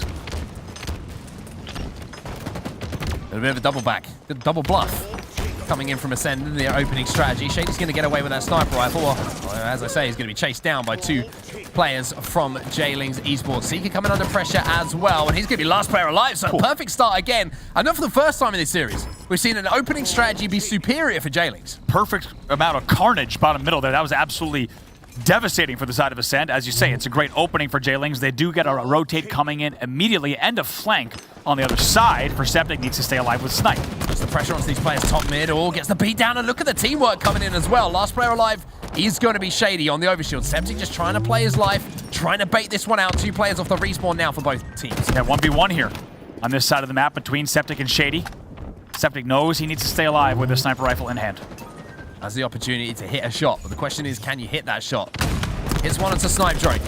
Snipe Drone stays alive for now. Will be cleaned up by Cristola. Weapons in the hands of J-Links Esports here, but pressure seems to be coming in from Ascend. Ball has been reset, and now Septic will be taken down. So J-Links, when you got the weapons and you got the chance to pick up kills, not doing so is not a good sign. Shady, huge plays on power up to stay alive in that 1v1. Keep Septic pinned over on window. That allows Ascend to get the ball grab and the lead. Zika spots this player out bottom middle as well. Septic, you ain't gonna, Quadios, you're not gonna be getting away with that one, my friend. Snipe Drone now, just wasting ammo. Maybe not so, as he gets a little bullet into the backside of that player. Trying to slide in, and it looks like J-Links are trying to be aggressive here, trying to push the pace, but it's kind of just playing into Ascend's game plan here. Yeah, Sika with some great work there. Had to switch over to a little bit of vertical to get some extra damage, and also some nice shots on sandbags. That'll be 3 dead. Cristola was the last player alive. Cristola the last player alive, and won't be able to get this kill as well with this positioning that is coming in from Sika. Off the back of that, Shady's going to pick up the power up, and it's going to be camouflage this time around for the players to have to deal with. Sika also picks up another kill onto Quadios here, and you can see that Shady is almost seeing his playground in front of him right now because Sika's doing all the work. Sika almost has as many kills as J-Links has oddball points on the board at this stage, which tells you just how dominant he's been at the opening of this game. Needle action comes in, no super combined though. So Legend will say, I'll go ahead and take this ball. I'm going to rotate it back to window. They will continue scoring. Pretty commanding lead at the start of this one coming in for Ascend as well, as we take a look at a player taking a drink. Sika now going to be trying to defend this house. Cristola going to be trying to push through. Legend is there, and Cristola will be on board to pick up that kill. And here you go. Sika, he seems to be playing a different game to everybody else at the moment. A killing frenzy for him. He's currently 11-2. He has the ball in his hands. What can this man not do? I mean, he's playing objective and slaying unbelievably well. He's also rotating it himself. Take a look at his objective time, now crossing the 15-point mark as well. Nice little repulsor. Almost gets Morga off. Morga somehow stays on the map. Finally, he will be taken down, and that frenzy will end. Now here we are, 46-12. It's a great opening from Ascend in the end. Morga with some of the longest toenails in Halo to hold on to that ridge for quite, just kind of getting a little bit of grip in there, you know? Shady's going to be the player who has control of the sniper rifle, whips that shot, and now tries to relocate towards the sandbags. The ball is down bottom middle at the moment. Ascend just can play some Team Slayer though. You can see Cristola picks up one. Shady decides to go for a few montage shots himself, goes for the flicks, and can't make them connect. Light drone. Going to pick up one in the feed though, which will create the space to grab that Oddball once more.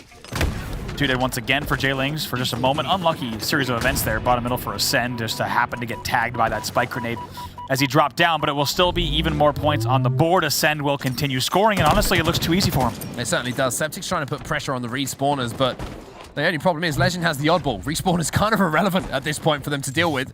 They're going to try and go for that rotate. Septic Might be the first player in the lobby to hit a snipe so far as he manages to body someone. There's another body onto Shady. Morgan's going to clean that one up. Now they need to go, though, because look at the score here, Andy. It's getting out of hand pretty quickly. Snipe drone with camo, that's a huge play. That was their push. Like you said, they needed to go, but they don't go because Snipe drone stays alive and gets 2 kills of his own, and they will continue scoring. It's now 90-12, 10 points away. Legends might be able to clean up Septic as well. Septic can't challenge this, so Legend's going to say, aha, I'm just going to sit up here at the top of the tower, smile down on all the peasants below me and pick up the first round win. Ascend crossed the 100-point mark, and now it's just 1 round to go for a 3-0 sweep. J-Lings maybe still victims of that Game 1 hangover. We talk about that a lot, but maybe it could not be more true at any point in this weekend so far than what we're seeing here, because that was a ridiculous round of Oddball with non-traditional setups and a non-traditional score line. It ends 100-12, and now Ascend only 1 round of Oddball away from sending J-Lings to the elimination bracket. Shady gonna have the sniper rifle again, and when the man heats up, let me tell you, he can hit some flashy shots, but I also like how he's back pocketing this sniper for now, right? Knew that he was going to come under a bit of pressure, then pulls it out and obviously dies because I kind of cursed him in that kind of situation. But Septic's going to get the camo, and finally J-Lings have a setup. They have camo, they have sniper rifle, and they have players alive. Septic ends up getting that cleanup, might get 2 on the pillars, should be a double kill for him. Able to pick that one up in the end, so now a few points on the board. J-Lings already has more points in this round than they did in the entirety of round 1. But even though this is happening, even though they're picking up these kills, look where that Oddball's going. Septic hits a body shot to take that player down, but he's having to do so much work for his squad at the moment, just a scrap ball time. Yep. Able to stay alive, throws that because he did not want to expose himself to the bottom mid-door angle for even another split second. Plasma pistol push coming in from Sika, not going to happen. Instead, it's a killing spree with the snipe from Septic, and it's a much different round number 2 from J-Lings, but long way to go still. Septic coming under pressure, though. Picking up that first kill in the fight. It looks like they got overwhelmed on the other side of things, though, and Legend will just walk through. He'll pick up the kill. Snipe drone will be there to help him out as well, and straight towards that Oddball goes all of the focus here from Ascend. J-Lings Esports, even though they were picking up kills again in that situation, maybe a play ball here, though. Able to get that rotation, but now, like you say, they're moving in towards green. They maybe have the opportunity to scrap a bit of time and get that play when they need to. Yeah, really nice job there from J-Lings, and I gotta tell you, that last kill that comes in from the side of J-Lings there, taking down Snipe Drone on that heatwave push, that's the only way this still happens. And they get the free play ball, and they get extra time on the board. So, like we said, your last player staying alive and even getting a kill is going to continue to be huge for them against Ascend. Quadios is going to have a battle here with Sika for that power-up, and you can see 2 players from Ascend just wrapping around to try and do the damage onto that player. It looks like Quad didn't get the burn as well. You see that camouflage just popping down by his feet. That must have been a frame away because it looked like he was popping on the way to pillars, but he gets taken down very quickly. We'll have to see where that ends up. Here it is. Septic's going to get it into his hands, so even though Quad went down, Septic picked it up but had the same fate as he gets eliminated by that beatdown. Quad now trying to push forward to clean up some kills. Set up here for Ascend, but Quad is flying forward. And this is more like I want to see coming in from J-Lings. Match the aggression. Scrap that ball time when you get a couple of dead, because you have the opportunity to stagger those respawns, and now you're seeing J-Lings start to come to life. Here you have it. This is what you need to see. Just like you say, from the side of J-Lings, be the aggressors, be the decision makers. You need to dictate the pace of play. You need to dictate where all the action is going to happen on the map, and that's what they're starting to do here. 2 dead. You can see they're just pressurizing Ascend now. They are flying once they get damage done. Snipe Drone's going to challenge Cristola and put some more damage down. He might be able to get the triple kill. Septic coming on the flank. He's going to pick up 1. He should be able to pick up 2 as well, and that should be more time here going into the hands of J-Lings. Let's see where they hold here. If they go house or they stay green. Wisely stays green. That's going to give them the play ball option if they need, leading by 27 now. Need to push something out, though. Wherever that first kill comes in, vital. They cannot allow a player to walk up on them and get that play ball, and that's exactly what happens. 2 dead, though. They should still be able to get control here. Identify where the spawners are, get the opening damage, then go for that ball grab. Oh boy, but it's a big nest push coming in from Morga. Sniper Drone managed to get the trade, though, by throwing that grenade down. Sika with the sniper rifle in his hands. Cristola facing against 3 battle rifles behind him as well, so he was never going to come out of that with his life. And now Sika putting the pressure on Morga in the 1v1. And perfect shots from Sika mean that he will give his team numbers. What a play ball there. Just like you said, what a play ball from Ascend. They get that ball off, they get the kills they need, they get 2 dead, they put a lot more time on the board. Much closer now, only a 10-point game. Legend with this rotation, though, and this has been the difference, right? It just seems like they're one step ahead at all points Ascend when they do get that oddball into their hands. Cristola's got to make plays now. He has the camo, he has the sniper rifle. Couple of trades across the ball. I think your main focus in this situation has got to be get that ball out of the hands of our opposition, because otherwise, this could be all of the time that they need, all the lead they need to close out the series. Yeah, Sen takes the lead there. But he's like, oh, the ball didn't play! He didn't get it! I don't think he played it. The ball stayed on there. Great timing from J-Lings. They have 2 dead. Maybe an opportunity for control here. Now they need to push something out. It's like I mentioned before, right? You can't just stand around. You got to get that ball moving. You've got to clear the way for you to make a rotation, and it seems like they have the options to do so at the moment. Morgan's going to clean up Snipe Drone with a headshot, which is certainly going to give them a chance to locate where the push is coming in. Morgan makes the call. Now you need to see that ball rotate. Interesting. Ascend goes for a house push there. None of them go Nest. None of them go towards C. So that opens up the entire tower rotate for J-Lings. Not something we should have seen. I expected Ascend to still pressure from Nest. More time on the board here. But there is one player on the spawn that's going to sneak around. It's going to be Shady. Wow. Not only does he sneak around, he picks up the kill and keeps the oddball in their hands. Big play from them, even though they went for that. And you could say maybe even Ascend baited the tower push because it felt like they were really ready for it. Yeah, they just had the timing on them. They just got there first, and Shady managed to slip through without being picked up. Morgan picks up one, though. Zika trying to throw that ball off the map, and I think they will go for that play ball.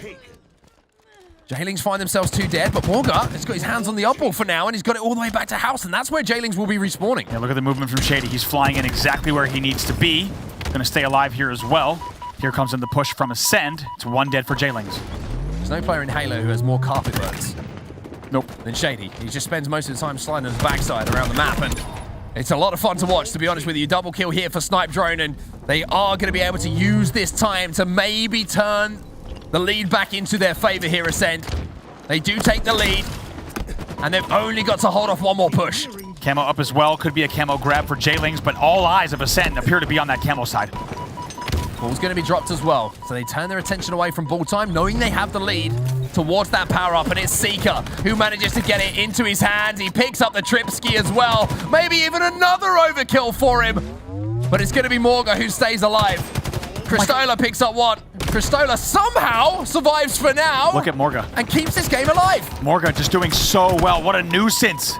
Stayed alive as long as he could. He took down the ball carrier, repulsed the camo player, and he also played the ball effectively, so it will stay 84-78. Seeker's last player alive as well. Look at that play from Morgan, my God. Oh, no! Seeker! Whack-a-mole time as he picks up one, and he picks up 2. Seeker just broke the heart of J-Lings Esports with that play. Last player alive to pick up 2 kills like that. Unbelievable. Huge play, as you say. Game's still alive, though, somehow. Here for J-Lings. You would have thought that kind of play from Seeker as last player alive would guarantee the game to Ascend. One more chance for J-Lings Esports to make a push. Morgan picks up one. Seeker once again in that kill feed, popping up time and time again. And with that, Shady has the ball in his hands. Snipe Drone has kills to his name. And that is going to be the series you would imagine in the next few seconds. Going to Ascend. J-Lings put up a fight. But the knockout blow gets landed by Ascend. They win the series 3-0. I think knockout blow is the only way to put it. When you have a player like Morga staying alive as long as he did, to give an opportunity for his team, but Sika, a double kill in that scenario to get the back whack, then out BR Morga off the back of it, essentially negating everything Morga had done in the past respawn. Man, that's a tough way to go for J-Lings. I think they put up a valiant fight in games 1 and 3. Game 2 was a wash, but Ascend will look back on the history books and see a 3-0 here. They will advance on to our winners finals. I certainly will, and you can see exactly why Ascend have been so dominant in Europe, right?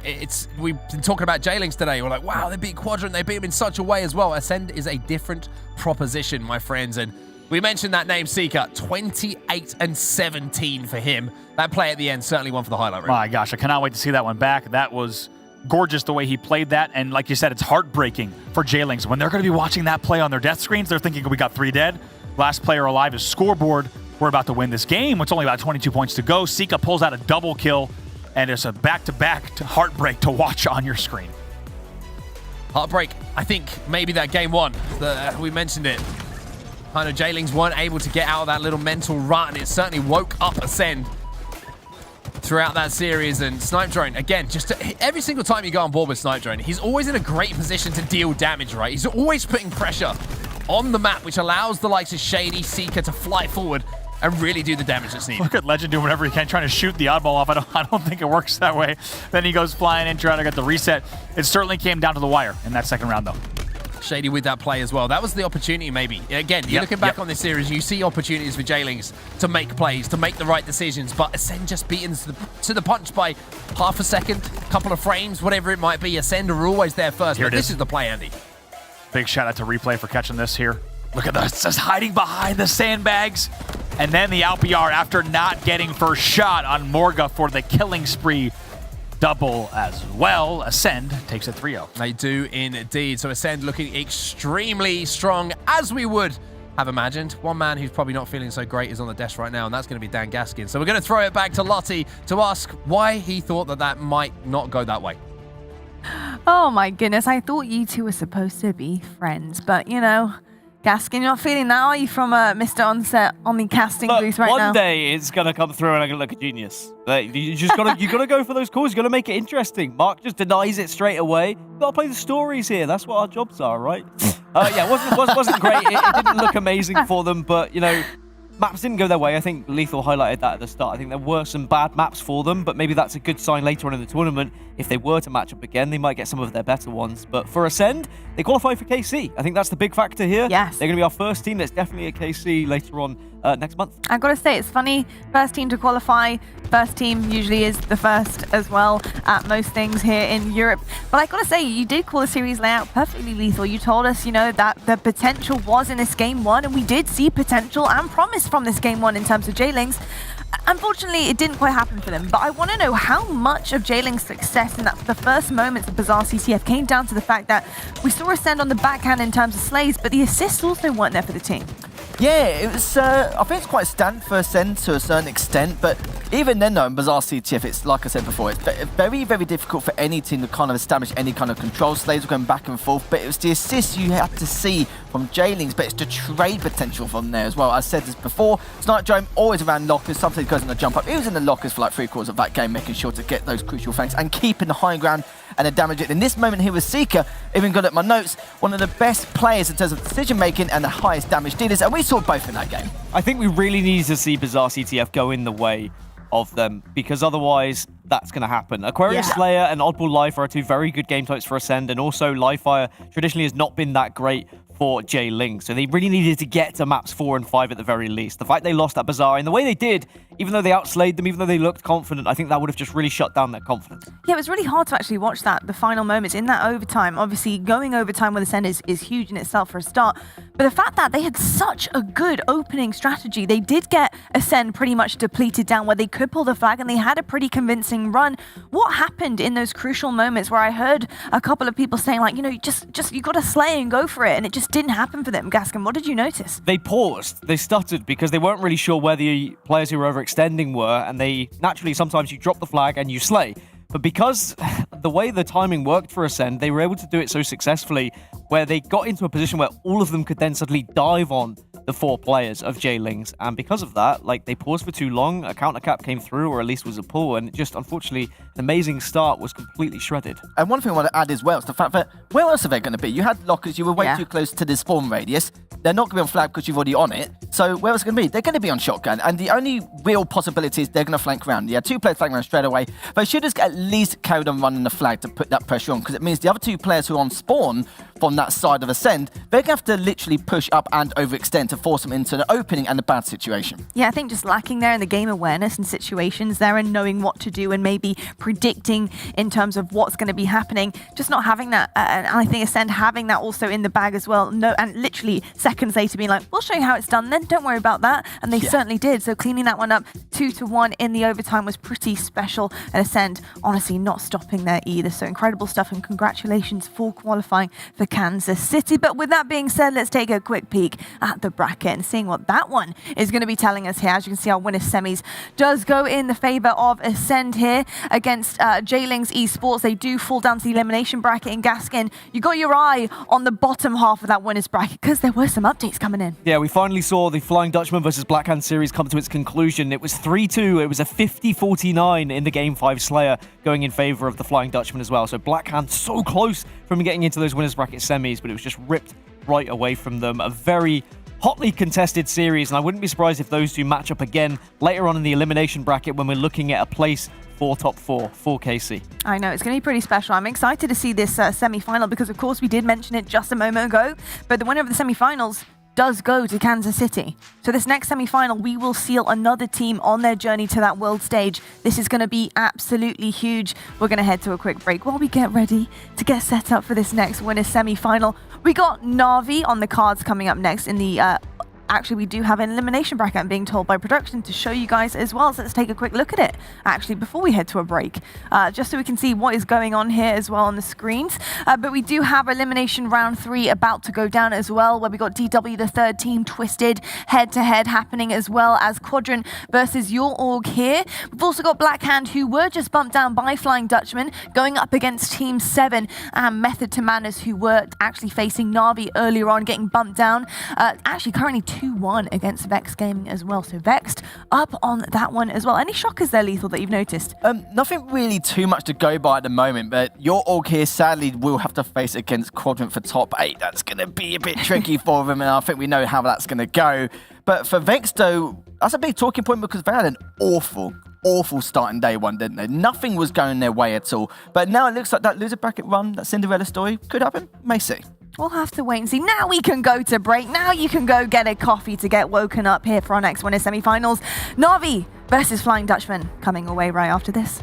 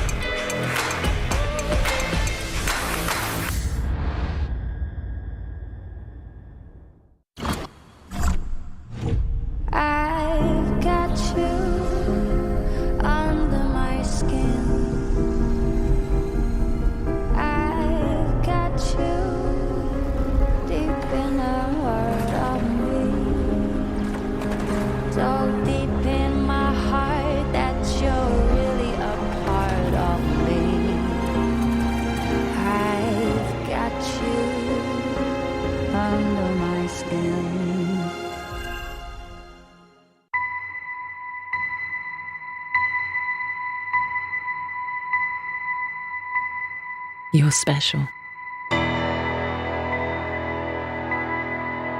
In fact,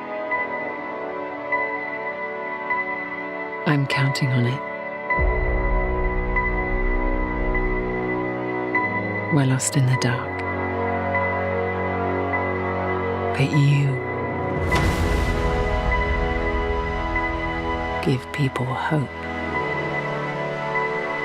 And I will always be with you. I see this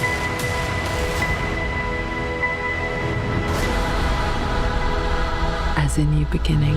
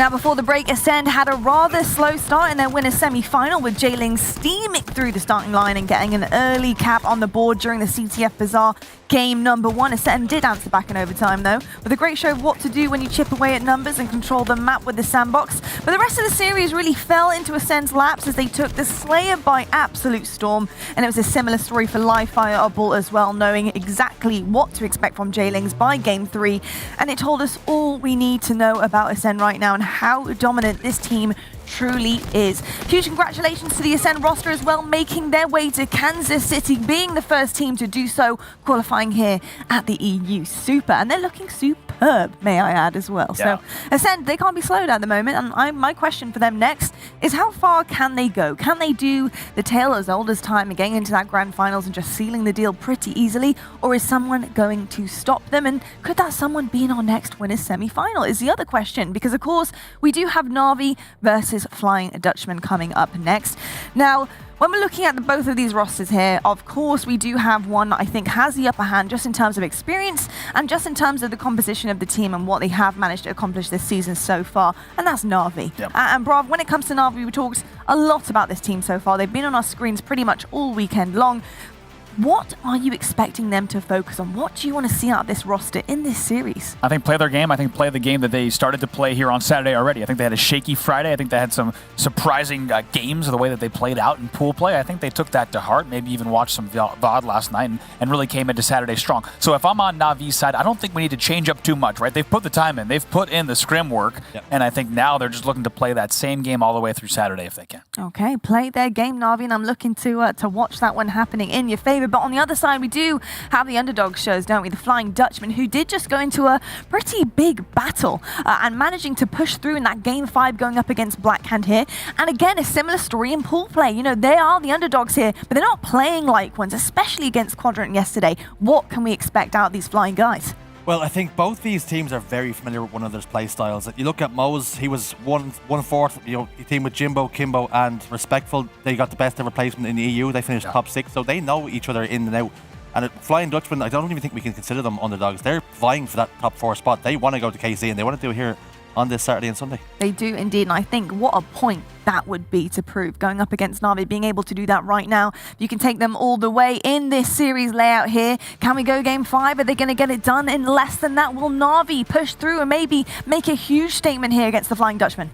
Well, interesting as it may be, Bazaar CTF is going to be our first game, and in scrim results, racing form, it actually favours Flying Dutchman. They won Bazaar CTF 3-1. Second game, Aquarius Slayer, that went to Na'Vi 50-45, and Recharge Strongholds is going to be our game 4. That also went to Flying Dutchman 250-65, so they're in with more than a chance here. Yeah, and that Slayer's close. I would say anything that's a 50-40, 45 and higher, that's a close Slayer. And so this is certainly some game types that could favor Flying Dutchman. That's got a smile on my face. That makes me really excited. I love seeing a series layout come to kind of fruition for one team rather or not, and especially I think the team that a lot are expecting to really fall down here to Na'Vi, especially if Na'Vi are on form. But that's really, really special in terms of the two here and in terms of play styles. What are we seeing coming out of the guns here? Na'Vi, quite a structured team, but do have the flexibility to kind of be a bit more situational as well. What are we expecting out of Flying Dutchman? I think Flying Dutchman just needs to get opening damage. I think if they get opening damage, they start to collapse, they start to close much faster, they can maybe catch Na'Vi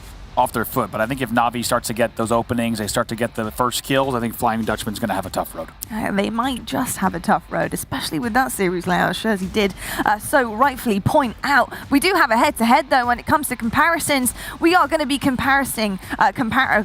are going to be giving the comparison, if I can actually get my words out, Respectful and Clonely here. Now, both of these guys, very aggressive. I got to say Respectful, one that I know very, very well for being the aggressor of his team. Yeah, Respectful, super important for his team. When they play well, he's generally at the heart and soul of it. On the other side of things, also has to be said, Clonely, he was actually dropped by Blackhand, and now he finds himself beating them in a game 5, 50-49. That has to feel good for him, and now he's looking to ride on that momentum. Talk about it. I don't know if there's any better revenge. Game 5, 50-49 win. That is pretty fantastic.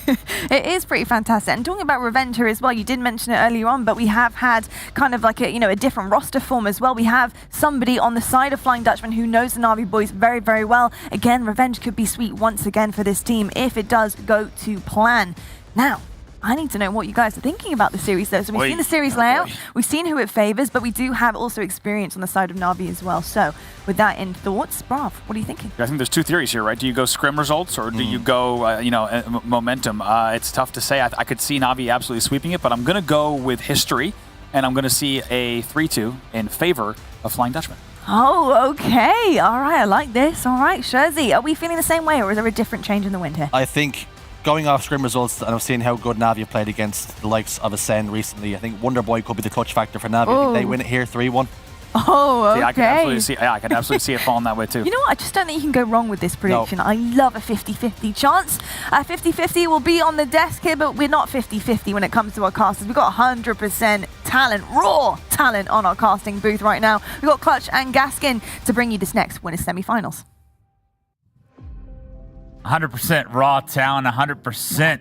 The winner of this series, Dan, will be going to Kansas City. This is a big one for Na'Vi, a big one for the Dutchmen. And what a series it is, because when you look at these two rosters, we've seen Na'Vi play this weekend. We have yet to see Flying Dutchman, but there's a lot of history between these two. Yeah, there is a lot of history, as the desk was alluding to, previous teammates. I mean, we're seeing two teams that have kind of matched up against each other here or there in the Open Series recently when we've seen the rise of the Flying Dutchman. They came out of nowhere when they started kind of wiping teams aside, starting to finishing top 4 and really put themselves within a chance of that KC place. Well, this is going to be Na'Vi's first test, I feel, this tournament. We've been asking the questions, how are Na'Vi going to play against X, Y, or Z team? But this now really is a team who finally are going to be on their level.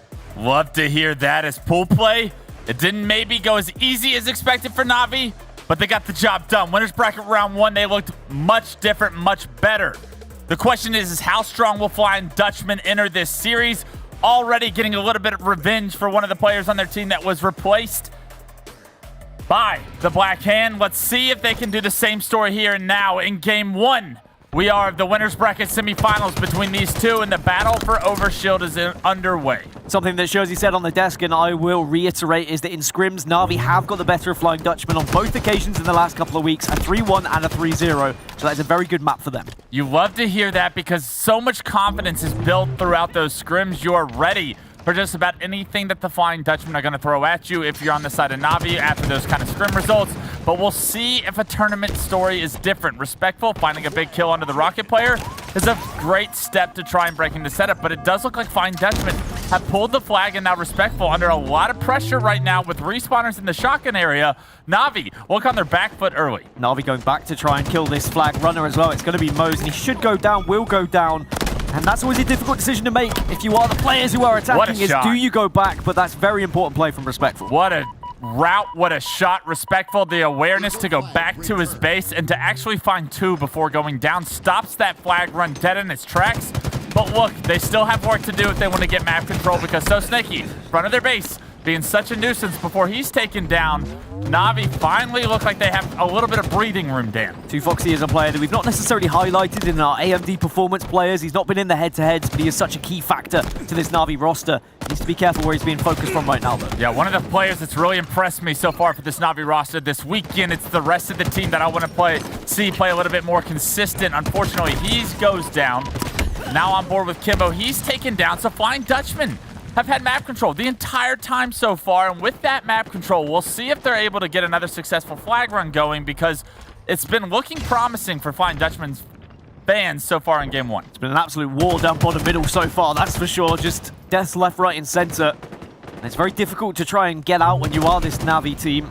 You can see the sending players bar, the sending players lockers, and finally they managed to get that initial kill. It's a second too late though. Overshield in the hands of a Flying Dutchman member. It's Clonely finds the first, spots a second, but the teamwork for Na'Vi is too strong, and for the first time, Na'Vi have map control with 3 dead, and they're already able to get pressure into the base. Are we now going to see the difference between these two sides? When you get that map control, it's about what you do with it. Are you able to get a flag on the move? Are you able to trap those spawners? It looks like it is very much the case for Na'Vi. This is the first flag we've seen reach the halfway point. Look at the difference between Na'Vi and Flying Dutchman's control. When Na'Vi has control for a second, when they get 3 dead for the first time, they get the flag across halfway. Flying Dutchman now forced to try and play some defense with the flag in the middle of the map. They're able to get a first kill. And that first kill's big because it turns into 2. And now numbers in your advantage. The return should come in shortly. Very difficult to try and strategize against a team like Flying Dutchman, who just have a lot of raw individual talent and can win those fights. Rocket's coming up, and you can see they're setting up for them as well, but Respectful's got eyes on it right now. So far, the Flying Dutchmen have dominated the power-up, power-weapon story, and they're in a great position to try and secure these rockets. It's going to be up to Mose to get his shield back. He just does that. He does just that. Picks up the rockets as well, and now Flying Dutchman with the flag on the move. Brand new set of rockets in hand, have a great opportunity to potentially get out to an early lead. Flag's going to be running in a unorthodox route, but it's certainly one that can work if you play it correctly. But you don't want to be leaving it behind. Those couple of seconds means he gets hit by a grenade, and that could be enough to stop a flag. But it looks like with kills going elsewhere, maybe you can get it back a bit further. They do lose 2 members, and he's immediately forced to stop running this. You think if he doesn't hesitate, if he doesn't slip up with that first initial flag run, does this one have a different storyline to it? Because Na'Vi have taken control of the Flying Dutchman base. They have got the return and now have a very realistic opportunity at a counter camp. And that's the danger of running it down shotgun, is you do leave yourselves very vulnerable to the overextenders being able to get such good grenades on you and get such good angles on you as well. It looks like there's not going to be a counter cap, but Overshield is popping and Foxy's in the right place. Yeah, it does look like for the first time Na'Vi able to secure an Overshield, and with that Overshield they find the first kill. That should give 2 Foxy and the boys some opportunity to get some map control, but unfortunately that Overshield, it's a race. Multiple members of Flying Dutchman fly at him, and that Bulldog shotgun being put to work by Mose, one of the best players, I'd say, in the EU region in Halo 5. A very impressive, highly individual skill player, and he seems to have found himself a roster that may just be able to compete. Yeah, realistically, Mose, who could have been on this Na'Vi roster, had things played out differently, but instead has had to work very hard indeed to get back where he is now. And the Flying Dutchman roster definitely complements his playstyle as he looks to get a little bit aggressive here. It's another double kill and a killing spree, but he's not going for that flag just yet. They know they need to kill some more members of Na'Vi first. Yeah, Mose spotting that player, bottom pillars as well. Able to get that information. That's another player for Na'Vi maybe out of position as their base looks to be overwhelmed by Flying Dutchman, but a good job to get that player in Mose removed from the bars in his killing spree. Yes, but taking a look at the stats here, Dan, already the Flying Dutchman showing some great slaying prowess, and with that slaying prowess, maybe no objective done yet, but they have put themselves in such a good position to potentially steal game 1. Yeah, Snaky at the moment with 11 kills to his name. He's been the forefront of discussion in European scene for many different reasons, but he's certainly showing what he's made of here right now. 11 kills on the board, but we need to see him and the rest of the squad get some of these flags moving and look like they can capture it. We know that Bazaar capture the flag is a very difficult game to play. We're dead for the Flying Dutchman and Na'Vi with control as rockets spawning up shortly. You're seeing 2 Foxy want to slow things down, want to play for these rockets, maybe not get bar control just yet. Will that be a mistake from Na'Vi?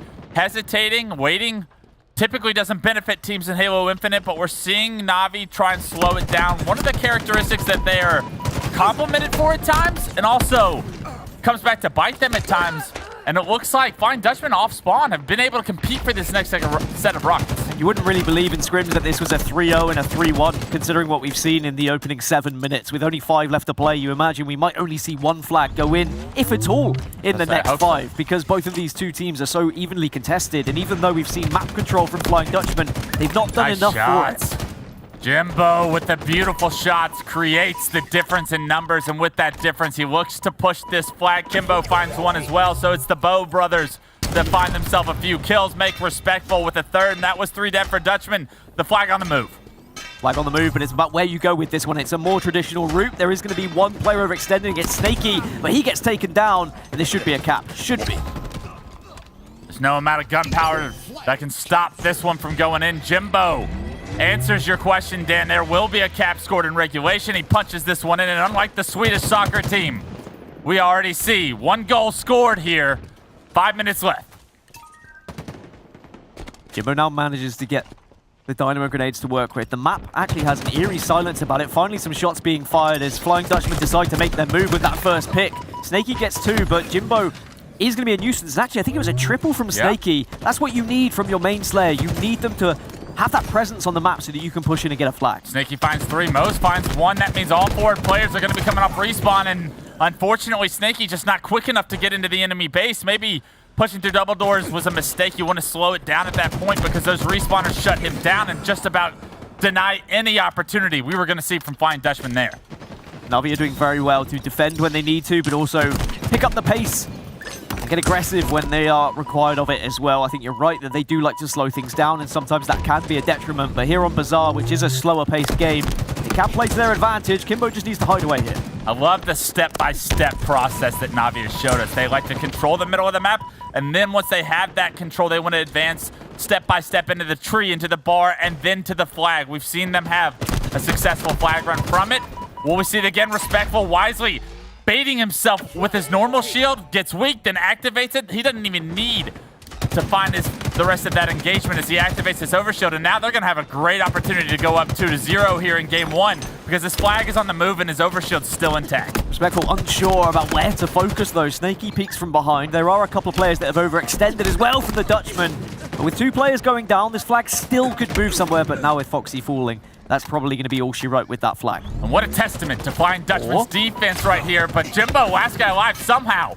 Behind enemy lines, able to get another touch. Doesn't look like it's going to affect the game too much. But Flying Dutchman, against an overshield player with the flag already on the move from a disadvantageous positions, are able to play a little defense. But it's the offense that we haven't seen from them come true so far in game 1. And there's not much time left in order for them to find that success. I think what Flying Dutchman did well and do well when it comes to overextending is they usually send 3 to overextend, but 1 goes back to the base just to try and get some sort of pinch, just to try and be some sort of distraction. Mister's got some rockets though.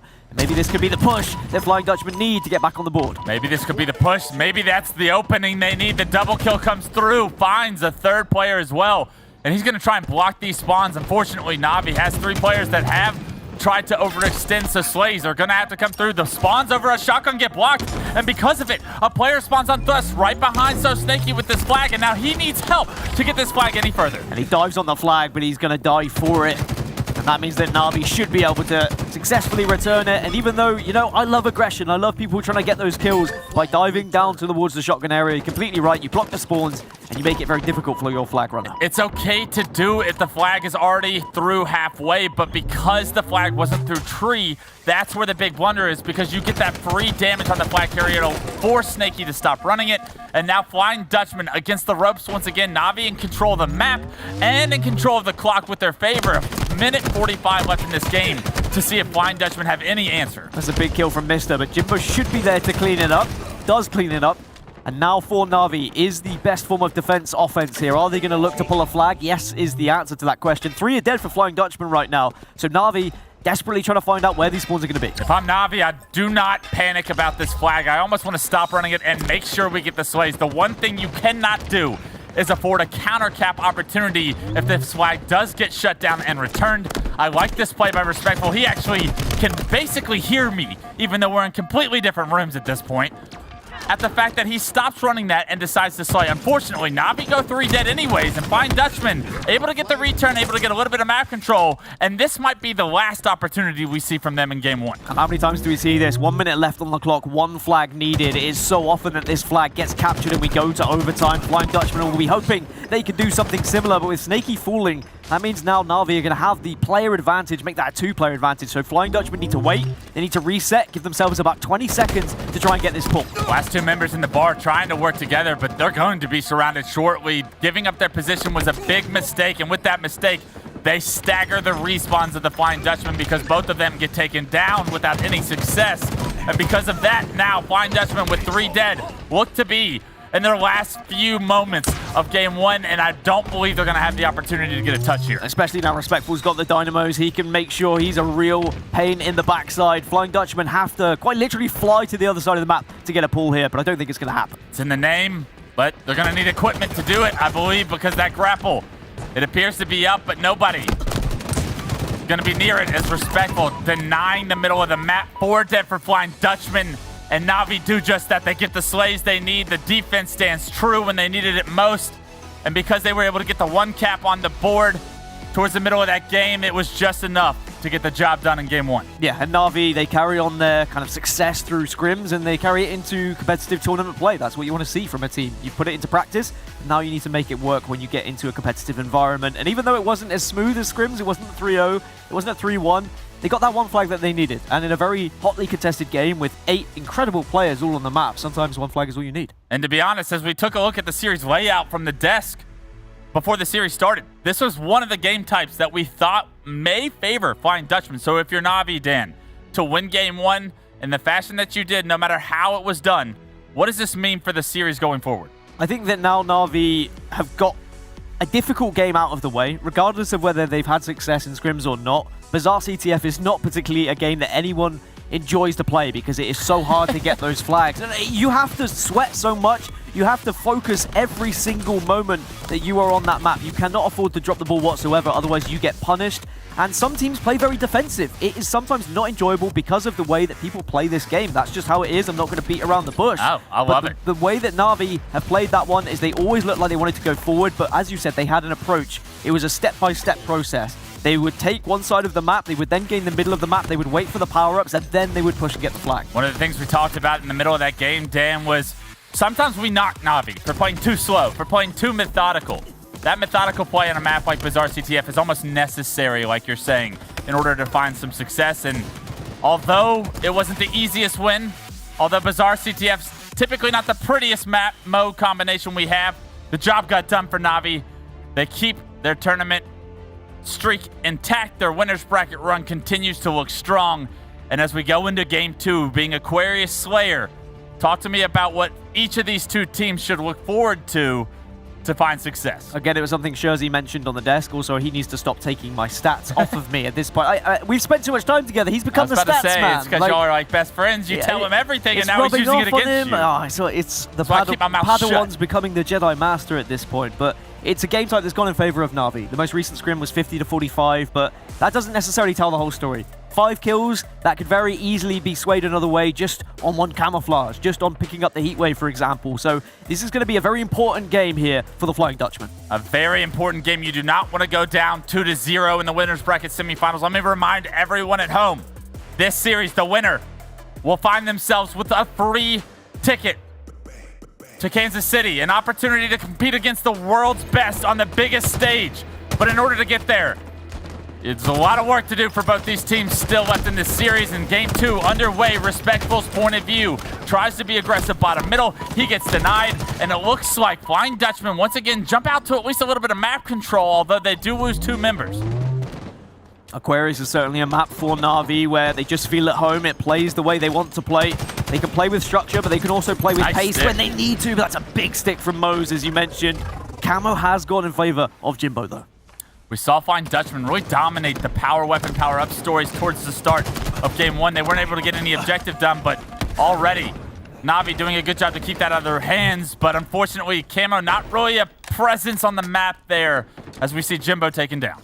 What I will say is that Aquarius Slayer, if it was a 50-45 in scrims, that suggests that Flying Dutchman were never really outplayed. It came right down to the wire, and I think if they can take a lot away from that, maybe they can find some way to shut Na'Vi's presence down, and perhaps that is consistent camouflages. It's not allowing them to snowball out of control, and it's this, focusing on those dynamo grenades. They are so important. Show me something, Clonely. What do you have in your bag of tricks? Great dynamo grenade placement will reward you with the opening pick.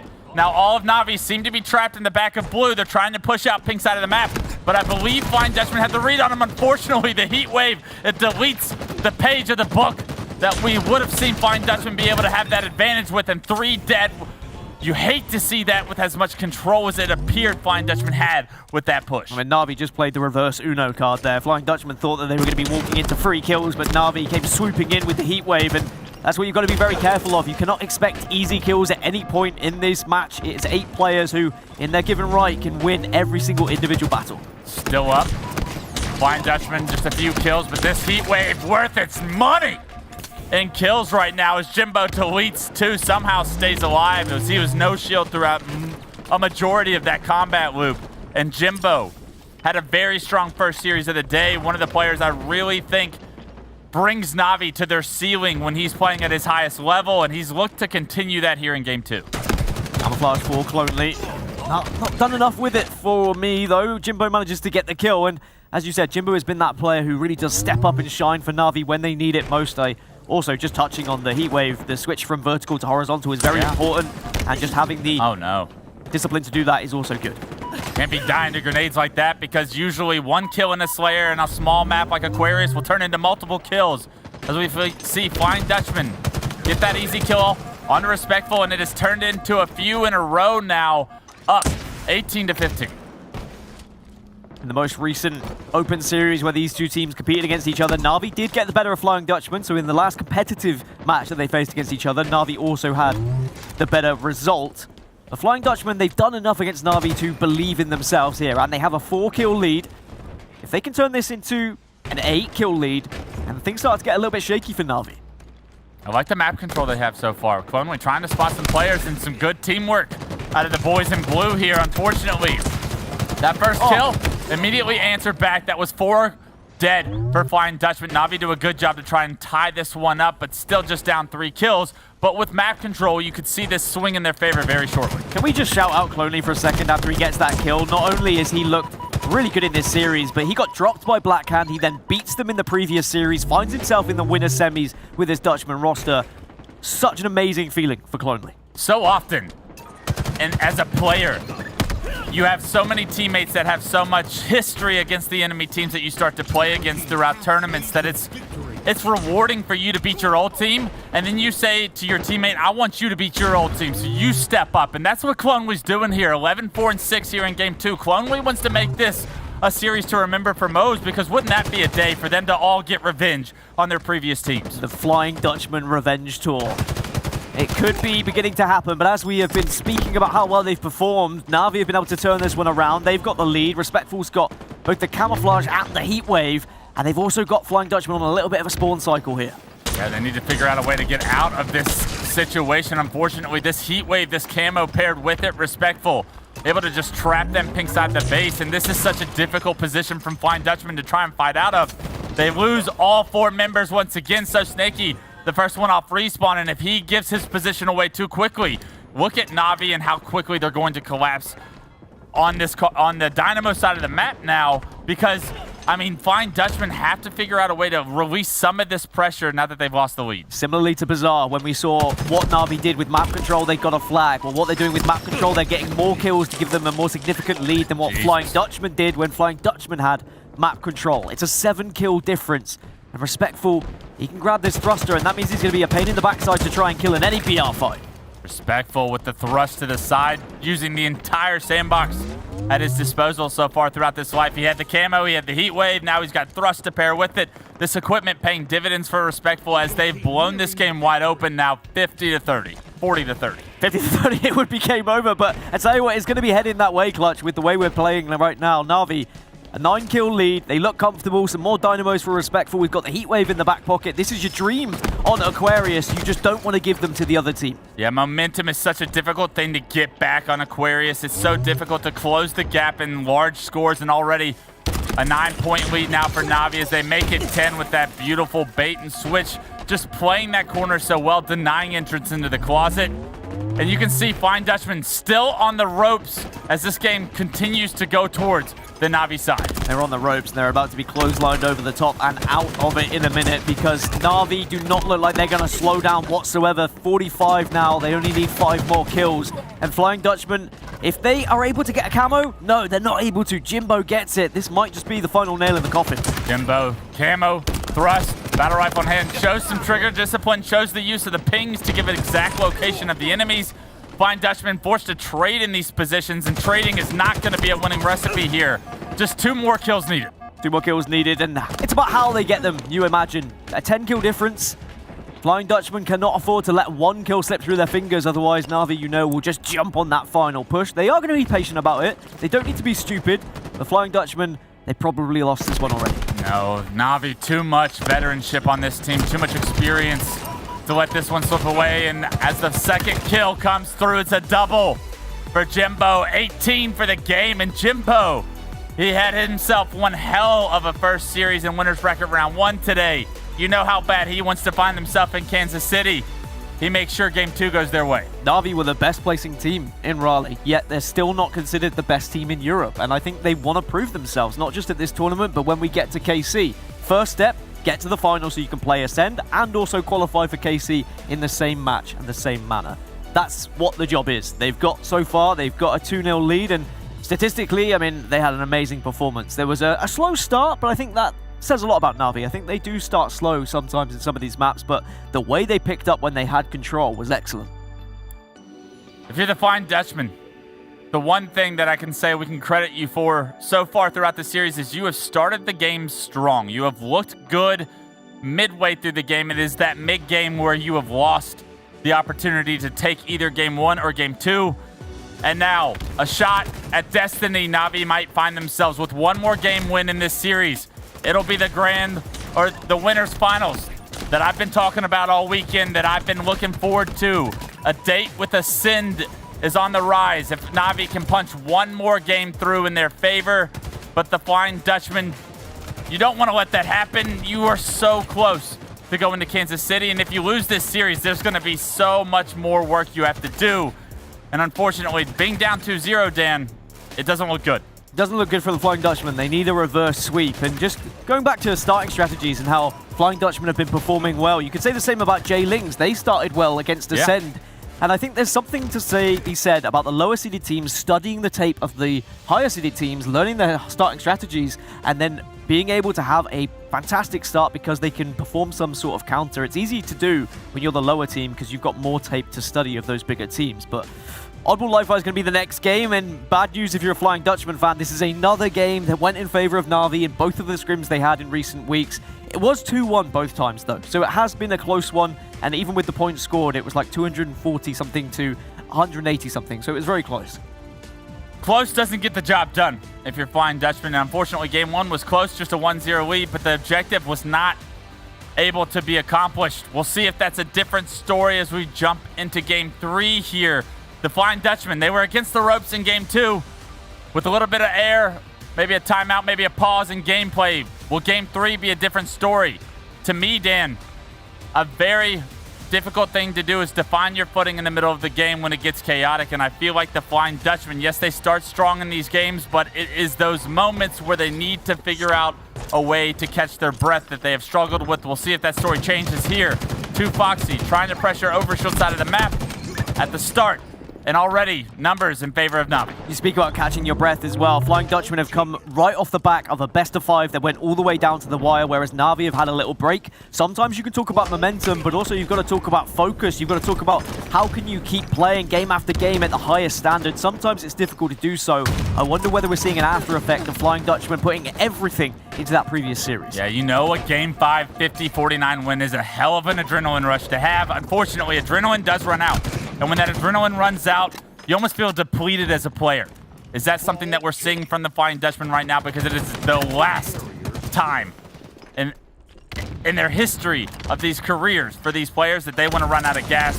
We'll see if they have something left in the tank here. It's an early lead for Na'Vi. The ball in a great position for them if they can get a few slays here to take an early lead in game 3 as well. Of course, as a reminder, this is still the winners bracket, so the loser of this drops down to the elimination bracket, and Flying Dutchman, if they were to lose, would still have a chance to get to Kansas City and get further in this tournament, fighting through that elimination bracket tomorrow, or maybe later today, depending on where they fall, but most likely tomorrow, as 2 Foxy tries to get involved, but Snaky takes him out.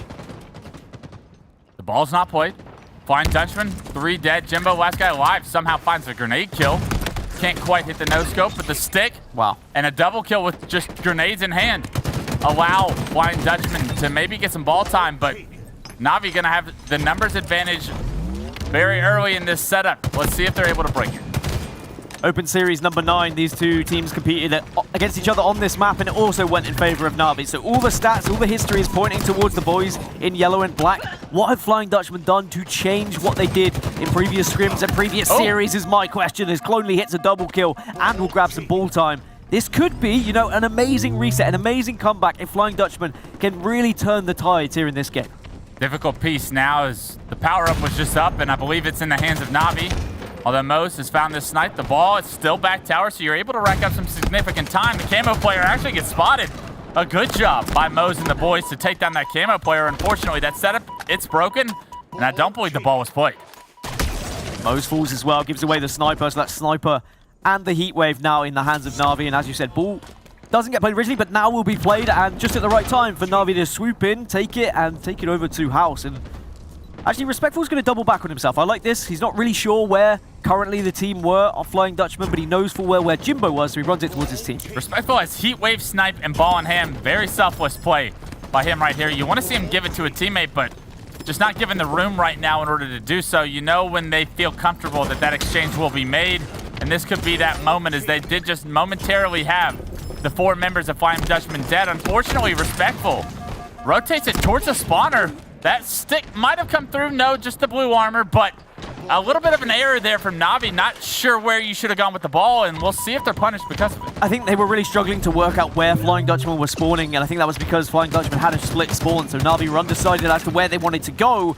Because of that, Flying Dutchman stay very much within this game, and a double kill from Mr. will allow and should allow a little bit of time to be gathered here by the boys in blue. He knows this player spawning towards the elbow location, just doesn't quite know where that player is. He's removed the staggered spawns of Na'Vi, are going to make this a difficult setup to break momentarily, and Mista hit the headshot on the player trying to come through Brutes alone, and that once again staggers the respawners and the potential push from Na'Vi, and this is Flying Dutchman's opportunity to run away with round 1. And this is arguably one of the biggest games of Mista's career. I've really enjoyed the trajectory from this player, moving from someone who is around top 16, top 12 at one point in his career, now is fighting for top 4, if not even further with how this Flying Dutchman roster has looked. Remember, of course, this is to get into the Winners Bracket finals right now. Jimbo with Camouflage, though, maybe trying to make sure that they are the team that finds themselves there. The third camo of the game going in Na'Vi's hands. It's just a matter of time before they become impactful. Heatwave paired with it makes that an easy kill for Jimbo. The ball is, however, played. And throughout that process, the ball was not played by Flying Dutchman, so you see Na'Vi able to at least get a little bit of comeback momentum going in their favor here. Jimbo forced to trade in that situation, and Flying Dutchman get the ball right back to tower. You can clearly tell, Dan, that they love this tower setup. It's just a matter of how long they can hold it. I think keeping that ball over towards tower is a good idea, because if it gets scrappy and over towards garage, it's a difficult game to try and maneuver. It's a difficult game to try and really get your grasp of. And because of that, Na'Vi have struggled necessarily to really put the ball in the place they want to get it as well. We've seen so much indecisiveness when they've had the ball in the middle of the map. So often in Oddball, I feel, especially on live fire, do you see scrappy time collected, scrappy setups, and I feel like that's benefited the Flying Dutchman so far throughout this first round. A lot of Oddball to be played, just 1 minute and 23 on the clock, however. So as that clock starts to become a factor, as that ball is neutral, the Flying Dutchman may be able to play with a couple factors in their benefit towards the end of this first round. Yeah, they have the lead, so in theory they could just slay for an entire minute if they wanted to, but I don't think that will be the plan just yet. Instead, you slay while you can, and if the time presents itself where you can pick up the ball, for sure, you try and get a little bit of a setup on the go, as Clonely is doing some amazing work bottom middle. Clonely was one of these players I didn't know much about coming into the weekend, but he's making his presence felt yet again. He had a very strong Game 2 performance, and now Clonely and the Flying Dutchman, with ball in hand, look to control this first round. Clonely was a good Halo 3 player. There was a lot of questions asked about him after Rally and his performance when he was on Bing Chilling. He got dropped by the team that is now Blackhand. He's back on Flying Dutchman. He's performing very well. He's making up for that position that he found himself in, where there was a lot of... I think he was a scapegoat. I'm going to be completely honest. I don't think he was necessarily the problem with that roster, but he found himself dropped, and he's making up for it here. Hey, Clonely, I've been there. I've been the scapegoat for my team. I've also won a national championship after it, so we'll see what the rest of your career has in store for you. Unfortunately, Kimbo has a bullet to your body from this sniper rifle in store for you for this life. He does play his life very well as he's able to get his shield back off screen, but Mo's picking up a massive double as Clonely was able to distract that sniper. May just be the opening the Flying Dutchman needed to break this setup, and now as Kimbo plays his life very well back tower, he's going to be by himself. And now, an opportunity to maybe be sneaky. Is this ball neutralized with 7 seconds left, and Na'Vi need to act now? You've got to grab the ball. Surely you've got to go for it at this point. 3 seconds if you don't touch it, you just lose this round. Yeah. But there is no sort of desperation at all there from Kimbo. That's not good enough. I know full well that he's trying to maybe distract the other team to give a path to the rest of the squad, but there has to be some communication there where at least he tries to dive on it to give the rest of the team a chance to get close, but maybe Na'Vi just accepting they weren't in a position to do so, and Flying Dutchman take the opening round here in map number 3. Yeah, that's an unacceptable play from him and the rest of Na'Vi, is no one desperating for that ball, no one giving up their life, and unfortunately the kill death ratio, yeah, it looks good when we highlight your before and after games, before and after series, but it just costed you round 1 potentially. And what does Flying Dutchman's opportunity to stay in this series longer mean is something yet to be dictated. Well, remember, it was a 2-1 both times they scrimmed each other on this map, so Na'Vi can at least go off history and say, look, there's no reason why we can't do it once more. But with the way Flying Dutchman have been playing, with the scrappy time they've been picking up, they've been making it very difficult for Na'Vi here. Another camo in the hands of Na'Vi. However, you'd like to see Flying Dutchman focus on those power-ups more, but they remove it from the map, and last guy alive seems to be a tower. That ball all the way in-house. This is going to be an early lead for Flying Dutchman once again in round 2. Foxy trying to do some work with the sniper rifle, and the rest of the team is actually pushing up on that ball. So this is going to be a little bit of a pinch. And a pinch becomes a punch with the sniper rifle. Double kill should be here for 2 Foxy, and now the rest of the team should be able to get that ball. A good job by 2 Foxy to patiently wait for that player to just poke his head through the window. Finds the opening pick with it, a double, and now you're seeing Na'Vi regain the lead here momentarily as the push from Flying Dutchman seems to be from front house. Unfortunately, the player bottom middle, he's removed from another heat wave, and it's respectful with that heat wave that's had so much impact in game 2. Finding some impact here in game 3, but Mo's answers with a double of his own. Foxy's still staying alive. If he was able to connect with that shot, there might have been still a big possibility of picking up some ball time, but Flying Dutchman shut down any sort of possibility of a setup for Na'Vi. They continue to get scrappy time. They've doubled the lead now that they have against Na'Vi, and they're also rotating this ball, recognizing where Na'Vi was spawning and where Na'Vi were pushing. They've been so impressive with their rotations of the ball, with the plays of the ball, with the scrappy time they've been able to build. It's been the difference so far here in game 3. It's potentially can push them to a game 4, but it's only a matter of time for these camos, I think, Dan, to impact the game, because so many of them here in game 3 have gone into the hands, and yet again, Kimbo able to secure this next one. As we say that Flying Dutchman have been really good with their rotations. Colony does kind of toss the ball towards Na'Vi, but he was kind of stuck between a rock and a hard place. I think whichever way he went, he was giving the ball somewhere as 4 go down, as you mentioned, and now Na'Vi can look to try and get some real structure with their setup. Yeah, this is the first real setup that we've seen from Na'Vi, I feel like, in this game 3. And how strong of a setup will it be? Because Jimbo has sniped. He's doing work. He finds the double. It's as smooth as butter, and with it, the lead starting to grow in Na'Vi's favor. Kimbo also in a position to try and catch any sneaky beavers behind him, but what Na'Vi are doing is trying to cover all of their avenues.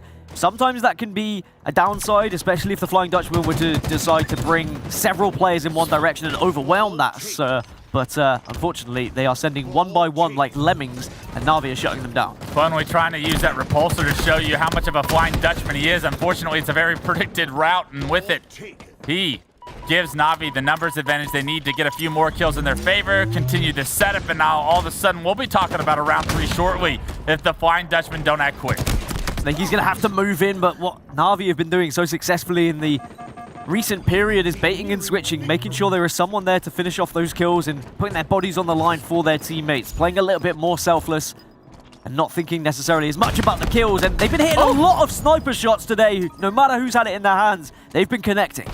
The big thing for me is the staggered respawners have been continued throughout this entire setup, and that's a perfect way to put a punctuation on round 2 as Na'Vi get one setup is all they need. They get the slays to pair with it, and they get a quick 100 points in round 2 to push this game the distance. And round 3 kicking off. So different when you get that ideal setup, right? That's what Na'Vi have been wanting. That's what Flying Dutchman were denying in round number 1. They were keeping it scrappy. They were making Na'Vi fight in difficult areas that they weren't necessarily comfortable. But now Na'Vi looking to play in a far more structured manner, and they are looking far better because of it. Yeah, respectful, quickly able to rotate across the entire map. Meets his teammates bottom middle. It's been a party. Bottom middle right now in round 3 for Na'Vi. They've got that ball towards the tower. And they're going to look to continue the exact same setup opportunity they just had in round 2, and we saw how successful it was there. Fortunately for Flying Dutchman, it feels like they got the slays they needed this time around to deny any more time from going in their hands, and ball stays on the map, so this is a great opportunity for them to get that same setup. Mose wants to use this sniper, but knows for well he had to grab the ball, and now he's going to put himself in a detrimental situation where he's just trying to fight his way out of such a horrible position, and instead just retreat. So what could have been some ball time, if he had played it correctly, unfortunately means he's on the back foot. Yeah, unfortunately, none of those shots connect for Mose, and because of it, they don't really find the openings they need. And just like that, Na'Vi somehow have that ball still back tower, as no one able to successfully play that ball. Mose still alive with the snipe, but unfortunately, it's like he's playing his life almost too well this time around because Na'Vi are going to rack up some time. And just like that, the staggered spawns will once again affect Flying Dutchman's opportunity to push. A moving, crouching, tactical teabag. It's just teabagging at this point as 2Foxy lets Moz know as they're starting to feel themselves here on Na'Vi. I think they know where this series is going, regardless of, even if this map didn't go their way. They feel like the better side here against Flying Dutchman. Even though Flying Dutchman toppled them once upon a time in online competition, and there was a lot of questions asked about this side, Na'Vi are looking on top of their game here, right now. This setup feels so comfortable for Na'Vi as they find the first two, make it a third, and now just 50 points away from Kansas City. From a date with Destiny against Ascend in the winners bracket finals of this EU Super. Can Flying Dutchman break this setup? They couldn't in round 2, and Kimbo with a killing spree is going to waste away any opportunity the Flying Dutchman may have. 66-1. And Flying Dutchman are really struggling to get going in this round number 3. Cloney at least opens up the kill onto Kimbo, but with 2Foxy having camouflage, it makes things very difficult as more ball time is still being gathered. And as you said, it's getting closer now to being inevitable that we will see Na'Vi versus Ascend in our winners bracket final.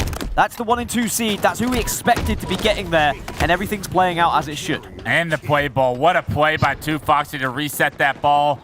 Stop Flying Dutchman from getting any time so far in this third round. They have 1 point, and only 1 point is 88 unanswered points from Na'Vi have been acquired.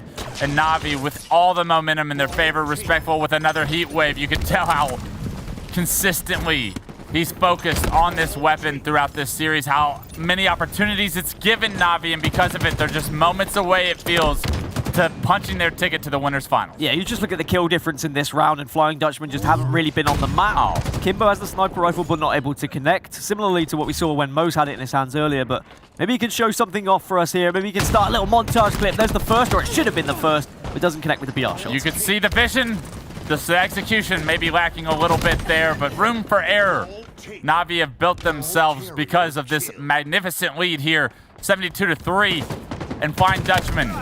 You got plenty of time on the clock, but unfortunately it's almost perfect Halo required to come back in this one, and it feels like since the middle of the second round, Dan, they just haven't had the numbers advantage they need to get any time at all. Yeah, Na'Vi have been very effective with how they slay and where they move and how they position themselves. So far, Respectful's got his hands on a sniper rifle. They've got hands of the ball, drop ball as well. Everything's there! And Respectful sends a bullet straight through the brain of Snakey. And I think Na'Vi know what's about to come. It's going to be another 3-0 for one of our top 2 teams. And we're seeing the difference between our top 2 squads and the rest of Europe. And what will that winners finals have in store for us tomorrow is the question, because I needed to see more out of Na'Vi coming into today, and they showed me everything I need to see to make me think they can compete with Europe's best as they try to end this game 3 with a punctuation. Respectful still with the snipe in hand, just 1 bullet in the chamber, puts it to use, gives his team numbers, 3 dead for Flying Dutchman, and the last player alive needs to make one hell of a play to try and keep them in this. Na'Vi think they are the best team in Europe, and they will have the chance to show us so in the winners bracket finals, because they need 4 more points. Respectful's teabagging, and there will be the victory here for the boys in black and yellow. It's a 3-0 winners bracket finals, and Kansas City is secured. An unbelievable performance. We thought that this was going to potentially go the distance, Dan. The Flying Dutchman looks so strong throughout not only pool play, but their first winners bracket as well. With a 3-2 victory, 50-49, you wondered if that momentum was something they could build off of, or if it was going to almost take away and suck the energy out of them going into the series, and it looks like the latter was the case. It's unfortunate for those boys, but they still will have an opportunity in the elimination side of the bracket. But as we take a look at the stats, although we saw a round 1 win for the Flying Dutchman, the difference between 247 and 89 is massive. Yeah, that was a very dominant performance from Na'Vi, really, when you look at the slays and you look at what they were able to achieve in those rounds 2 and 3. They just needed a bit more structure. I think Flying Dutchman played it very well in round 1, where they made it messy, they made it scrappy, and Na'Vi were a little bit frustrated because of that. But as soon as Na'Vi found that structure, they were so comfortable, and they were almost having fun. Like they were playing like they were in a game where they didn't really care what happened, but you know full well they definitely cared. They were definitely gunning for that top 2 spot, or the top 3 spot is what's guaranteed. KC and the winners bracket finals. Something that stuck out to me throughout all of the series, Dan, was the power of control. And although Flying Dutchman got the first overshields in game 1, it was really a dominant story from Na'Vi's case in games 2 and 3, and I really felt the tide change with that power-up control. What was it that allowed them to kind of change that story and dictate it in their manner? I think that Na'Vi are so good that they don't necessarily need to always focus on power-ups and power weapons. They have enough when it comes to their teamwork and their strategy that they can still beat a team and they can plan effectively. They focused on the power-ups when they needed to. There are some times when you can just let a camouflage go at times. It's not always necessary. You don't want to throw away a setup for sure. So I think that Na'Vi were very successful. I was very impressed. Big congratulations to the boys in the yellow and the black.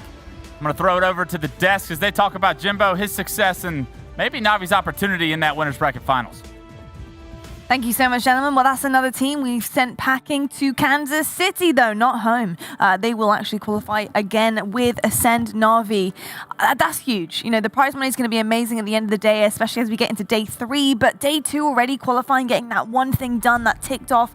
That's going to give them a little bit of a breathing room, I think, for this Na'Vi roster here today. But I have one question really quick. Yeah. Bravo, why were you so wrong with your prediction? Thank you. Yeah, I was hoping you'd ask that. Shurzy and I were watching the games, of course, alongside you in the room, and it really was, if you went with the scrim results, you put all your chips in that basket. And I think if Flying Dutchman wins game 1, right, then we do see game 4, which they also won, right? That's how we could have gotten to that. But my God, was it ever a different story? And Shurzy's prediction was much, much closer.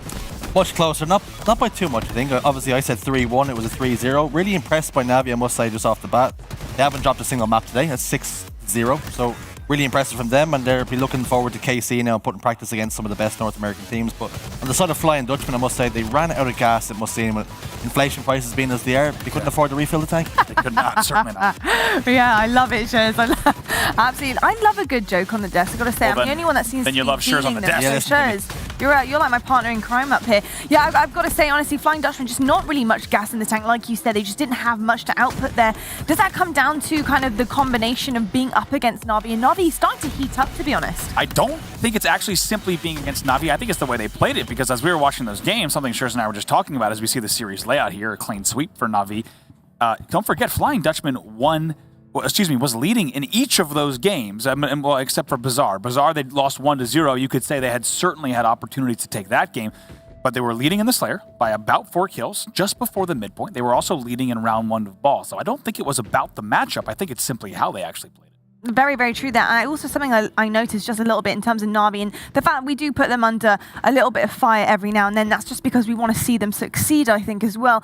But Na'Vi in that final Oddball game, it took them a while to actually get set up. Actually, it was in the middle of round 2 when they couldn't actually even find a setup, and they just about managed to scrape one together. That's when we started to see that run coming in from them, managing to obviously seal the deal there. But Shurzy, what are some of the holes right now Na'Vi need to pick up on and fill in? Well, it seemed really comfortable for them, particularly in that Oddball game, round 3. I think we've seen 2 Foxy crouching in front of a sniper player, respectful. That's how comfortable it was for them. They didn't have to shoot. I think their main enemy is starting off series slow. That's the only thing that really ever catches them off. And I think against the likes of Ascend, that's going to be a real problem. But I think they worked out the puzzle against Flying Dutchman. They had the pacing all the way locked down, and I think they were flawless today. Yeah, they have actually been pretty good, and I'm liking the trend that I'm seeing from Na'Vi at the moment, especially as we talk about them heating up and getting better and better as they go along. But huge congratulations to them as they do proceed on to Kansas City and qualify for that, as well as head on through the winners bracket. And speaking of, let's take a look at the updates that are coming in hot and fast. We do have our winners finals now. I gotta say, this is exciting stuff. Ascend, Na'Vi, and I feel like when we're on the desk, we do tend to kind of compare to Ascend. You know, how good is a team? Can they compare to Ascend? I think that is always the bigger question here. And that question is going to you, Prof. How do they compare to Ascend? I mean, I think it's going to come down to the exact game types in that series layout. Great momentum, though. We talked about Na'Vi needing to start off yesterday's pool play with 3-0s, and they have also, since that first matchup, they've even looked stronger. Like Shurzy said, 6-0 today. Look at those 3-0s. Right now, they are matching game for game Ascend as they get to the winners finals. That's big momentum for them, and I think it's key. If they were coming in with 3-1s and 3-2s, they'd have even a little bit less momentum, but I think this is going to be good for them. It'll come down to the game types. I love that. Love that momentum is on their side. Na'Vi in the winners finals against Ascend. Now we have a look at the elimination bracket and see the updates coming in thick and fast here as well. We do have some of our elimination quarters starting to get stacked up. We've got Flying Dutchman waiting right there, obviously falling to Na'Vi just moments ago. J-Ling's Esports falling to Ascend, also waiting the elim quarters. Then we have our round 4s almost ready to go. Quadrant versus Team Twisted, and we have one at the bottom there. Bex Gaming waiting on the winner of Black Hand and Team 7 there as well. So there's a lot to get through here in this elimination bracket. And of course, just remember that this is it for these teams. If they don't proceed on, if they do not win their matches in the elimination bracket, they will be going home. So there's a lot on the line here, and there's some very talented teams and rosters down there. Who's your best bet here, Shez, in the elimination bracket? I think it's the revenge tour of Bex. It has to be. They finished third in their pools yesterday. They looked a shadow of their former selves. They come into loser bracket today, or elimination bracket, excuse me, and they got an absolute tear. Got playing 10 games, winning 9 of them. So questions have to be asked there. Are they back to form? That is a huge question, and surely we're going to be finding out as we get through that elimination bracket. Well, folks, we're going to send it to a quick break, but when we come back, we do certainly have another series coming your way. We're going to be dipping into the elimination bracket and finding who is going to be proceeding on and who's going to be going home. We'll catch you right after this.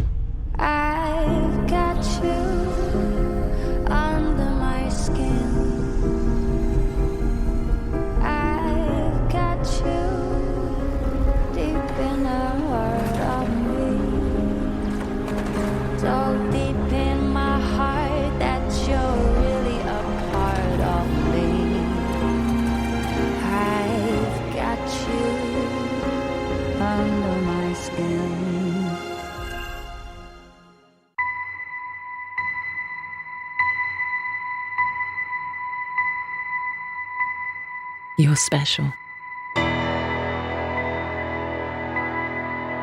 In fact, I'm counting on it. We're lost in the dark. But you give people hope. And I will always be with you. I see this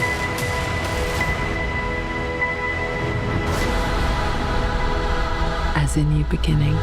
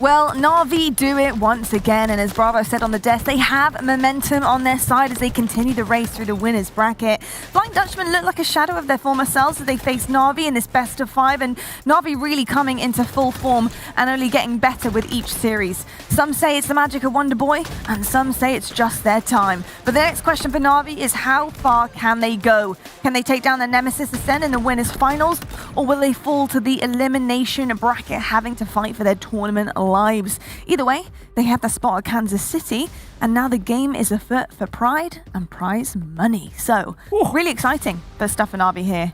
I think, talking about them very, very briefly, I'm really liking the position that they're in right now. I think going up against Ascend, and like Bravo said previously, having that momentum behind them is only going to help their odds going up against Ascend in this winners finals. However, though, we do have an elimination match, and we got Lethal and Gaskin on the desk to talk us through it. We do have Quadrant versus Team Twisted. One of these guys is going home, and one will continue on.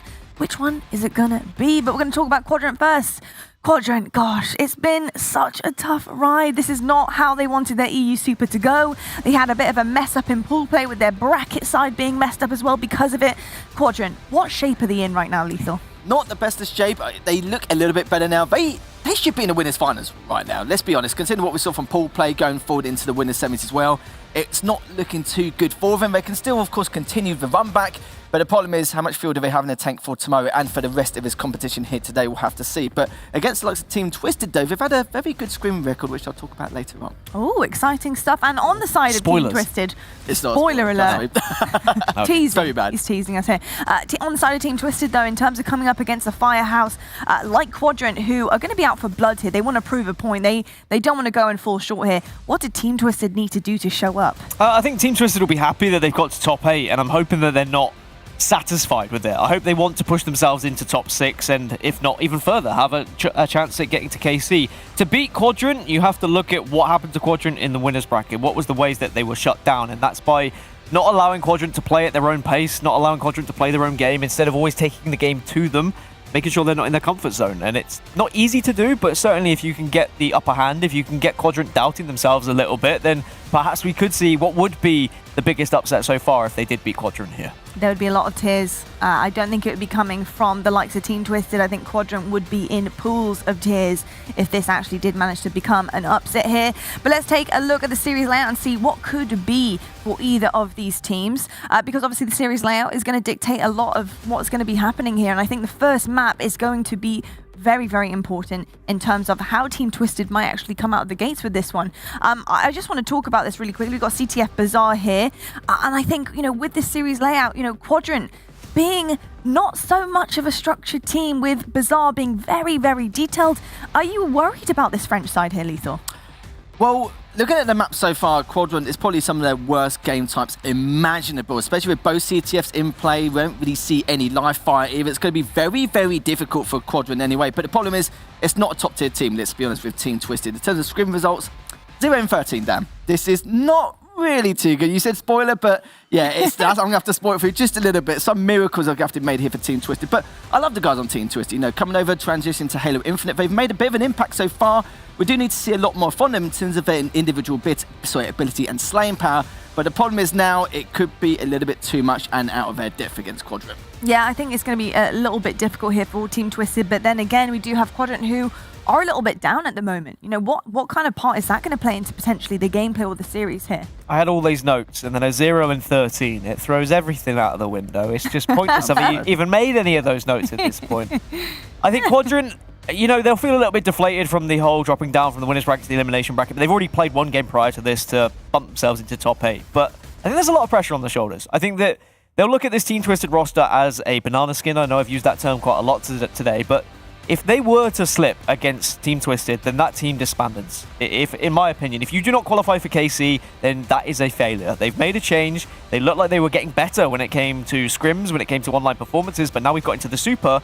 I have that same question over this Quadrant roster. It was similar way back in Pro Series when they were scrimming amazing, but in tournament play, they weren't pulling it out. And I'm wondering why? Why aren't you doing it? And SOG said to me, oh, it was because of best of 3s. Best of 5s now in this tournament, so there's no excuses left.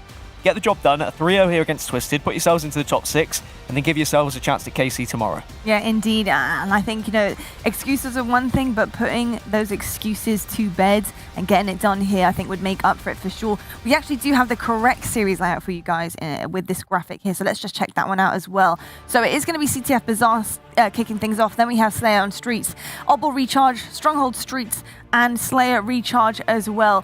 Seeing any kind of like pickpocket parts here for Team Twisted to maybe steal something from Quadrant? Well, Team Twisted, they need to win this 3-1 because Recharge Slayer is one of their worst game types, and to even take a game off him at this stage, considering the scrim results, as I already mentioned, is just ridiculous in itself. But then again, some structured game types there for Team Twisted to try and take advantage of here. I'll be looking at Defrag especially. There's times where he's had, well, times of greatness in terms of his slaying power, sometimes not. It does depend on who he plays against because he has a certain type of style which is quite unique compared to what we've seen from other players and other teams in the past and present going into this tournament. But yeah, again, it's going to be very, very tough. Every single one of these guys just don't reflect what we saw from the scrims and just completely change. Just free flow, freestyle as most you can and just see what you can do from there. Just be loose and fluid. You know what? You got those arguments on Twitter happening with the keyboard where it's saying, scrims, why are you even talking about scrims? They don't matter. Well, they have to not matter today, especially for Team Twisted if they want to try and win this series. Let's talk about some players, though, that are going to be going up head-to-head against each other. We do have SLG from Quadrant and we have Zur from Team Twisted. Now, this is quite an interesting one in terms of the stats here. Of course, this is actually taken throughout the EU Super. SLG lacking just a touch with his slaying power. We are used to seeing him being one of the main slayers on this team. We have seen a kind of a shift here for the IGL role, then back again. Where are we at with Quadrant and SLG? Honestly, I'm so used to seeing SLG as the star player of this side, but it really hasn't been the case for the last few weeks. But I guess that's a good thing. If what was your star player is now being surpassed by other players and you're still playing well enough, then that means the team is getting better overall and you're not relying on one person to perform. On the other side for Zur, I think he's a very interesting player to watch. His POV is sometimes, I think, very experimentative. He likes to try new things. He likes to try and surprise his opponents. And if he can surprise the entire roster of Quadrant here, then maybe, maybe we can see an upset. Maybe you can throw away all those scrim results. It's unlikely, but yeah, it might happen. I like to see it. Well, I hope one of you is going to surprise me right now and I ask you your predictions. Lethal, going to keep it interesting. No, 3-0 Quadrant. Sorry to spoil you guys, a bit anticlimactic, but hopefully the Team Twisted, if they cause a massive upset, Quadrant get top 12, that'd be upset of the year, I'll probably say more than anything, but highly unlikely. I think, like you said, with the series like 3-1, that's a really, really tough objective, I think, working there. What about you, though, Dan? Keeping it interesting? You did try last time. Trying to eye down on set. With J-Link, you tried to keep it really interesting. Prediction King title incoming? Again, if I went for Twisted here and it was correct, I would look a genius, really, wouldn't I? Would I look an idiot if I go the other way is the real question. I think that's probably a yes. I think inevitably it's going to be a Quadrant victory here. Alrighty then. Well, we've had the verdict on the desk. It is well and truly over to our two wonderful casters. We've got Onset and Bravo on the mics for this next elimination match. Good stuff, Dan Gaskin. I'm proud of you, my friend. Smart prediction coming in from Dan. Yeah. Quadrant versus Team Twisted is where we find ourselves, though, in the elimination bracket. And unfortunately, Andy, for one of those teams, it means it will be the end of the road in the EU Super. For Quadrant, I think they've got to try and get a solid win on the board here. Yeah. It's been a tough day for them. Tough day. A very, very tough day. And I think they've got to look forward to tomorrow and get this win under the belt. Absolutely. Get it done and dusted tonight. This is not the day they expected. This is not the place they really ever expected to be in the bracket. And I don't think even Dan Gaskin, by the way, make sure he never gets into sports betting. I don't even think Dan Gaskin would have seen Quadrant down here in the bracket. So they have another match ahead of them this evening to stay alive. They do. But on the other side of things, if you're Team Twisted, you're coming through the bracket. Yeah, you're in the elimination bracket. Maybe not where you want to be, where no team really wants to be. But going up against Quadrant today, after the performances they've shown, there's no better opportunity to cause the upset. You're thinking, let's strike not only while the iron's hot, but also while our enemies are maybe a bit down as well. Let's take advantage of the fact that Quadrant hasn't had the best day just yet here. Lots of toys, lots of goodies, bottom middle on Bazaar. That's where our first focus will be here in game number 1. Well, let's see if there's going to be another surprise up the sleeves of a team that has to go against Quadrant today. Quadrant really have struggled. Let's see if they can find a little bit of their flow today. Let's see if they can step things back up to where we expect them. Early on, Defrag's going to be doing quite a lot of damage around bottom middle. Gets a stick with the Dynamo. You don't see that every time. That thing was sticking and ticking. That will be several kills going here in the way of Team Twisted. That Obi will be burned off, but here you go. 4 dead, 1 spawner. 4 dead, flag run immediately. Quadrant. I said how they were struggling a little bit today, and it seems to kind of overflowed into the start of this game as well. However, for some reason, Team Twisted have decided not to get that flag moving quite how they needed to. That was 4 dead with rockets in the hands of Xur, and now Team Twisted have somehow thrown this one away. And now Deathfalls as well. So look at that, 4 dead, and they have totally thrown it away. They were not able to get through there, and now the flag's being ran, being punished immediately. Here's the counter run from SLG and Quadrant. Can't let that happen.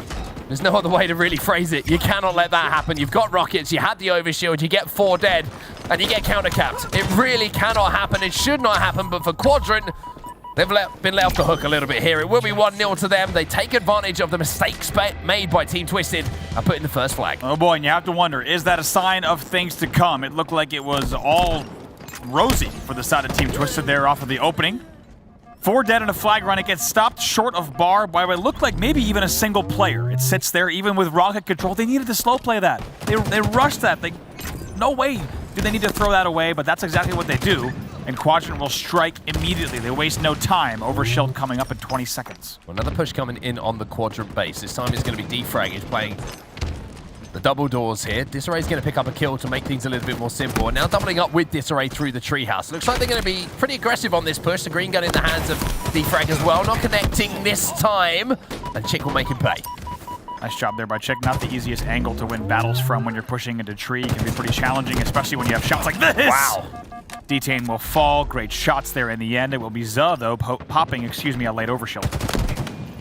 Shad's going to use that thrust to get out of the way as well. Plays his life against the overshield player. Xur picks up 1, but takes quite a lot of damage on his way forward. SLG maybe had a little bit of an easier time than he should have in that battle. Unfortunately, therefore, for Xur, not enough bullets in the battle rifle to get that job done. Quadrant holding the line and holding it very well. Once again, a clutch flag stop means we are at 1-0 instead of 1-0 the other way with an early lead for Quadrant. So far, it's been Shad on the board right now. He's 6-3, leading the game. SOG having a little bit of a quiet start once again.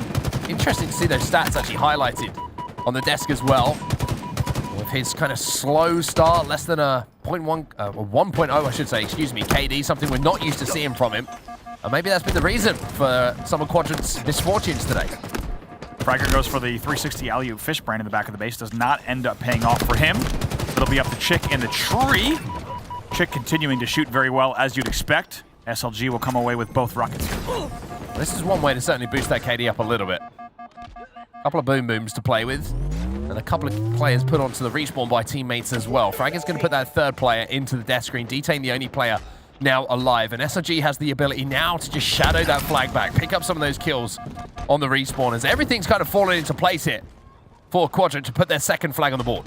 SLG looking for where those spawners might be, finds one, it will connect but not kill, so he knows he needs to loop back and rally back right now, make sure they're taking down these spawners. Defrag's going to be caught off guard as well by SLG, making that rotation back. It's a very, very simple flag run here for Quadrant, but very well executed.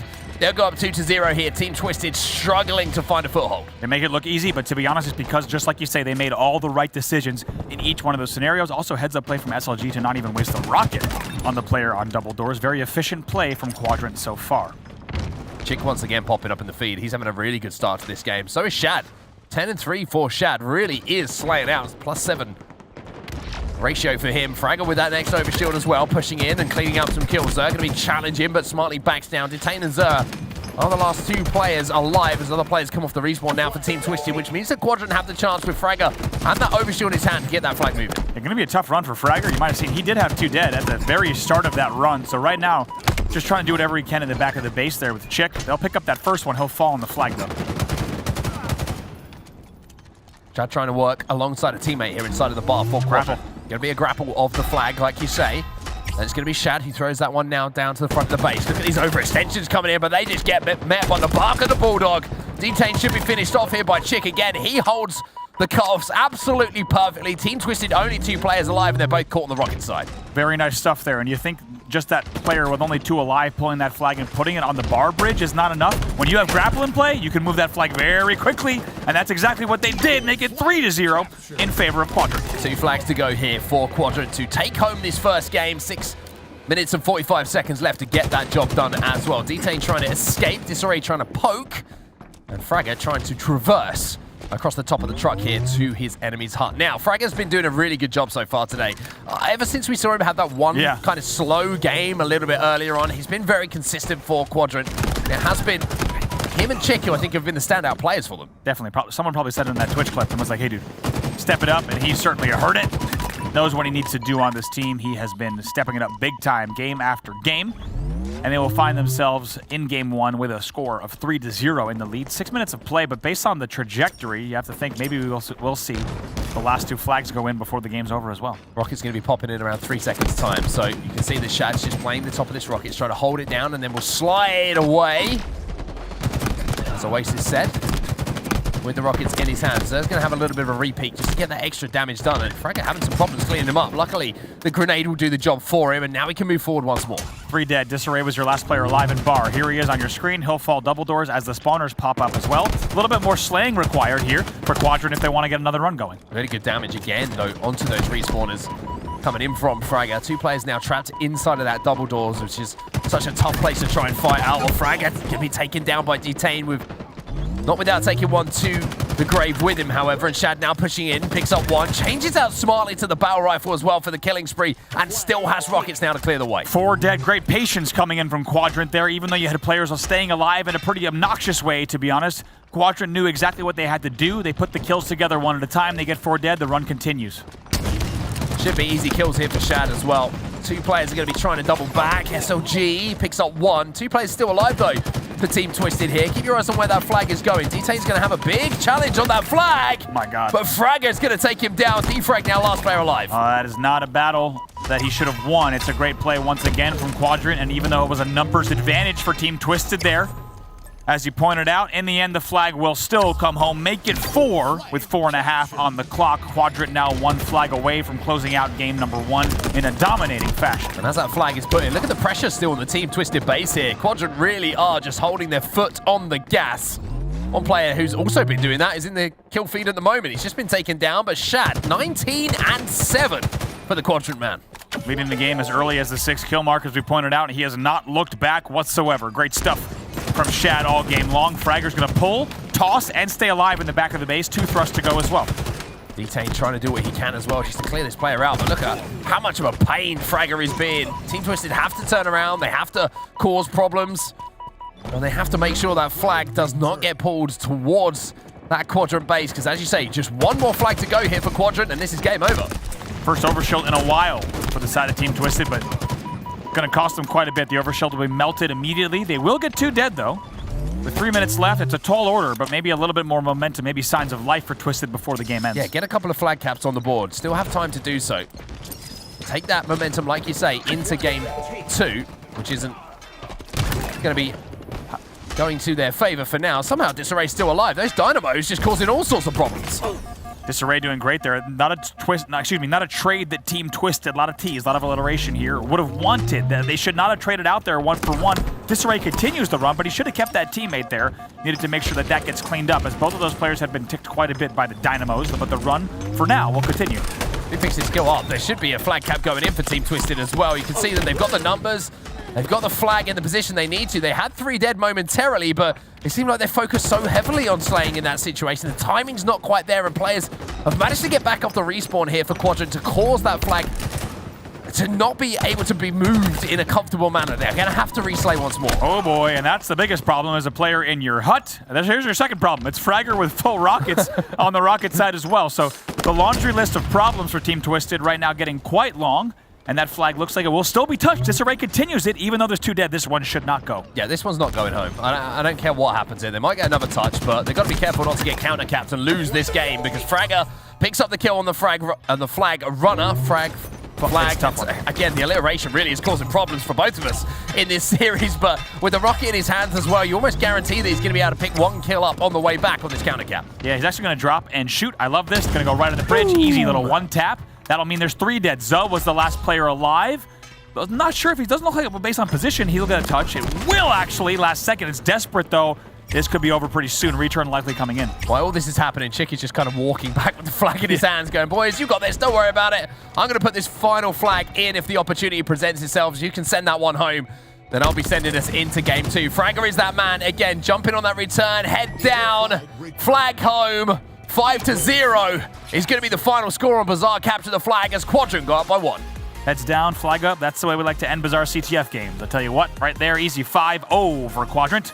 Looking very strong in that game, and even though they found themselves on the receiving end of a great opening rush, they take the game very easily. It's a good start for Quadrant. Yeah, very good start, and a little bit of a confidence booster as well. It's not just a win, right? It's a 5-0 win, and one where they looked very, very confident. Team Twisted, I think, probably a little bit frustrated with, again, not the first time we've said this today, right? Had the tools to play with in those first few minutes, had the opportunity to get that flag moving, but just get stuck in the middle of their decisions making. It's like they want to make a decision, but the feet are kind of glued to the floor at one point, and they end up doing nothing. And it also feels like with 1 player alive, they failed to take down players like SLG time and time again. Here's a look at the stats. Well, there's the stats for you, and you said Chick has been a standout player, and you can see why. His stats once again standing out on the leaderboards. Also, Shad having a very good game as well. The newest pickup for Quadrant, 22 kills for that man, and almost 6.5k damage. I was going to say, the only player in the 6k club in damage. Just Shad had a great opening to that game. Once again, never looked back. 5-0 for Quadrant in game number 1. It's a statement for sure. On the other side of things, not too much to talk about really as far as standout performances. Nobody really causing any problems for their opposition as we take a look at the replays. But this was the opportunity for Team Twisted. It was just before this, they got that fresh forward ad. Zoe was the player with the rockets, and as you can see from the replays there, he was the player who ended up having to do that objective work when there was numbers for Team Twisted to share where that responsibility went. Yeah, and honestly, after that great opening and then great beginning to that flag run, we did not see much signs of life coming out of Team Twisted. I think they had some great plays where a single player was able to stay alive and maybe force a little bit more of a contest, maybe get a trade here or there. I think we saw a few things that could have worked out well, but when you have Fragger just jumping out rocket side with confidence like that, it makes it difficult for Twisted to get much ground at all. Yeah, it certainly does, and Disarray made a really good play here, which was kind of led to the real opportunity for Team Twisted to get a flag cap on the board after that initial one, but didn't happen. The return came in when we had that little flag standoff between the 2 teams, and it was a 5-0 victory for Quadrant. Much better from them, and now we head into Streets for a little bit of Slayer action, Andy, and you would expect with the way that the Slaves were looking at game number 1, this could be a second game on the board for Quadrant. And Quadrant's going to look to really force this. I do not expect Quadrant to play this game slow, even though Street Slayer at times, at different moments in the game itself, can slow down. I really see Quadrant coming in here and players like SLG continuing to just fly, right? Players like Fragger continuing to take battles that maybe on paper they wouldn't otherwise, but I think their confidence in this series specifically, I think they know that they can handily outplay their opponents just like they did in game number 1, so I expect them to keep the pressure up. And they're certainly going to be putting the work in to keep that pressure on as well, not just in this series, and obviously we don't know how this one's going to end up. We've still got some games to go, but if they do take this series home, I think the pressure is on them tomorrow to make that elimination bracket run. And let me tell you, if you go on an elimination bracket run after a little bit of a shaky couple of days against some of the more established teams, right? Yeah. You build that confidence. You do. You play game after game, series after series. You don't want to be playing Quadrant. And later on in the tournament, if you have to find yourself in, that losers bracket final, the elimination bracket final, whatever you want to call it, it's going to be a tough matchup against this French contingent. So now, Team Twisted, they've got to try and put the pressure back onto Quadrant. with a win here in our game number 2. Oh yeah, if you're on Ascend and Na'Vi, you're thinking, man, wouldn't it be great if someone else took out Quadrant so that we didn't have to later on in the tournament? But Quadrant wants none of that. That is not part of the story they wish to tell. Here we are, game number 2. Quadrant leads 1-0. Shad popped off in that last game. Let's see if he can do something very similar in game number 2 as well. Cross that 20 kill mark on Bazaar capture the flag, and if he manages to do that on Street Slayer, then Quadrant should be feeling pretty comfortable. Certainly, that would be the case now. SLG able to get a comfortable rocket grab. Just going to hold down tires here as that arcade push starts to come in. Defrag baiting out. Unfortunately, just a teammate here who's trying to bait out that rocket, and Disarray will be there for that trade. A couple of kills being traded on both sides of things at the moment. Disarray now is going to find himself as that last player alive, and he'll be eliminated as that battle rifle just snaps onto the head from Fragger. Great patience from Quadrant. They lost the first or 2 kills, but they just hold rockets just like you saw from SLG and Arcade. They get 4 dead off the back of that, really showing that they knew exactly how to engage, when to engage, and came away with a lead in the end, 5-3. Fragger going to be challenging Disarray bottom middle, has the thrust to play with, but can't quite land that headshot, and Zer is going to be there to follow up on the damage. So a couple of kills being traded. There's SLG who picks up the double and might be able to turn triple here if he can escape and maybe re-challenge quite in time. It's a ridiculous play to try and even think about making, and that's why SLG is playing this game at this level, and I am not. SLG, once again, such a difficult kill. Look, he's still alive! You gotta be kidding me. Now he's gonna sit in this corner on these boxes, and what a tough kill. And they still don't know where he is. They still haven't figured it out. Only because of a misclick does he melee accidentally and not finish the kill. But still, after all that, Quadrant's able to run around all that damage and keep pushing on PD. Shad controlling the Stalker rifle again, which was the secret to Quadrant having success last time that we saw them on streets, right? Against J-Lings a little bit earlier, the round that they dominated was all down to that rifle and the damage they were able to do with it. But now look at the score, just a 2-kill difference between the two teams. But sometimes we see these tight starts, right? Everyone's a little bit amped up, everyone's a little bit pumped up. It's the consistency that gets you win in Team Slayers. So many trades just tells you just how evenly matched these teams are, and they're also forcing the trade. They know they don't have the team shot in those scenarios, so they know they have to get into melee range. They will continue to trade out, but the trade's going just the way of Quadrant here, 16-13. Rockets versus Bulldog. That'll be traded out as well. Chick going to find that final rocket that is on the floor. So an opportunity here for Quadrant to go 1 for 0 and not have one of those trades that you were just mentioning with the rocket in the back pocket of Chick, who is playing this one nice and patiently. Now he takes the opportunity to step up and takes the opportunity to maybe get that kill. It doesn't connect initially, but a nice little jump is going to give him the flank, and now with D-Tain down to no shields, will the spiker grenade be able to pop the shields and pop into that kill column? Another one here for Chick. It wasn't the grenade that got the job done, it was the battle rifle, but now you're starting to see that lead open up here for Quadrant. Very nice 1v2 from Chick. That's exactly what you can expect of a player of this caliber. You said one of the most underrated players in Europe, and my God, has he ever showed up in plays like that, when you can just walk into a base and 1v2 your way out of it. The team's also setting up here. They get 1 dead, and now a 3-kill lead. Yeah, unfortunate there for Chick. He tried a really sneaky escape method, a little curb slide off of the cafe area towards the Bulldog jump up, and almost managed to sneak through without being taken down. Unfortunately for him, he just flew through that little window and the step up, and there was a player looking at him coming from tires. But again, good movement as we see a Royal Rumble kicking off inside of PD right here. It's a riot! These guys don't know that there's a huge map outside of PD that you could play in, but instead 7 of them decide to take part in the Royal Rumble and PD, and on the end of it, Quadrant will take the lead and be the winners of that Rumble, but only by 2. I did not expect to see that today. No. 8 players inside of PD at any one point. They must have known something was in there, because I didn't. Something's in there, a special artifact of some sort. 1-kill game, 25-24 at the halfway mark. Nice shots from Disarray against Chick, but they're answered back by great BR shots as well. Trades will continue. Rockets popping right now. Quadrant control the middle of the map. SLG trying to put some pressure on for his teammates to step up maybe and grab those rockets. Commando rifle in his hands. Defrag, I think, knows he's there, and Defrag, it doesn't matter because he didn't know that Shad was there with those rockets. Bulldog will be picked up by SLG as we see that lead start to slim down a little bit now. Team Twisted coming back into this one, just a 3-kill difference. Yeah, Quadrant knows that they have not done the work yet required. They cannot trade comfortably. They need to really apply that gas pedal here, because so far they've only been able to edge out Team Twisted 30-27. Keep in mind, game 1 was a 5-0, so much better performance from Team Twisted in game number 2. Lovely push here from Disarray as well. He might be able to turn 2 and almost Embarrassed Shad, who has to retreat back into PD to pick up his belongings. Defrag is going to be in that feed as well. Shad now jumping back up to heaven to keep that 3-kill distance between his team and Team Twisted. But now you can see with the moves that he's making, and SLG pushing into Tram here, they're starting to get those split spawns. They're starting to put the pressure onto players with the numbers advantage they have on the map. Moves play from Shad, just sneakily jumps up there. Doesn't take all of B stairs, just shortcuts there to see if he can cut down an angle immediately. But the game slows down for just a second. 5-kill lead for Quadrant. And Team Twisted actually the ones that are slowing this down. They're not pushing here because they do not want to let this game get out of hand. SLG is going to really create an opening for his team, though. With that commando rifle, you can see that Fragger's going to be able to pick up Disarray, and now Shad hears the call, but he doesn't need the help. He somehow manages to take down Defrag as well. And with that successful push, you're now seeing a 6-kill advantage for Quadrant, who are getting closer and closer to being 2 up in this series. What a confident response from Quadrant. Team Twisted said, we're going to slow this down. We're not going to push. Quadrant says, we'll bring the party to you. They pick up all those kills, and in doing so, it's a 4-kill lead.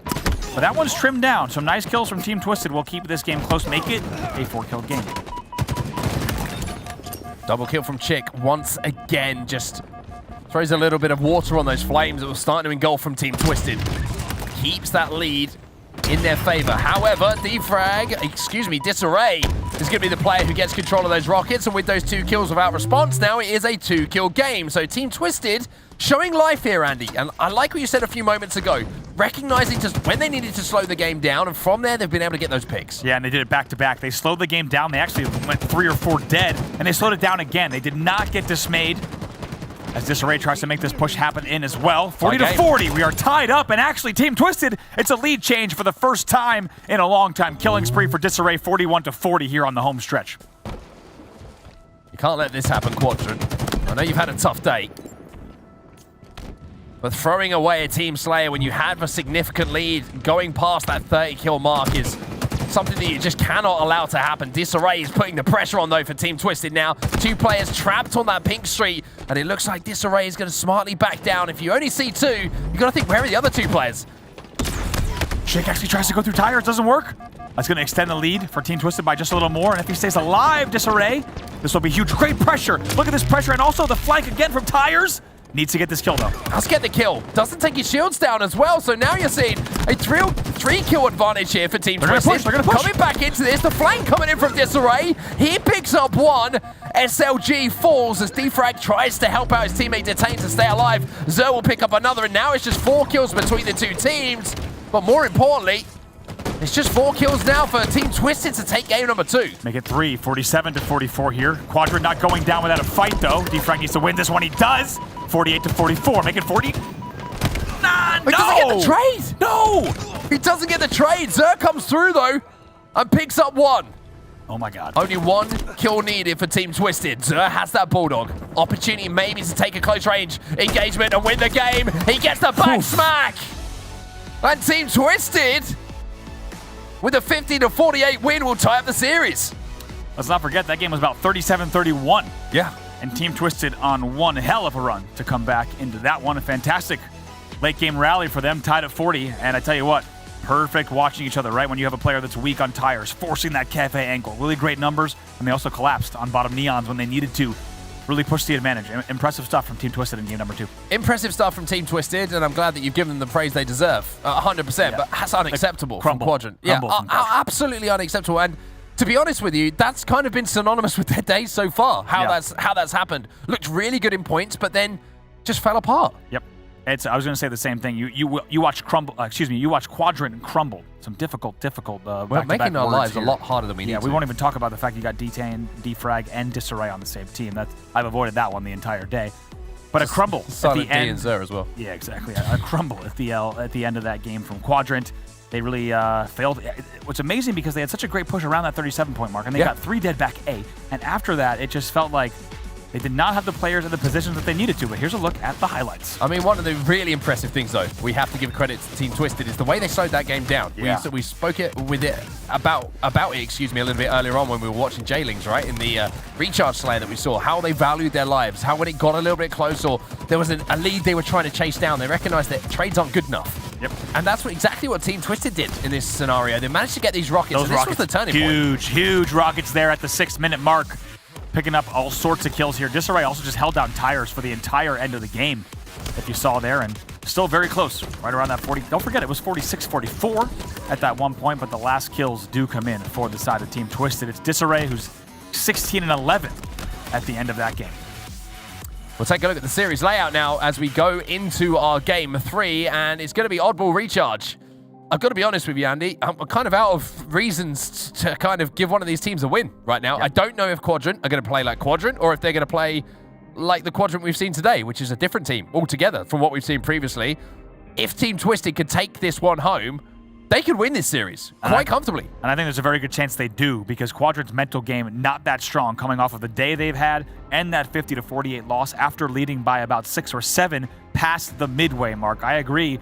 If Oddball Recharge happens to go the way of Team Twisted, I think Quadrant has a really tough mental battle to get back into the series. Yeah, I agree with you, and they're going to have to do so. And someone needs to step up and say something right now on that team. Someone needs to say, boys, whatever's happened in the past, we need to go right now. Because otherwise, we're going to find ourselves not playing. Right. Quite simply. The Super will be over pretty soon for us. Yeah, and I think we should also add, the reason we're being so tough on this team is because they are expected to be one of the favorites in Europe, right? So the fact that we find them in the elimination bracket, for anyone who doesn't catch as much European Halo as they'd like, big expectations for this team. And yes, they won the first game 5-0, and it was only a 50-48 in game number 2, but even the players themselves at their stations at home, they are expecting much bigger things than they have done today.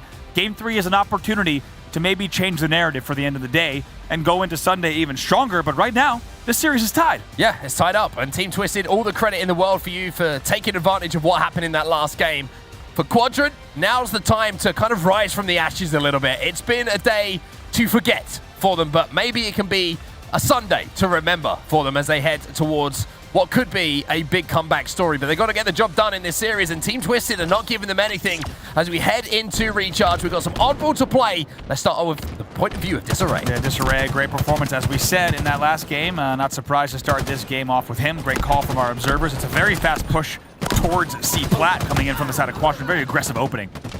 Aggressive opening, funky looking beatdowns as Shad will come out of this with his life still. Camo's still going to be up. As you can see, the Zer's going to be actually down bottom middle and picks up a couple of kills. And I said the Camo's up. Now it's into the chest of Zer. Looks like he did get the burn there, so that will be out of commission. Nobody able to jump on that Oddballs yet. Yeah, worth noting, also a very late camo grab. That was grabbed at 34. Traditionally a pretty late grab, at least 10 seconds later than you'd expect in this game type. So both teams really just volleying back and forth for control off the opening of the match. Fragger going to miss the beatdown, connects, or has a teammate help him out, I should say, to clean up the kill onto Detain. Finally, we're going to see Quadrant with some semblance of a setup here. Shad's going to be the ball carrier, and Fragger is going to have control of that shock rifle. So the crosses will be watched extremely confidently as well. They look like they've got good knowledge of where those spawns are coming in as well. Detain's going to go for a little bit of a bait. The grenades are going to be coming in, but it's just all of these players falling into, I was going to say, wow, the reticles of Quadrant players. But Team Twisted somehow make it work. Really interesting there. I think the lesson there is simply power in numbers, right? If you were going pipes, go pipes. Send it, and then make sure you commit to it. And that's what Team Twisted did. Even though it might not have been the best strategy, they had the numbers, they committed, and they're able to disrupt the setup just a little bit. But Quadrant find themselves back in pipes with shock in hand pretty quickly. Big shots. Those commando shots certainly hit there. SLG tried to return fire with the shock rifle in his hand. Not going to be able to find any targets for now. Manages to just clip the shoulder of that player, but now the ball will be back in the hands of Quadrant. They have a significant advantage in the game. You can see that at the bottom of your screen. 32 points and rising to Team Twisted's 4. Now, this is the second time we've seen them with this setup. Now, can they make it count in the same way? Love the play from SLG. So confident. Well, I'm going to eat my words the second I say that. I was about to hit a little bit too confident there. I was about to comment just on the, oh boy, this Disruptor pistol is not going to go well there for Detain. He will get taken down right away. Quadrant once again. Control of top yellow, just outside of range there. And here comes a big right fist coming in from Team Twisted. 2 dead for Quadrant. I think it's getting a little bit scrappy here around the pipes area, around gold. And Fragger is just trying to survive for now. He's the last player to really cause some problems here for Team Twisted, who have got that oddball back to pipes. And you can see they have control of top A as well. So this is a really strong setup here for Team Twisted. Having that ball around pipes. Zer's going to think about making the cross, but they've got to hold that elevator and tower now. But check with the opening pick and make it 2. It's just cleared the way. Yeah, Fragger's going to waste no time. Pops on the ball right away. Also goes bat ledge just to see if anyone might be pushing through. They're not. Chick is also holding down Elevator. That'll be a third dead, maybe a fourth. If Chick can get creative here with the shock rifle. That doesn't come through, but still even more points on the board for the side of Team Quadrant here. 50 points to be exact. Defrag with a nice little clip to the back of the head. A short back and side for the player who finds himself in the death screen for a few moments. Disarray and Shad exchanging a few kills. Defrag just trying to control this turbine. Lines up the shot onto Fragger, but Chick is going to be there once again to create the opening for his team. Zud, though, as the last player alive, gets a great kill there to even the sides right there. Look at that, right away. They're able to pick up another one. That's 2 back-to-back kills from Zud as the last player alive, as his teammates are spawning, and a third assist. Enormous plays as the last player alive. That will be the difference maker in this series. Great awareness as well with the respawns coming in from Zer. Uses that repulsor to pancake the player back. But where's the oddball? It's in the hands of Team Twisted. Zer's been left on his own here. And unfortunately, just a little bit, maybe a little bit of a kind of split setup there. A couple of holes in it, which have allowed Quadrant just to push through bottom elevator here, pick up the kills. Defrag picks up one. Disarray trying to clean up the pieces, but also had that camo, which will be taken out of commission as Quadrant bring this ball back to elevator. And Detain does not have the shots or the angles. The shields will recharge for Shad. Detain's all the way in control. He's winning battles, though, which is big for his teammates off the respawn, but it will still mean more time for Quadrant. They will lead 62-20 with only 2 minutes left. There's one thing that Quadrant like to do as well. They won't be desperate for this ball time. They will always recognize that game clock. They know they have a significant advantage. If they feel like just throwing that ball out, keeping map position and picking up the slays is the best way to go about winning this round, that's exactly what you will see them doing. So Team Twisted have got to force that oddball out of their hands. And a solid setup is needed here, but you haven't really seen any opportunity for Team Twisted to have a solid setup. It's always looked like it was a transitional setup, a couple of players not alive. It's always looked a little bit janky for them. Great angles, great damage there from Chick. Shad thinking maybe I'll play this ball. He plays it just in time. Almost got a little bit of damage there on Zud, but Zud does very well to get up on top of that ledge. So now with 1:45 left on the clock, still a 63-point game. A heavy lead for Quadrant in round 1.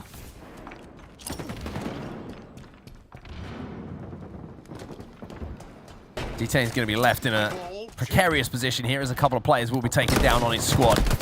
And now he's just trying to hold the line. It's almost impossible to do, not only when you've got SLG hitting shots like that, but also when you've got Fragger with the oddball in his hands. It's just time ticking down on the clock. Sand just running through their fingers. And it will be Quadrant who put the first round on the board.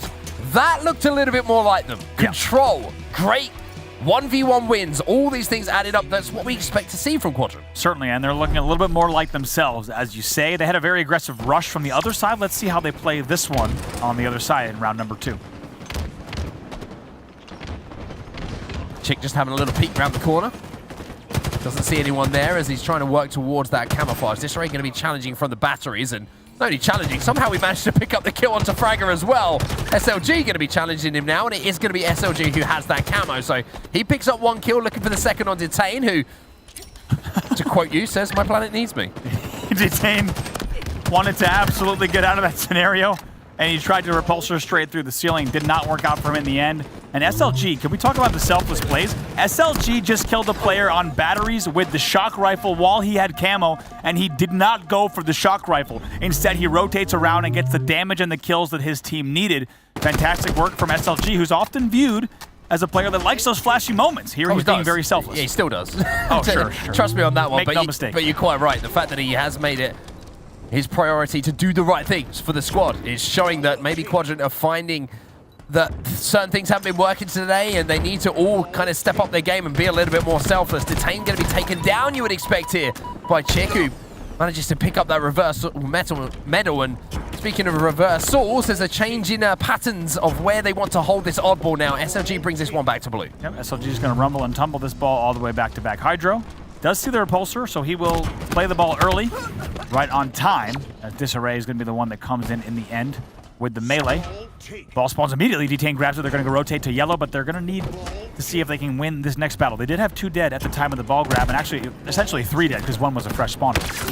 Zer's going to have control of tower here with the sword in his hand. So Zer is pivotal to this setup. If he can hold this down for quite some time, then he will be able to get the slays that are required for Disarray to keep his hands on that oddball. Team Twisted, though, unfortunately, do lose that player in tower. Defrag trying to get into a position to help his teammates out and grab that next camouflage, which he's managed to do, but with all of the tools they had to play with there, Andy, only 12 seconds on the board for that hold is a little bit disappointing. It is. They force the play ball. They grab it right away. They go top yellow. They have sword control at control.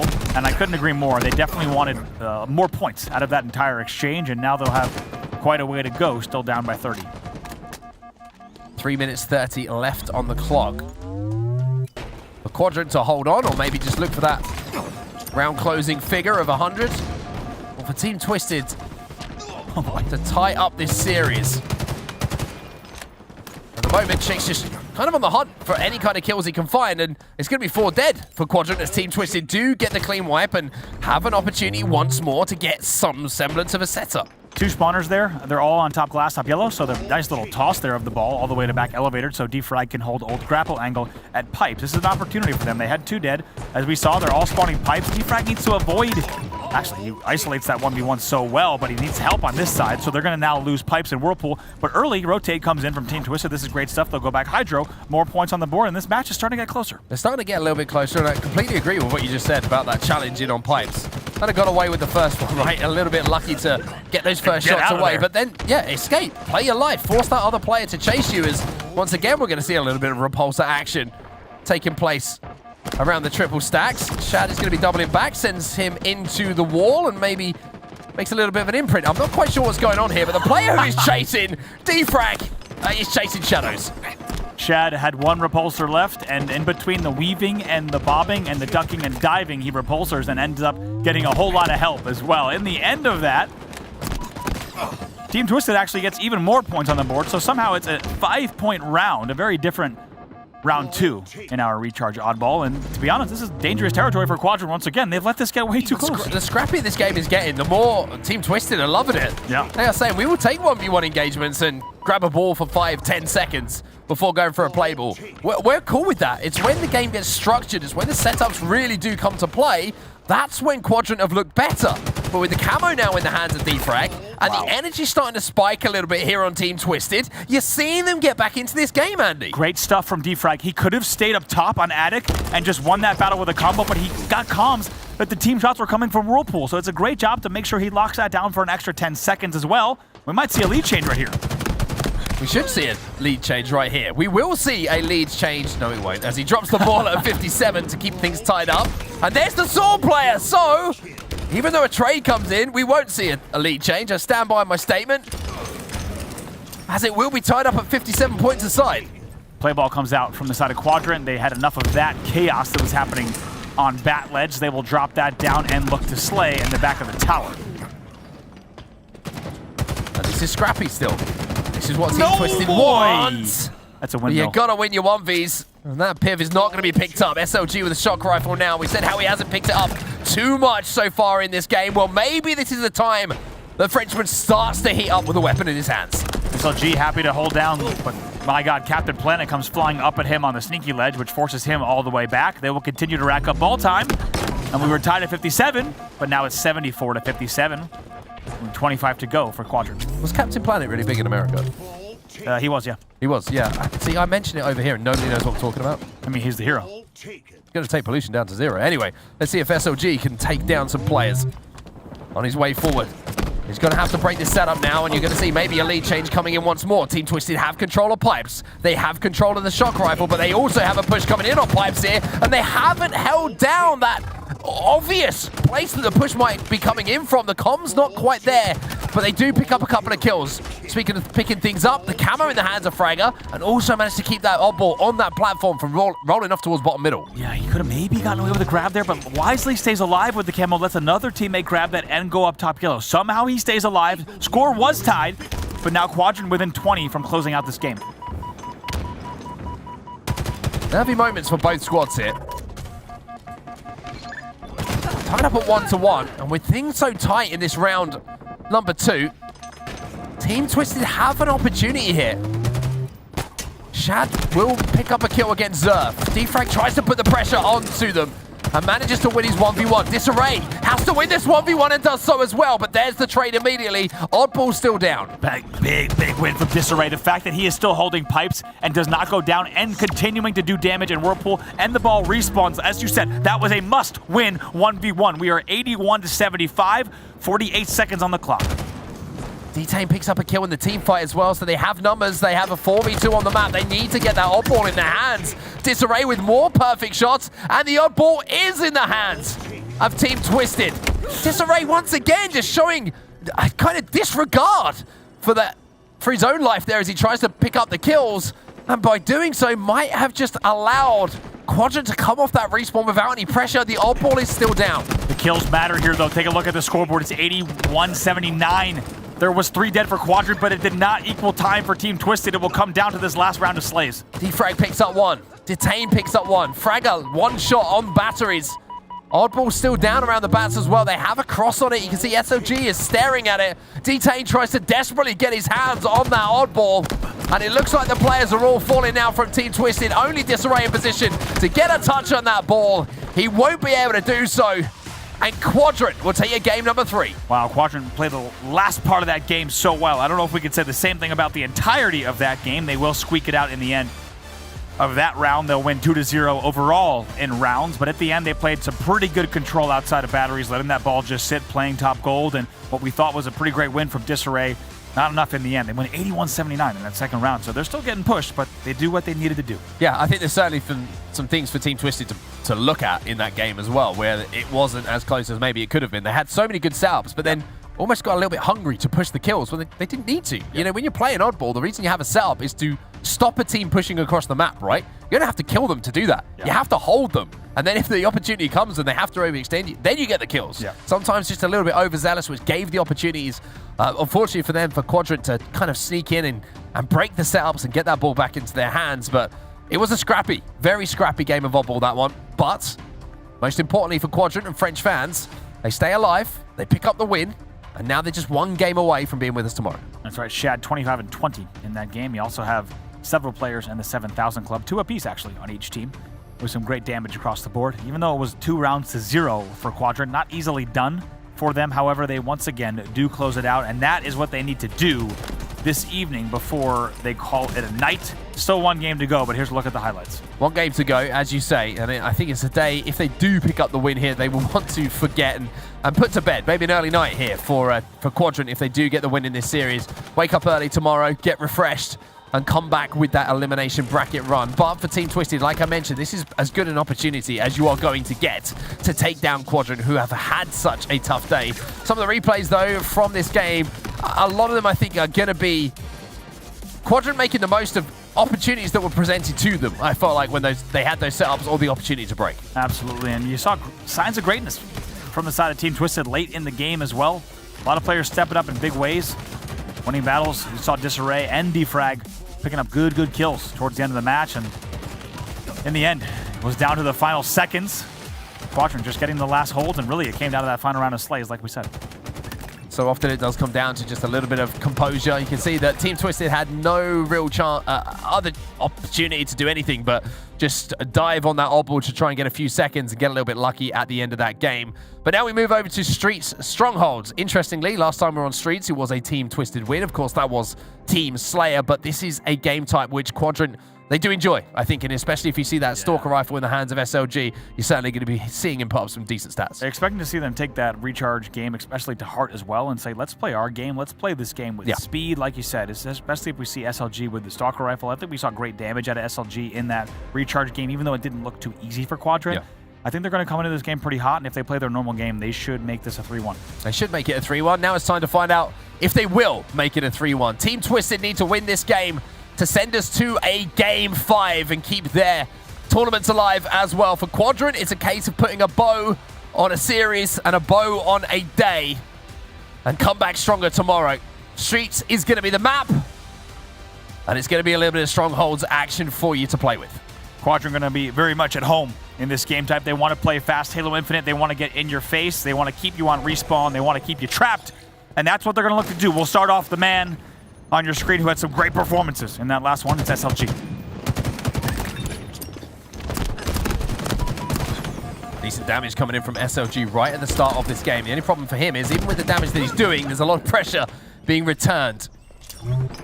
from the players of Team Twisted. Even though they won that fight against SLG, now you're going to see Shad with a chance to clear out this stronghold, but he's not going to be able to make much of it. And Team Twisted baited him absolutely beautifully there. Feels like Shad tried to go for the unexpected route instead of going into arcade along the arcade machines themselves to go front to try to get some unexpected angles, but he gets a bad rocket and doesn't even fire the second. A pretty unlucky sequence of events for him. That was a good rocket coming in from D-Tain, and that's almost a better beatdown coming in to get a double kill as well. And look at the control of the map here. A triple cap for Team Twisted. They get the reset on A, and we're a quadrant in all of this.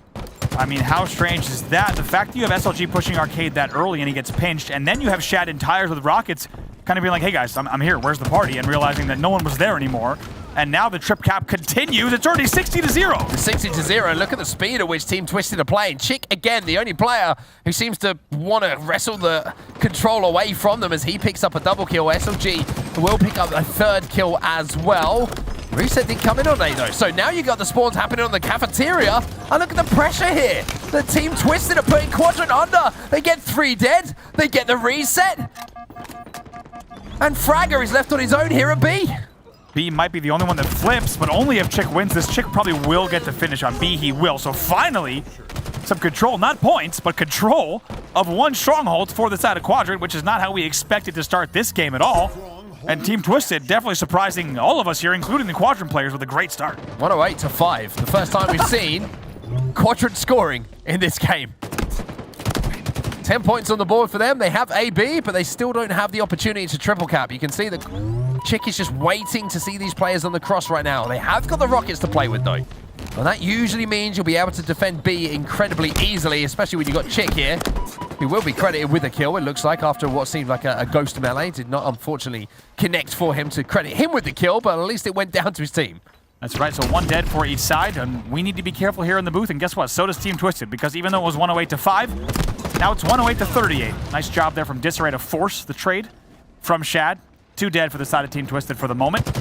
And right now, Team Twisted needs to make sure to get back in the driver's seat right away. Do not let this game come back within reason. The series could be over very quickly if so. Look at those shots coming in as well to deny the recap of C, and that means they will be scoring. Shad picks up one on the pink street. The only problem with picking it up here is, you know, we're near strongholds at the moment to contest them. He gets taken down.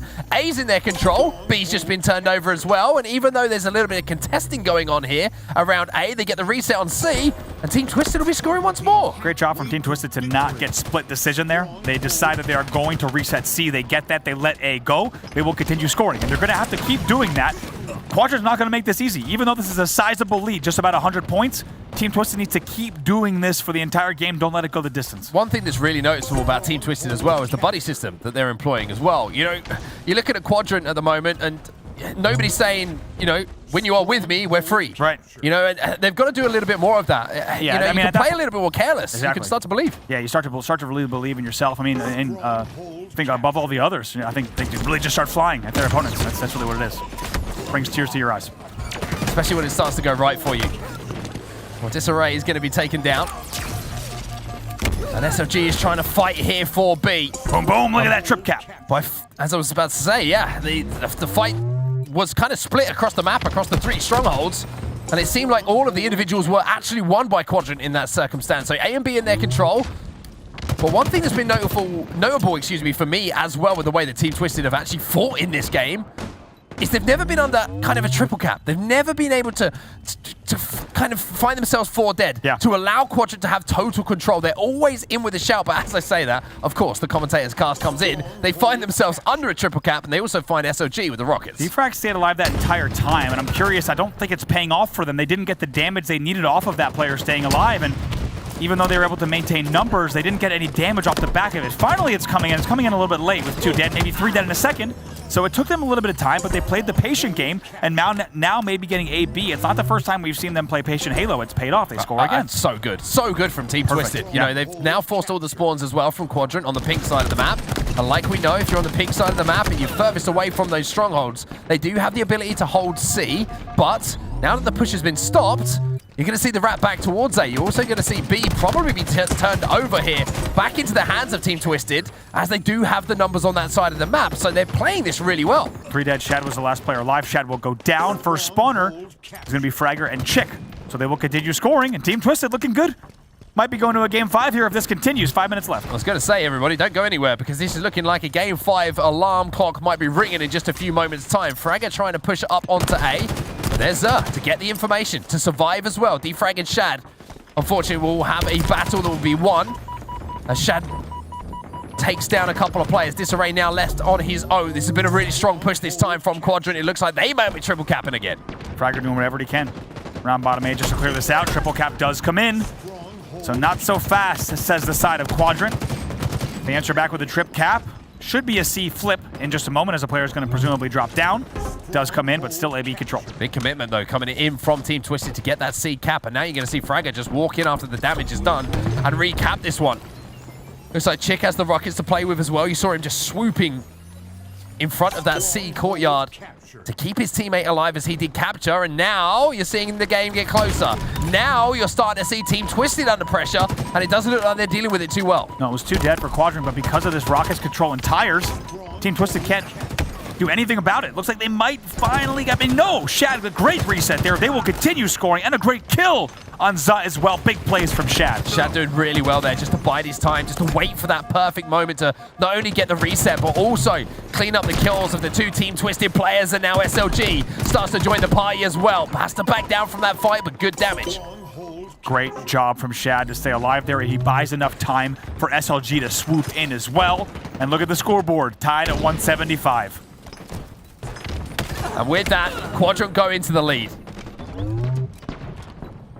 We've been waiting for quite some time for them to get control in this game. It's been scrappy once more. But now that they have control, Andy, they have had a triple cap for an astronomical amount of time at this point in the game. For Team Twisted, they're the ones who are starting to fall apart here. They're the ones who are starting to crumble as the blender is starting up here for Quadrant. This is the time where you not want to get trip capped on because the points will feel like they'll fly even faster than any other point in the game. 32-20 to 175. This is also where you start to get desperate, right? At the end of a game, you know a series is on the line, and the last thing you want to do in this situation, if you're kind of going by the notebook, is getting desperate. You have to bide your time. You have to still pick up the kills, and the more that you get desperate, you start taking individual routes. You start trying to cap strongholds. That just gives information to Quadrant, and they keep this triple cap alive. Let's see. Ooh, they get the A stop as well. B will flip. But getting the A stop was key. Look at the scoreboard, only 5 points to go. Looks like they need to make a play onto A here. Shad's going to stay alive for Quadrant with the Stalker rifle, but it's not going to be enough. And with the last few seconds ticking by, Quadrant will secure the game, will secure the series, and they will be joining us back tomorrow. And as you said, they're going to be very happy to have this day over with. Wasn't the easiest day for them, and if I'm honest, it wasn't the easiest series for them either. They closed it out here 3-1. I think there's going to be a score that gets them to tomorrow. Definitely not the score they wanted. More importantly, that was a 3-1, but 3-1 doesn't even feel like it represented the series. It felt like it was even closer. I completely agree with you. Team Twisted certainly given a great account of themselves in that series. And again, questions certainly today will be posed to the performance of Quadrant. But like I say, today's Saturday. Yep. Sunday's where you earn your money, right? Sunday is where you get the job done. And Sunday is where this lineup will be looking maybe to start a little bit of a revenge tour. Some of the teams who might have been doubting them, they'll match up against them at some point. Certainly. They get to maybe knock them out of the tournament. Taking a look at the stats here, 16-12 from Shad, a man who popped off the entire series, if I'm honest, was leading on the kills category in several different game types. But tomorrow's going to be great. Battle of the Vexed Revenge Tour versus the Quadrant Revenge Tour. And guess what? Only one can exist. Yeah, only one tour can exist. Yeah. Two people can't have revenge if they're on the same side of the bracket. Absolutely not. It doesn't work, everybody. It doesn't happen. It doesn't happen. But Quadrant, I mean, like I mentioned, tough day for them. But tough day, still get the opportunity to play. And one thing that I think was we mentioned at the start of the series, right? You want to come out of this series with a little bit of confidence. The way that they played the last couple of minutes of this Street Strongholds game, perfection. It was great. It was the Quadrant that we expected to see. Off the opening, Team Twisted, let's not forget how many leads they had. It was 108-5. Then I believe it was right here. You see 156-103. They extended even further than that. But in the end, Quadrant played the long game, and they started to once again look like themselves. Let's not forget, this is one of the best teams in Europe, some of the best players in Europe. They managed to squeak out this series 3-1. Lots to work on, but they can go ahead into the evening tonight knowing that they have a lot more Halo to play tomorrow. Yeah, a lot more Halo for them to play, and a lot more opportunities for them, like I mentioned, to take some of those bigger names down, who they will be matching up against in that elimination bracket. But I mean, what's your views on how Quadrant have gone about things today? I think Quadrant got through it. I think that's really the only thing that they can look at as a positive here. I think they have to look at each and every game type and ask themselves, why were certain things harder than others? Why do we not look like the Quadrant that a lot of fans might have expected and we expected ourselves? I think they need to look at specific moments in games and really focus up tomorrow. Well, I'm sure that Quadrant will be putting the work in overnight and certainly before they get their games underway tomorrow. But for now, Quadrant stay alive. We're going to go over to Lottie and the guys on the desk to break it all down. Thanks so much, fellas. I'm joined by two more fellas on the desk right now. Lethal, Gaskin. I'm going to be a little bit harsh here. Okay? I'm really not impressed with Quadrant right now. This is not what I expected at all heading into that series. It is not what I wanted to see from Quadrant. I really wanted to see them make, and I think this is kind of cliche to say again, a statement. That was not a statement. In fact, it was the complete opposite statement. And it was that they have so much to work on. If they want to go the distance, I think, in this EU Super, if they want to qualify for Kansas City, there has to be more out of this team. They look all over the place. Everything that they are winning is super scrappy and lethal. I want to know what you make of it. You know, my harsh kind of judgment on it is one thing, but what are you seeing? It should be a harsh judgment. They should be one of the favourites coming into KC or try and qualify for that position. They should be guaranteeing themselves at least top 8, maybe even top 2, considering that replacement from Newix to Shad. But they kind of seem to be the shadow of their former self. They are not playing like they're doing in their scrims. They're not playing how they should be in terms of their chemistry and what they've been doing across the board. And yeah, you saw from their fair play to Team Twisted, they managed to at least take a map off them, so they did better than their previous scrim results at 0 and 13. But you can see from there, some scorelines are good, some are bad. They've just got some game types which they are dreadful at. And I think Streets Team Slayer is a good example of just the fact that Quadrant just sometimes too aggressive, they dictate the pace, but when you're playing against a team where they're working on the numbers game, crossfires, getting baited into bad positions, but not only are they getting baited, they're falling for every single trap their opponents give them. Yeah, 100%. And look, I've got to say, I've got to give it to them being able to get out of that trap, especially in that final strongholds on Streets. Good job. Love to see that because Team Twisted went up with such a significant lead right at the beginning. And the boys mentioned Team Twisted had a buddy system going on. They were flying at Quadrant. Quadrant didn't know what to do with it. They were panicking and it did lead to scrappy plays. Yes, they managed to force it back into their favor in terms of control, but that lead should never have happened. No, it shouldn't have happened, and I think that they know that. But when we look at Quadrant, the reason why we're being a little bit harsh is because we have high expectations, because they set a certain standard when we look at what they did throughout the online period of Pro Series. And prior to that, I mean, Quadrant were the top 2 side. They were going up against Ascend in the grand finals, like over and over again. And okay, then Na'Vi started to come into the mix a little bit, and Quadrant have just been on a downward trajectory. But then we thought with the change and Shad coming in, suddenly they were having these amazing scrim results, but we've not really seen that same kind of power yet. But perhaps they're sandbagging a little bit, and we have yet to see the best of Quadrant, and that could be a good thing, because they're going to need a lot of different source when it comes into this next matchup, when they're going to be playing for top 4, they're going to be playing for KC. Yeah, I think you're dead right as well. Like, I'm being this harsh because I know what this team can do. And like you said, we've seen that in the Pro Series, we've seen the glimmers, and we've actually seen, like, you know, a ceiling that can be so high up. They can keep pushing that. We've seen them in grand finals with Ascend. This is not the same Quadrant right now, and I'm really hoping that in the next match, they can really start to kind of work on some of the mistakes that they're making, and their fundamental mistakes as well in this team too. But I want to know where that leaves us in the elimination bracket right now. As you know, that was an elimination match, and Team Twisted will be knocked out of the competition, but Quadrant will push through into our elimination quarterfinals, where they're going to be meeting Flying Dutchman. So this is going to be an interesting one. It's a match we've already seen in pool play. Flying Dutchman have beaten Quadrant already this tournament. So arguably they go into this favourites, and this is a matchup for KC, for top 4. I think both these teams are going to be pretty annoyed with how the bracket has ended up, but because of Quadrant underperforming slightly, the seeds have gone this way, and Flying Dutchman overperforming, they're going to have to play each other again for top 4. They could quite easily be 3rd and 4th. I think if you're down there on the other side of the bracket and you are Blackhand and you're J-Lings, you're kind of saying, hey, we've got an amazing opportunity to sneak into top 4 here, get that KC spot. These are going to be some amazing losers bracket semis. They really are. And just to remind everyone, that rematch, that was a really highly contested Game 5. So this is 100% going to go the distance. Quadrant have to step up right now. I think they're going to be really in their own heads, especially against that victory against Team Twisted. I know it's weird saying victory against Team Twisted, but it's true. That was not the standard of gameplay I think Quadrant wanted.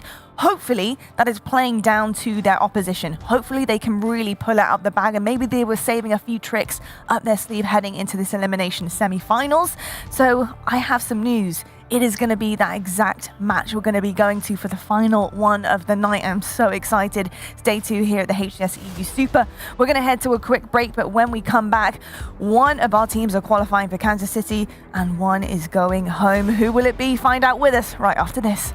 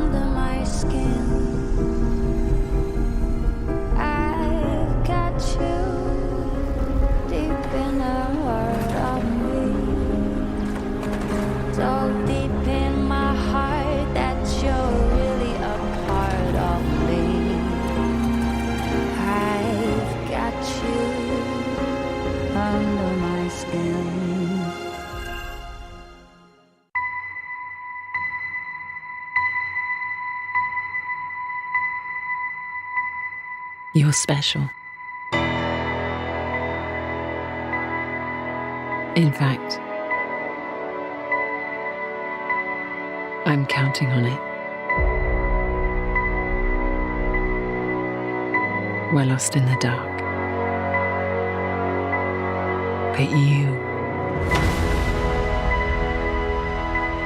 give people hope. And I will always be with you. I see this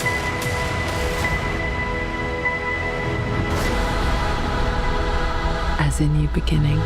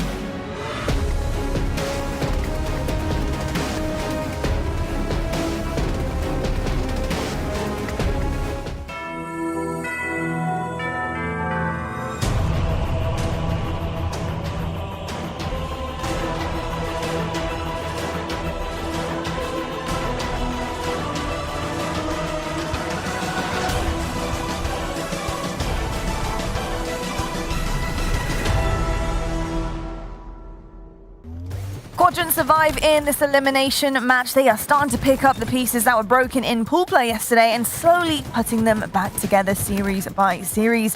It was a little shaky watching them fall to Team Twisted in a tight Slayer on Streets, where Team Twisted were able to catch the lead of Quadrant and close it out in an alarming fashion. However, Quadrant had answers to the problems in the next two maps, and through a scrappy recharge Oddball with SLG starting to heat up, they managed to close out the series on Street Strongholds with the true test, denying a Game 5 from Team Twisted. Now they find themselves in another grueling battle, a rematch with the Flying Dutchman. There is qualification on the line for Kansas City, and one of these teams is going home. This is a huge match. Not only is it, of course, a lot on the line, but the rematch, the revenge, the potential here to go to another Game 5. And look, who is it going to be this time on the end of it? Quadrant looking a little shaky in that previous series. I'm a little bit worried about this rematch for them. But, you know, you just kind of got to have a little bit of faith under you, I think, in terms of Quadrant. I think they probably know the mistakes that they made there, and they know what they have to do, I think, to also beat Flying Dutchman, obviously having that previous experience in the past couple of days too. Lethal, where's your head at for this Quadrant roster? Well, before the weekend, I would have said Quadrant. I wouldn't even thought twice about it. Or actually, they should be in the winners' finals by now. But the fact that we're seeing them now in losers against the Flying Dutchman, the only thing I can say about that is the styles are similar. It's just Quadrant just a little bit more aggressive. But some of the teams, though, it's easy for the fact that for Flying Dutchman, they play a little bit more cautiously, defensive posture in some areas, create some crossfires, bait them in like they did with Team Twisted. But they're in for a very, very good chance. I'm not going to lie to you though, Flying Dutchman did look very flat against Na'Vi, probably because of the huge 5-game series they had against Blackhand previously. But now's the time to massively step things up. They really need to sort out Quadrant now. Just put them out their misery, top 6, leave it at that, and don't give Quadrant a chance to step things up in day 3. Well, firstly, I thought the Quadrant were done for today. Now they're not done. And they probably sit there going, okay, we came through this series against Team Twisted. We're feeling pretty good about ourselves. Now they have their biggest game of the tournament to play. This is qualification for KC for them. And like you said out perfectly, a chance to get revenge on the team who beat them in that heartbreaking Game 5 a little bit earlier. It's a massive game, not just for Quadrant, but for Flying Dutchman as well. They were very flat against Na'Vi. They did not look in the same class as Na'Vi. If you've got players hiding behind each other, trying to put each other off of snipes when you're playing against a team, and they're almost disrespecting you in that way, that's not a good sign. So both these teams, in the last series that we've seen them, looked a little bit shaky, looked a little bit off, but that usually makes for great series, right? Especially when you have the pressure. That is very true. And I think on the side as well for Flying Dutchman, I think you've also got to put some respect on the name of Quadrant, right? You know, you might have been watching that series as the Flying Dutchman and thought, oh, don't worry, we got this. They're not looking too good right now. If they say that, I'll roll the Na'Vi tape back. Exactly. You've got to roll the tape back. And, you know, with that being said on set, you know, Flying Dutchman, they're going to need to be Frying Dutchman, aren't they? They are. They will want to be Frying Dutchman, and they need to be because, as I said, the series against Na'Vi was not a good show from them. It looked very, very simple for Na'Vi. The Bazaar captured the flag. It was a little bit defensive from Na'Vi. They only managed to scrape that one home, but across the series, the two teams did not look in the same class. Na'Vi looked like the Na'Vi we expected. Quadrant have got to find the form and the levels that they need to beat Flying Dutchman. I think it's always difficult, right? When you come through a bracket and you beat a team in a Game 5, when you match up against them again, that team wants it more, it feels like, because you almost feel like you've done the job. You've already beaten this team. Surely we can beat them again. It'll be easy. Nah, Quadrant are going to want revenge. They 100% are going to want revenge, and I think this team will come out with some serious aggression. I think a lot of their starts have been pretty slow, so I think their starting strategies have to be on point and matched with pacing, right? You know, what do they do best? They're kind of an unstructured team. They're going to want to fly at you, and Flying Dutchman need to be ready for that when it comes. I think the other thing in terms of comparison of series here that we're making, yes, flat against Na'Vi, Flying Dutchman were. However, a totally different kettle of fish and caliber of team when you're looking at Team Twisted in comparison, and Quadrant were also flat against them. So I think when you're comparing the two, Flying Dutchman, I think it is kind of a bit of a normality to be flat against Na'Vi potentially, because Na'Vi are the better and more experienced team when you're compared with Team Twisted here. I think there are a lot of comparisons throwing around here, but I think at the end of the day, Flying Dutchman, I think, need to be ready for the fire that Quadrant are going to come out with, because it's the last chance. This is the last hope for either of these teams to qualify. So it's going to be absolutely massive. But with that being said, I want to actually take a peek at the series layout to see exactly what is coming our way here. We're kicking things off with Oddball on Streets. Okay, we literally just had streaks. We've just seen that with strongholds for Quadrant, and a really slow start on this map for them. I can see a little bit of gritted teeth here. Onset, what are you thinking about this layout? I see game 2 Bazaar Slayer, and it's like one of those game types that you completely dominate if you get out to a good start. Yeah. So, as if you needed more emphasis on a game number 1 being important, knowing that game number 2 is Bazaar Slayer. You go down 1 in the series and you go 4 dead off the rip on that second game. You're thinking, oh, we're going to have to book our own flights, boys, because it's going to be an expensive trip if we want to go to KC. So, yeah, I'm almost nervous for these two teams being involved in this series. And this is me on the analyst desk, so you can only imagine what they're feeling right now, especially if both of them played so many series today as well. They're going to be exhausted. They're going to be mentally fatigued. Both of them don't want to be in this position, but both of them are in this position. And I think all you say to your teammates is, boys, let's just get to KC. That's all you got to say, right? Everything that's gone before, let's just get to KT. Yeah, absolutely. And one thing you've got to think now is for Flying Dutchman, he'll probably do Na'Vi and Ascend a favour as well. Just knock him out of the competition. Just get him out of the way before, after the match, if they win, Quadrant can have a serious discussion about what to do, what went wrong. Okay, everything's not going to be an overnight success. But Sunday, Quadrant could just easily turn it around massively. Like, you know, tenfold what we've seen so far. And that's what I'm worried about here. But if Flying Dutchman take him down, Ascend and Na'Vi could be like, cheers, guys. Like, you know, it took you 2 goes, but you take them down twice in a row. But it's one point you made as well, is the fact that Quadrant will come out with some serious aggression. That could be their downfall, because every time they're seriously aggressive on maps like Streets or anything structured like Bazaar, they just get taken down in an instant, and they just start making these silly little mistakes. And with the French community in the scene, they're known for being quite aggressive, but they do have the aim skill to back up at the same time. So I think they're going to be a bit worried, but there's the odd player or two in Quadrant where they need to seriously step things up. Couldn't agree more with that, and I do tend to think that Quadrant overcompensate with that aggression, and it's being able to reel it in and then unleash that at the right moments. And if they can find that balance, they're actually a very dangerous team, and I do think we have found that balance in Pro Series in different weeks as well from Quadrant. But you mentioned the players. I want to talk about a head-to-head here, and there is a little something that I want to talk about in terms of specifics. And you see that man there, Fragger on Quadrant, this guy, he's got to step up for this team. I think, you know, you can't really place the blame on one player, but if you do have somebody who is not quite pulling their weight in the team, it is noticeable, and it does kind of move with the chemistry. I think you could put any player outside of Chick in that with that reasoning for Quadrant today. I think there's been a few players who have been flat, that haven't performed at the levels that they would have wanted to. By the way, I know I'm leaving Mister to you, but can we just talk about how his KD is exactly one? That is making my OCD very, very happy. But it's, you know, everyone has to perform now. Everything that's happened before, just put it to the side. It doesn't matter anymore.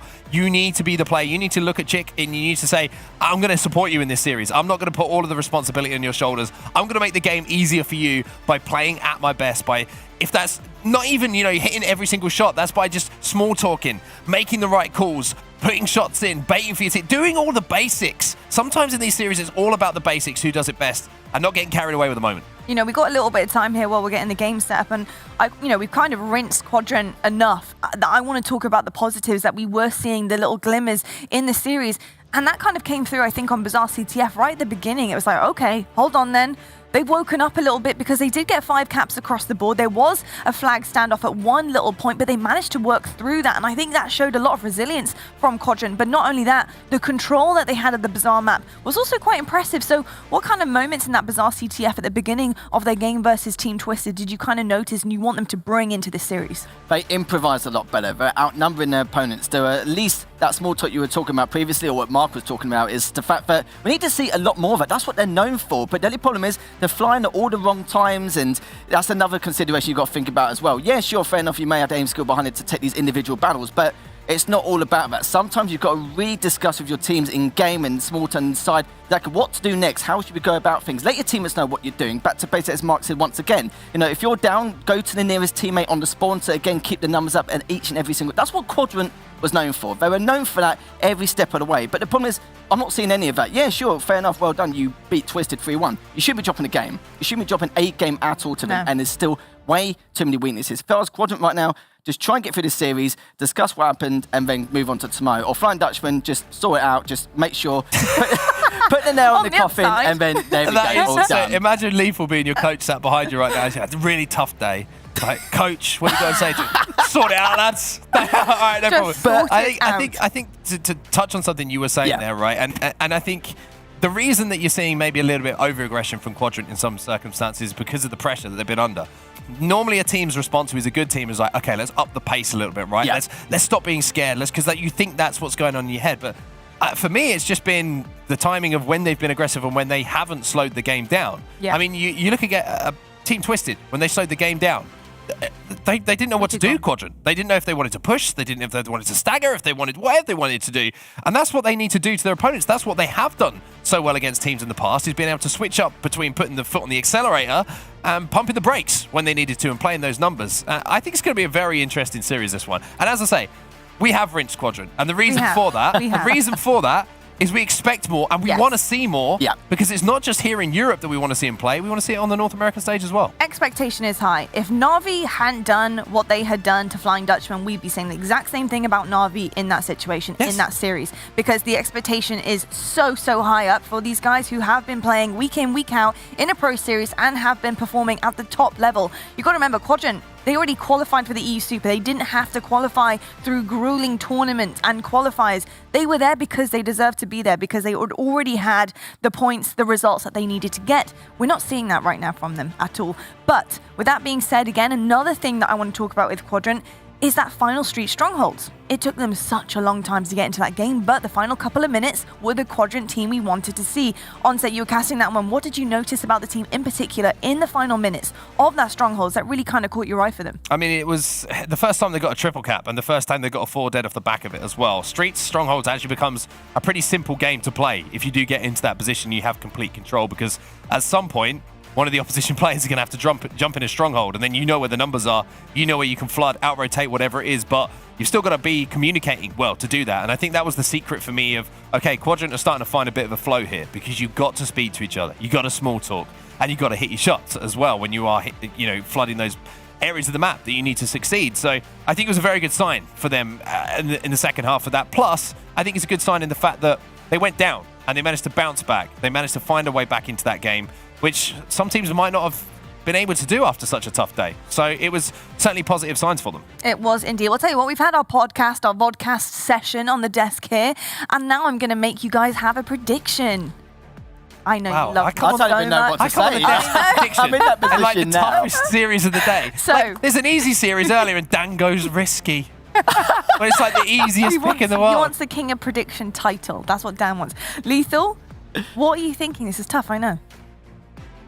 I really don't know. Honestly, it's really tough, because if they played a little bit similar to how Team Twisted were with their defensive posture and just baiting and making these traps, it'll be fine. But they're very similar in terms of style, the aggression, the strategic aggression they have.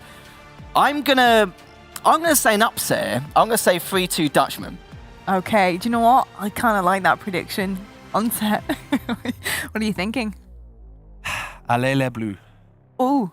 Quadrant. That's the only thing I know in French. That means come on the Blues. Quadrant don't even play in blue, but I want Quadrant to win. Okay. That's what I'm trying to say. If you say All right then.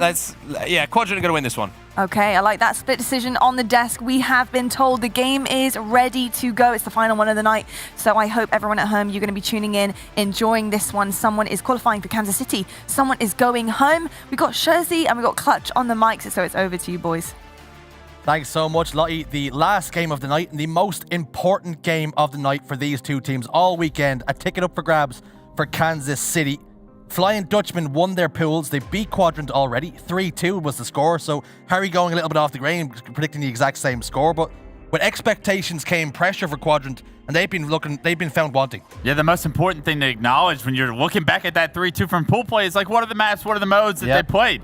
Well, guess what, ladies and gentlemen? We have the exact same series layout here. We have Recharge Strongholds, Bazaar Slayer, Aquarius Flag, Streets Ball, and then you're going to break it off with a Game 5 Live Fire Slayer if we can get there. Like I said, the first time around, Streets Oddball went to Quadrant in a 2-1 fashion. It's game 1 of this series. Will Quadrant, off of Streets Strongholds game win of their last series, be able to replicate some kind of performance, get off to a hot start for the first time?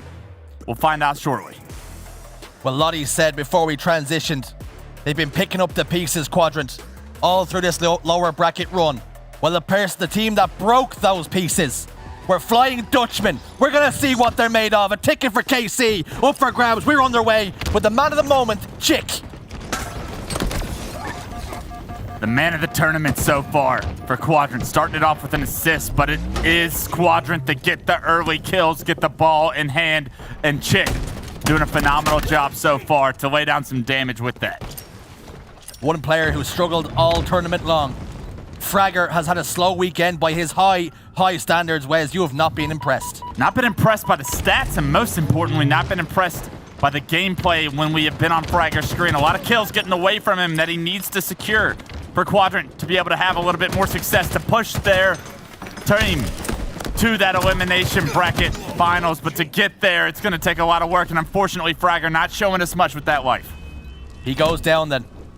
3 dead momentarily for Quadrant. And now we're seeing a bit of a setup here for Flying Dutchman. They've got the ball back tower.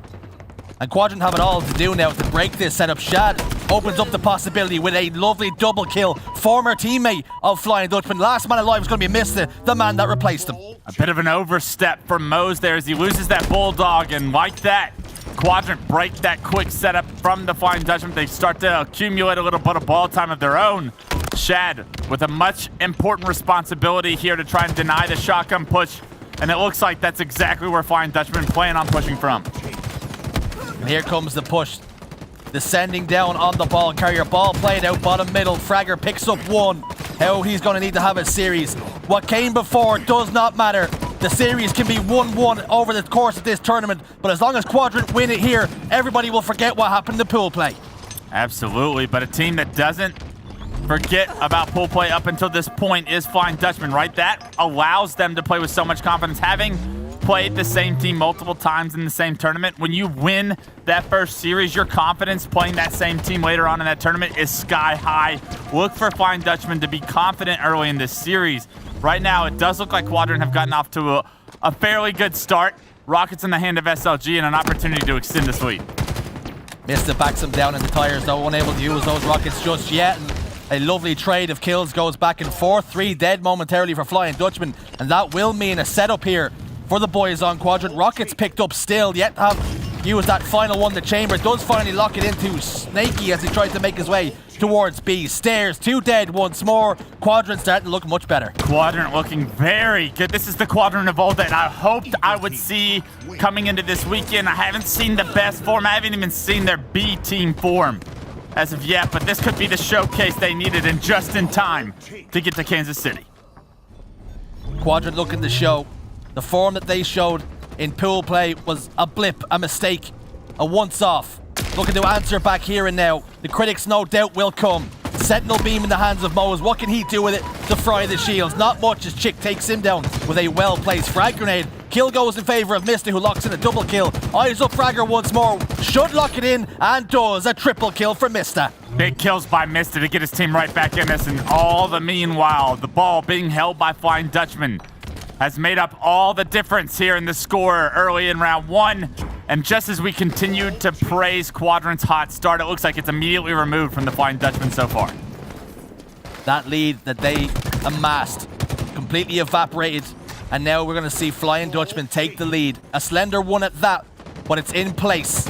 Fragger down towards garbage. 2 kills go in favor of Quadrant, but Mista answers back and locks in. A killing spree is shut down finally, but he has done quite enough damage with that one single life to claw his team right back into things.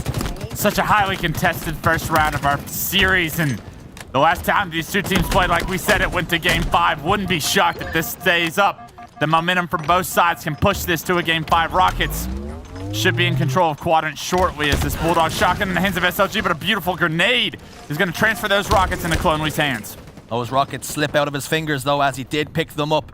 Frag grenade placed into tires. Fragger's going to pick them up, but he's been beat down before he can fire a single one. Rockets transfer hands once more. Down in tires. Who's going to get their hands on them? They appear to be cursed for now. The battle for rockets ensues. Looks like Clonely wasn't even able to get a kill with that one, and Quadrant may have just found the opening they need to rack up some ball time here. And look at that. Jersey just 10 points away. Can they break this setup then? Or round 1 will be secured for Quadrant. Only requiring 5 now in the perfect place to play that ball if he needs to. They will not get close to him. He will secure round 1. Quadrant with a slender lead. I mean, we were just watching that battle for rockets go down. They're transferring hands after hands, side after side. And in the meantime, Chick racking up that ball time. It was almost unnoticed at the time, but 40 points unanswered there at the end gave Quadrant that early lead here, 1-0. Quadrant then one step away, one round away from taking a 1-0 lead. They lost this game last time they met in pool play. How they would love to answer the critics here and now. One of the big players for me to watch this weekend is the pickup of Shad and how he fits into this Quadrant team. I've heard nothing but success stories from Quadrant since that pickup, but I've seen nothing that has shown me those happenings throughout this weekend. They've only been upset, only been playing at average at best. But Shad having a great round 1 off a hot start into round 2. We'll see what Snaky has to say about it from the Flying Dutchman side.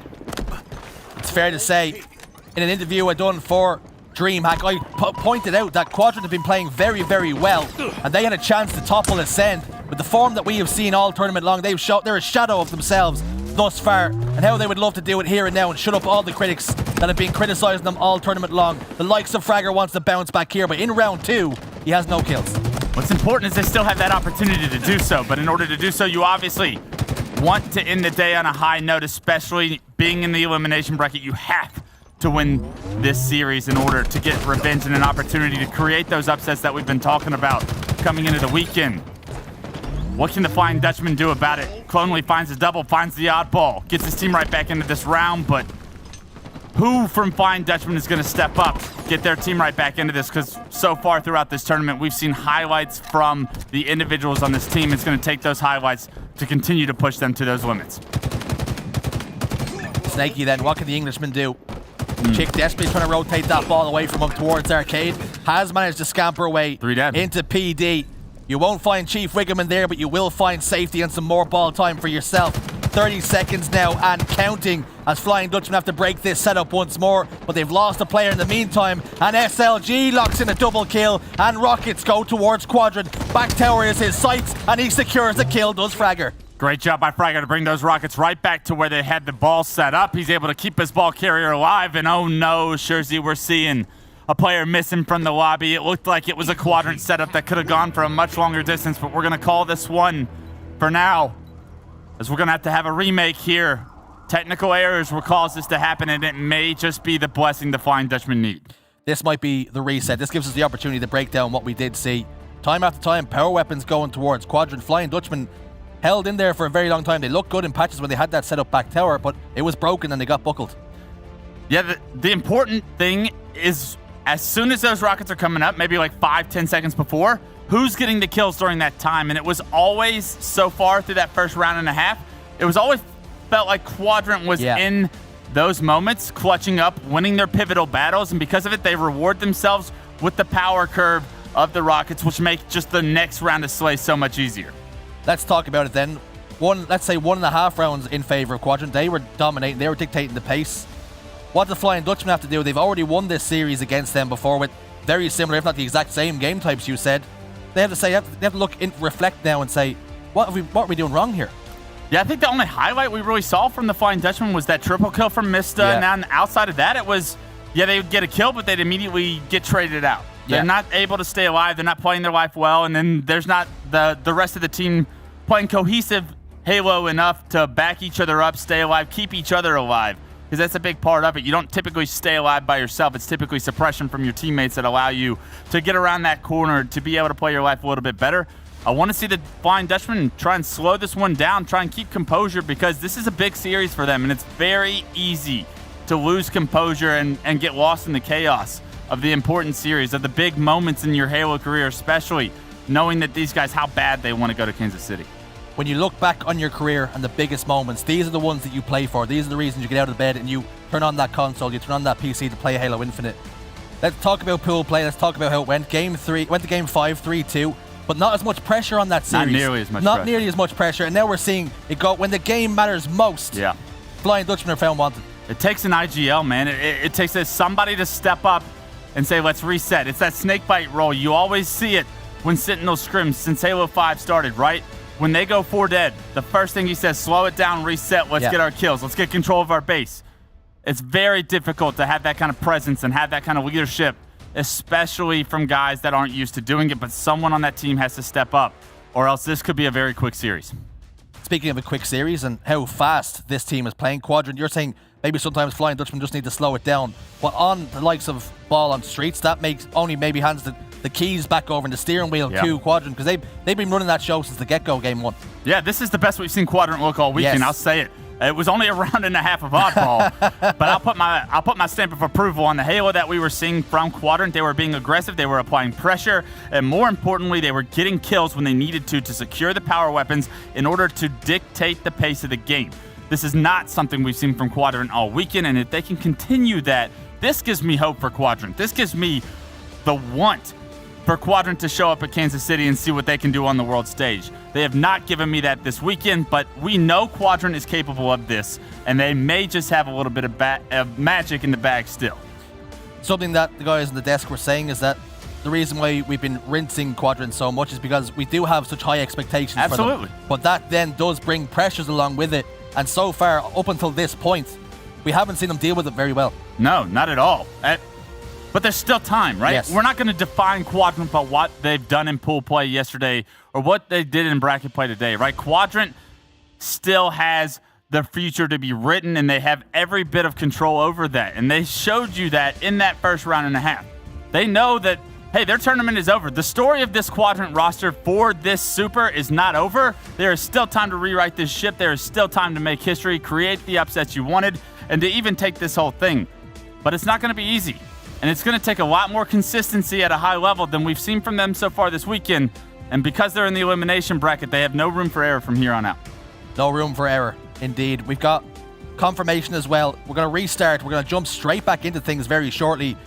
Oddball Streets 1-0 Quadrant is the advantage, and they now need 75 seconds to win the round. They have a 25-second advantage. And with the way things are going, that reset might have been a blessing in disguise for Flying Dutchman. Absolutely it was, because they just picked up a fresh rockets. They had a full setup.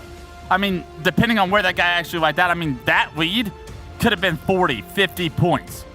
But Quadrant and Flying Dutchman, they're going to have to reset it. And Flying Dutchman, it gives them an opportunity to catch your breath before you go down 1-0 in the series. Your backs are still against the wall. You're still down a round. You're still down 25 points going into the second round as we restart it, but at least you get to fight for map control. You get to fight for rockets, and you get to fight for your game 1 lives, because that's what's on stake as we jump into this game. There's no more second chances. There's no safety net here. It's win or don't win. It's take that ticket, punch it all the way to Kansas City, or you're sitting on the bench and you're waiting for your next chance. That's the stakes that we're dealing with right here. One mistake could be the death of you.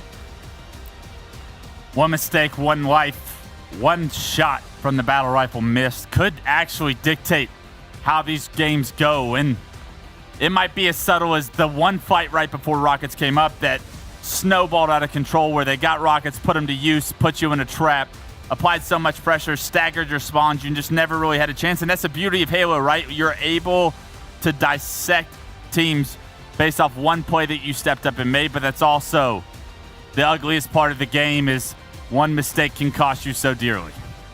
Let's talk about maybe the disparity in experience of these two teams.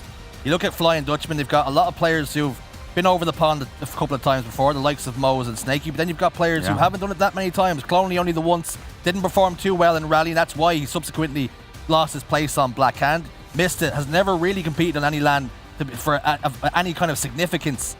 Then you look at the other side, and it is stacked teams that have traveled across the pond. They've been in these big game moments. They've done it time and time again. Does that give them the mental edge? I think it does, because for Flying Dutchman, you're almost fantasizing about what that trip looks like, what that opportunity looks like. When you're on the side of Quadrant, you expect to be there, and that expectation removes some jitters because you hold yourself to that standard almost. So Quadrant knows that they are a top 3 team in Europe. For them to not finish with inside the top 4 and have one of those tickets is almost blasphemy to these guys. So that's kind of a mental edge there. But then you look at the pool play series, and the Flying Dutchmen are able to maybe counteract that with some confidence they were able to build by winning that first best of 5. But I mean, we've talked about the difference in pressure of the pool play series to the elimination bracket and what it actually means to have your lives, your game significantly mean more. Something we can say is that Quadrant tasted this elimination bracket far sooner than they would have anticipated, far sooner than they would have liked. Flying Dutchman, it was at their hands, how they would love to get sweet revenge here. And let's jump seats out of Quadrant and how they have the experience. Let's sit in the back seat now of Flying Dutchman, and we can say they maybe want it more than Quadrant because they've not done it before.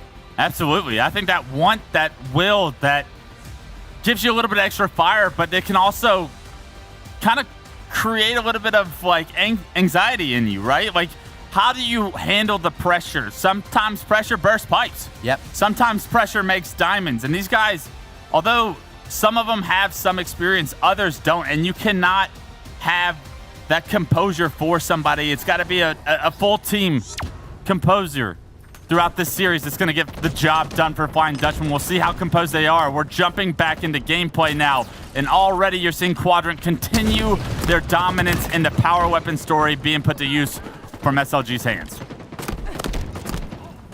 Who will buckle under that pressure then? SLG picks up the ball, scoops it up, rotates it back tower. One rocket left to play for now.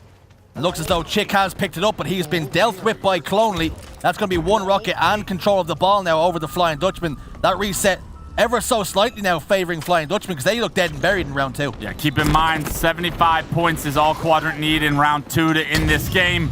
It's going to be 100 points required from Flying Dutchman to push this to a round 3. You would have seen Quadrant get off to an early setup, but PD spawns for Flying Dutchman unsuspected by Quadrant, ruined their first opportunity to set up. It does look like ever since then they've gotten the size they need on the back of Chick. Starting this one off hot with 4 of his own. Has got that ball in hand, but actually decides to slay as a teammate takes it from him. It's an interesting thing that we were after seeing. Fragger, we talked about, had a slow tournament thus far by his standards. Chick, who has been playing lights out, drops the ball off to his teammate. They're recognizing that perhaps Chick is the X factor here. He's got the Bulldog. He can make it be the difference maker as he shuts one down but gets answered and shut out. A beautiful drop shot with that Bulldog. Not often do you see that combination paired with the Bulldog battle rifle, but that was a perfect use from Chick, and because of it, he awards himself with a quick kill, distraction on the second, and Quadrant continue to build their lead. Chad, firing against his old teammates. He knows the strats. He's been in that camp before. Can he pass over any valuable information that he might have? Any executions that he can maybe lend and share to his teammates of what to expect here? 37 seconds to 7 in favor of Quadrant. Early engagement's going their way, and again, they only need 75. Yeah, this is actually a great play from Fragger, actually. Being able to stay alive for that long as he was the last guy alive back tower there and even takes one with him before he goes. A much better performance out of Fragger will be all the difference Quadrant need to be able to win this series. Was one man standing for Flying Dutchman momentarily. It was the Spaniard, Clonely. Where has he gotten away to? Mose almost got outshot there. His Chick backed up and looked for that fadeaway BR shot, but Mose shuts him down and answers that call. A ball now in the hands of Flying Dutchman, and Mose picks up a double kill. He wants to go to KC. Yeah, Mose is one of those players that has made a name for himself with his individual talent in the EU scene over time, and he's already got 8 to his name. Playing at a very high level this weekend. It would be a damn shame to see him go home early. Chick, though, been a difference maker all weekend. Has the rockets in his hands, opted to spin around and face that guy who was putting some pressure on him, and ultimately paid the price with his life. 4 dead momentarily, but no ball pickup here. Nobody scoring points. Yeah, you want to see Flying Dutchman try and get to that ball. Actually, Fragger able to play his life around this Flowers area to stay alive. What kind of impact can he have now that he stayed alive? He wins a huge one-on-one against Mose, and Fragger already stepping up here in this second round, giving his team so much life, and because of it, they now have a 9-point lead. This is the Fragger we know and love. He's come to play now. Shad picks up one. Fragger another. Missed the latest one to join the respawn screen. The Spaniard Clonely going to join them too. Mo's last man standing over towards Pizza has to stay alive now and wait for his teammates to spawn back up, but he's not interested in doing that, and Fragger makes him pay. Fragger's showing you he's got what it takes to play at the world stage, showing you that he wants his team to go there, that he will individually take accountability, and just like that, adds another one to his tally. 8 kills for Fragger, and this is a much different Fragger than we've seen all weekend long, and this bodes well for their future, not only in this series, but in this tournament if he can consistently play at this level. Fragger doing his best at giving these the goodnight kiss, the kiss of death, and game 1 goes towards Quadrant. They got the 75 seconds that they required. A very good performance from them. Flying Dutchman, though, they're showing signs of life. Yeah, you got to shut down. When Fragger starts to pick it up there, and the highlight that we saw, him being able to play his life, when his one-on-ones there, I mean, what that does for Quadrant, it gives him so much space, so much more opportunity for the rest of the boys in green here as they continue throughout this series. And I love the fact that he's starting to heat up because we just started to give him slack, right? We're just starting to call him out individually. What do you do when you get called out? How do you respond, Fragger? Fragger responds with a very strong performance in game one, and that's the thing I love to see the most. Criticism, as all it's done is light a fire in him and give him the motivation that he possibly needed. That sparked that comeback, that performance out of him, and that's exactly what the doctor ordered here. Looking at the highlights, it was a one-man show at times. Fragger really showed up there in that final round. Yeah, and it's not even like he has to go absolutely ballistic or we're asking him to carry this team or anything. Do your part, play your role, and this team will have a lot of success because we've seen the highlights that Chick is able to offer. SLG, although inconsistent at times when he's on, one of the best individual players we have in this tournament. And Shad, he's been lights out too at times, but needs to also find some consistency. So if Fragger and Shad pick it up like they did there in that game one, I love the opportunity that Quadrant have. We talked about the scrim results from Quadrant recently and how strong they've looked, even against the likes of Navi. We wondered all weekend long, where in the hell is this Quadrant roster? Where are these guys that we know can play at this level? They're answering that question, and what a better time to do it here than the elimination semifinals. We posed the question, can the real Quadrant please stand up? Please. And they've stood up, they've raised their hand and look, they show their chest and show they're ready for war. They're applying war paint as we speak, and they're going to need it here. Slayer Bazaar is game two. Slayer Bazaar is game two, and this actually went in the hands of Quadrant 50-40 the first time around in pool play. So wouldn't it be something special to jump out to a 2-0 lead, to really gain some momentum, some traction, and to put the Flying Dutchman on their very back heels, to push their back completely against the wall? You have to wonder what that kind of pressure is going to do to the Dutchman. So I'm looking at the Flying Dutchman here to have a strong start, because if they don't, Bazaar Slayer can get out of hand. Quadrant looking to turn up the heat in the kitchen. And the Flying Dutchmen don't like it. Well, they know exactly where they can go. They can go home, and Quadrant can go to KC. They're cranking it. They're applying the pressure, and a 2-0 series lead would do just that. We're back on board with Chick. What can he do? On the desk, they called him the Frying Dutchman when they referred to them heating up, but it might be the Frying Dutchman as they are getting fried on the server. If this keeps up from game one already, trades across the board, rockets are on the ground, but it does look like the Flying Dutchman might have the best opportunity to collect those. Quadrant doing their best at grounding the Flying Dutchman. Nice. That kill from Chick's going to help his cause. Missed it, hits the respawn screen, tried to get away and evade the attentions and keep a hold of those rockets for his team. Unable to do so, but no harm, no foul. SLG's located them. 6 kills to 5 now in favor of Flying Dutchman. What can SLG do with these rockets? So often you see poor positioning in this bottom shotgun area when the rockets are secured. Look at this, the brute grenades are coming through. They're doing so much damage and they take him down. Unfortunately, the rockets not creating that power curve because of the positioning that we saw from SLG there. SLG forced low into sewers, trying to play defense, trying to stay alive, stay up was his only point to cause there, but unable to do so. Those spike grenades got the damage done. Chick now looking to extend their lead.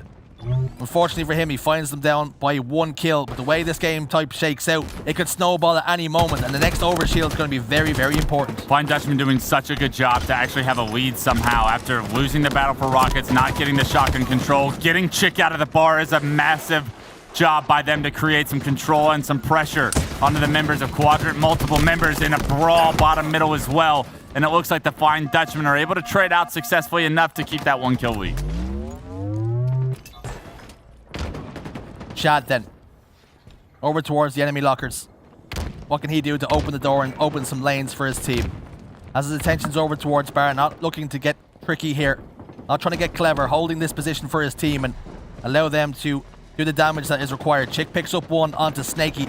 That's going to leave them down numbers here, and the overshield's going to go in the chest of SLG, and 2 sizzle sticks will get the job done to fry them overshields completely off the chest of SLG, but the damage has been done. It's a 3-kill lead now for Quadrant. Yeah, you wanted to see Flying Dutchman try to compete for that overshield a little bit better, but unfortunately just didn't have the angles, didn't have the presence on the map in order to do so, and because of it, they lose another power weapon / power up in that overshield control, and just like that, Quadrant right back in the driver's seat of game 2. Shad looking to evict Mose, who had just rented the bar, but he was the landlord coming to clear it out. Forces Moes down into the sewers. Scamper away.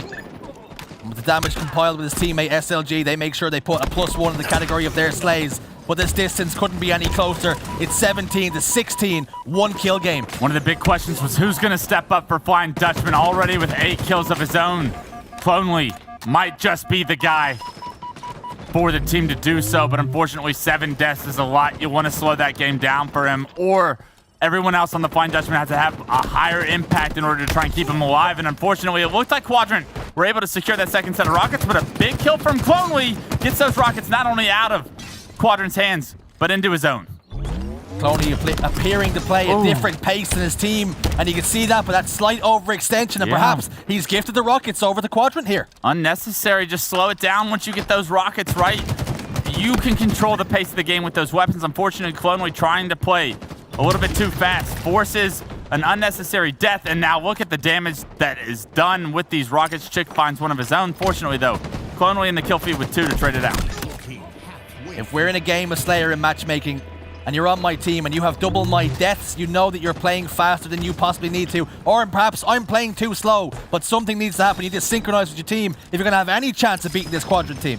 Yeah, they need to figure out a way to get on the same page, and that takes that leadership skill, that quality that I wonder if Flying Dutchman have. In game 1, it was clear that maybe they didn't quite have that vocal leader to step up and get everyone on board. Unfortunately, the pace now being set by Quadrant may be too much for that to take place in game 2, or it may be too late if it does, because a 6-kill lead could get out of hand very quickly. On board with the veteran SLG, let's talk about the emergence as well of Chick, and perhaps his emergence onto the scene, performing out of his skin, has almost relieved the pressure of SLG, who had to play main Slayer at times, had to play in-game leader at times, but now Chick is standing up to the mantle, and these two players are working well in tandem. Every time I watch Chick play, he impresses me. Every time. I think Chick might actually be my favorite player in the European scene from what I've seen from him. He's so consistent, playing at a high level. His decision-making is always on point. His slang's on point. He's got 11, make it 12. Actually, just 10 of his own. Sorry, that was Clonely picking up that one. But, I mean, Chick, just such a huge present for this squadron. What a pickup for this roster he was. And whilst we've been jabbering, speaking and talking gibberish, that lead has been extended. 35 kills to 26. Flying Dutchmen are on the ropes here in game 2. Chick picks up another one, extends the lead back to 9. His kills are traded across the map, but look at just how fast he's playing. Allows Shad to pick up that easy kill. It's a killing spree for Shad as well. So all of the damage, all of the resources being in Quadrant's hands has extended this lead. And I mean, if you aren't able to get Overshield's rockets, the Bulldog in your hands and put them to use, this is how the games get out of hand.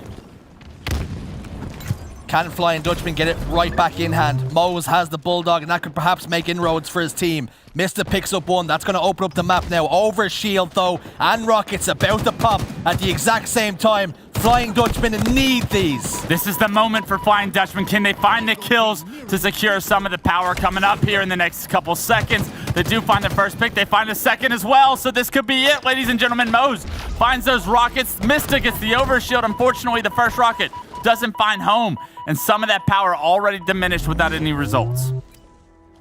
Uncle Ben said it best. With great power comes great responsibility. They've got all the power in their hands, at their disposal, at their fingertips, but can they utilize it now? Mista up the clear out bar. Nobody's home this time. They know exactly Quadrant. They're clever. They're trying to evade the attentions of all members of the team. A trade comes through. Snaky picks up one, but trades out with Chick. And we're seeing 35 to 44. Quadrant requires 6. They got the power, but just weren't able to turn it into production. Now still down 9 kills, and all Quadrant need are 6 kills to close the door on game 2 and to find themselves up with a very significant comfortable lead in this series. We spoke about deaths. We spoke about Clonely. He's now at 15. He's eaten into his own team members' deaths now. 12 is your allotted. He's at 15. 3 over the mark. He needs to slow this down. He cannot afford to give away any more needless kills because Quadrant only require 5.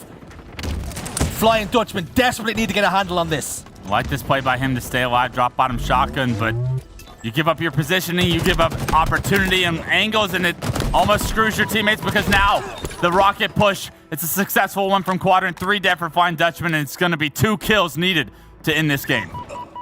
Make it 1 now. to lock in a 2-0 series lead. Snaky makes sure he's not going to be the first, but Mr. can't do the same. Quadrant win game 2. They're 1 game away from Kansas City qualification. Something we talked about during that game, and I love how you worded it. It was Clonely was dying so much throughout that game. We kept pointing out his high number of deaths. Well, on his team was Mose. Mose ends that game with 8 deaths. Yep. The difference is clear in the different play styles of the two. It's clear in the different impact that they're having in the game. And I've had teammates like that. I team with Cloud, and Cloud would impressively die so little in games. I'd be like, I'd look at him and I go, I need you to try and impact the game a little bit more. I'm not saying Mose may have been playing wrong, but you can tell the clear dysfunction from the Dutchman there in that game too, and the difference in those stats. I mean, 8 deaths and 16 deaths. You can tell they're playing at 2 completely different paces, and 2 are having 2 completely different impacts on all of the team fights that are going down, and because of it, you're seeing such a different score in the actual total score of that 50-39 victory for Quadrant. A player we highlighted before the game missed it. He performed well in that Slayer. He actually one of the only players to go even across the board for his team, but unfortunately for him, like you say, this team are not playing at the same pace, and when it's a series with this high of stakes, that can't happen against a caliber team of Quadrant. Now they got to get on the same page, and they have 1 game to do that in this series. That game 3, we saw and we've noted that this series went the distance in pool play, but we are seeing a completely different Quadrant than we've seen all weekend. We are seeing the best of Quadrant, and at the most important time, we are seeing the worst of the Flying Dutchman at the worst time for them not to show up. Quadrant stumbled through pools. They limped through the elimination bracket, but now they find themselves 1 win away from Kansas City, and they've got 3 attempts of securing that 1 game. It could happen here, it could happen in a couple of games, but they have the insurance policy. They know that the pressure now lies on Flying Dutchman to perform. If there was any pressure felt from Quadrant coming into this series, it's been pretty much relieved, right? You can't necessarily let off the gas pedal, but you are in cruise control in a sense. You're in 5th gear. Just stay in 5th gear and you'll be good to go. On the side of Flying Dutchman, if there was pressure felt at the start of the series, it's only multiplied at this point. I mean, you are backs against the wall, do or die from here on out. On the bright side, though, Stronghold's Recharge was a game significantly won in their favor the first time around in pool play. Nothing has been the same, similar to pool play in this series as of yet, but 250 to 119 is how this one went in the hands of Flying Dutchman. So if you're able to win game 3, that can give you the spark you need to push this series the distance. Did the pool play result give Quadrant the wake-up call they needed? That they had to perform better this time around? Was that just a taster of things to come for Flying Dutchman? Can they finally get a hold of this Quadrant team, rein them back in, slow them down? We're going to find out here and now on board with Chick. Who better to start off with than the best player so far throughout this tournament for this Quadrant roster? I'd say Chick is probably the most consistent player as he consistently tries to go for that power-up. Unfortunately, doesn't actually activate that power-up, and that could be a big mistake because Clonely was able to take him down and now secured that one of his own. Clonely desperately tried to get away, but Shad had those camo eyes and ensured that was not going to be reality for his teammate. Shad also gets shut down. Now Fragger picks up 1 in the feed. That's going to be on to Mose. Chick picks up C for his team. B and C now in control for Quadrant.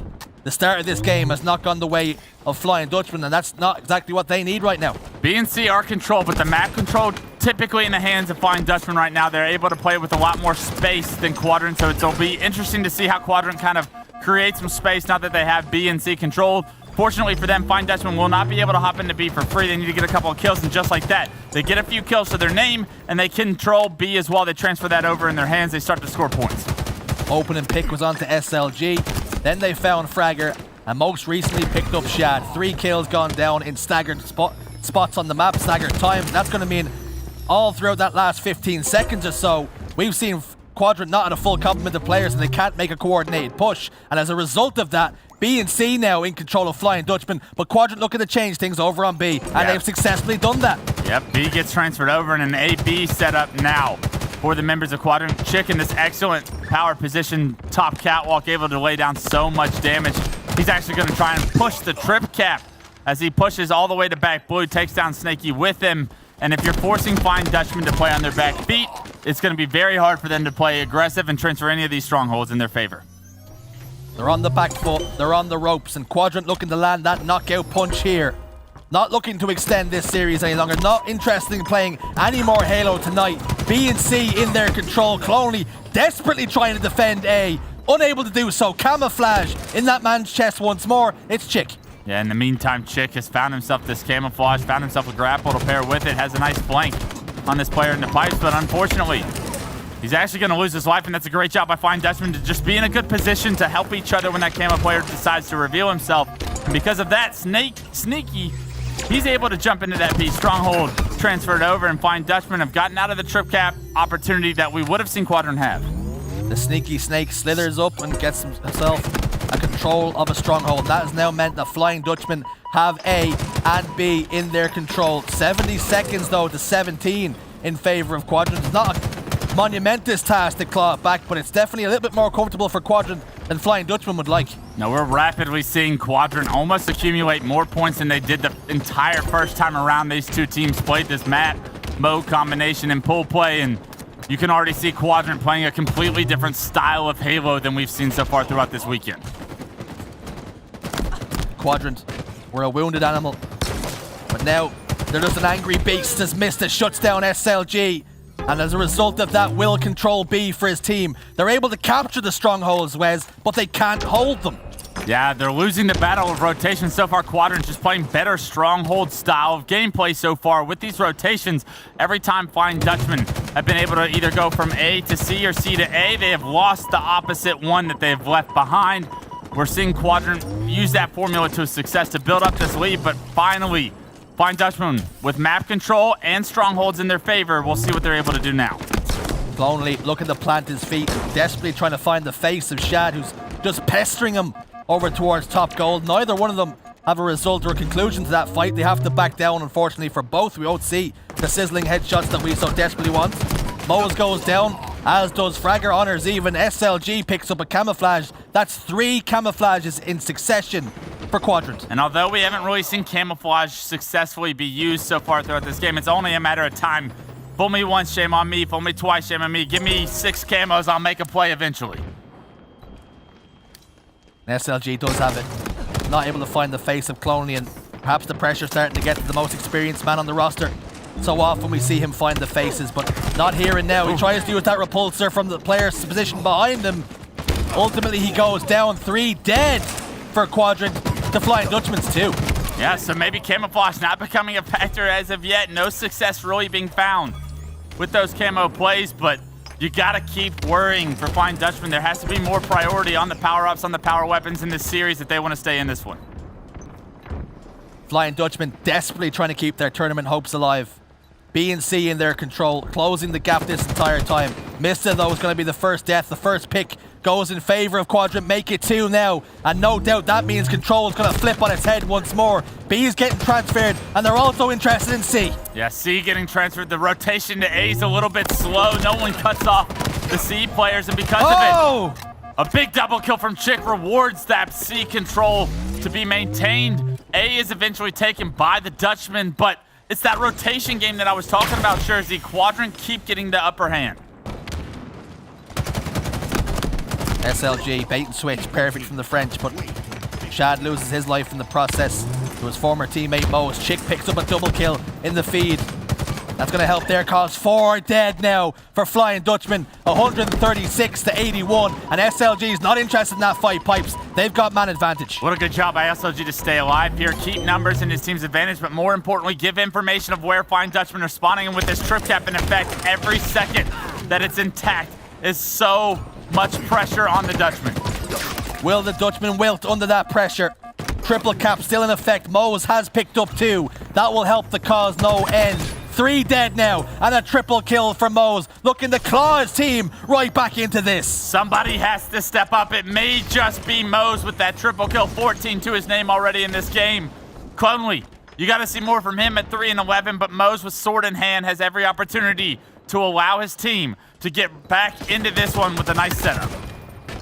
Yet again, it appears Moze and Clonely are playing two different brands of Halo Infinite, but it's 4 dead for Quadrant. That opens the door for a triple cap for the first time for Flying Dutchman. This is it. Will the Flying Dutchman make this a series? Will they push this series to a game 4? This trip cap, how long can it be held? Mista trying to pressure C as you saw Quadrant go, but he can't secure the kill. Kills are traded back and forth. And just like this, they're about to lose A and C. An overextension from the Dutchman could cost them their tournament lives. Both these teams appear to be doing the best job that they can to throw this game away. Unable to hold control. Again, we see control flip back over towards Flying Dutchman, and they're slowly but surely eating away at that huge lead Quadrant held only moments ago. They got to get into A, and unfortunately, they're distracted by a BR fight from Longhold, deterred by Get in the hill, Mista. You got to go over to A. You got to get that faster, and just like that, you're seeing Quadrant already in B, even though the Dutchman had the slays. A wise man once said, "What are you doing?" And we're almost hearing that here and now once more. B, though, Mista has his intentions and has his intentions set on controlling B, but Chicks jumped in to get the reset, but it's not for long, as we're seeing that transfer once again. But they're looking at and have their attentions on C. Snaky takes down Shad, and the sword has dropped. That's such a big kill from Snaky to deny that sword. Now, what can he do? With this power weapon in hand, he needs to be able to try and press the trip cap again. Now, the lead just down to about 13 points. You're seeing Flying Dutchman right back into this one. Unfortunately, another camo in the hands of Quadrant. Another camouflage. It's in the man of the star player all tournament long, Chick. What can he do with it? One bank grenade off the floor, spins up, hits Snaky in the shins. That'll be enough to get the job done. Double kill, sword and camouflage. Almost got away, bottom tower. No. Shut down before he can get himself cooking and ahead of steam. 187 now to 106. This is an all-out brawl. An all-out brawl, and look at the strongholds being transferred. So A and B potentially going in the hands of Dutchman. Great grenade from Mista as he's in A, transferring that one over. And just like that, they're going to take the lead here shortly. Flying Dutchman desperately trying to extend this series. Desperately clinging onto that plane ticket. They can ill afford to make any more slip-ups here because they'll be running out of the points, but they're very slowly and very shortly going to take the lead for the first time in the game if they can keep control for another couple of moments. Yeah, Mista able to get the reset here. That's big. His presence bottom elevator is felt, and I love the immediate rotation to see. And look at that, a momentary trip cap as well for the Dutchman, as it looks like all the momentum throughout this mid-game has gone in their favor to get right back into this one. Can they keep it up is the big question. Quadrant seem to be weak at the knees. They need to catch themselves here. Mista picks up 2 and makes sure his team holds C once more. It's 217 and counting to 187. This game has flipped on its head. Such an interesting strategy here from Quadrant. They actually opt to push from elevator to turbine. They want B in their sights, but I prefer to push towards BR tower if I'm the individual in control of that decision. It does look like they're going to successfully be able to transfer over B. Flying Dutchman needed to somehow get across catwalking to A throughout this time, and unfortunately no one was able to do so. 2 members go down.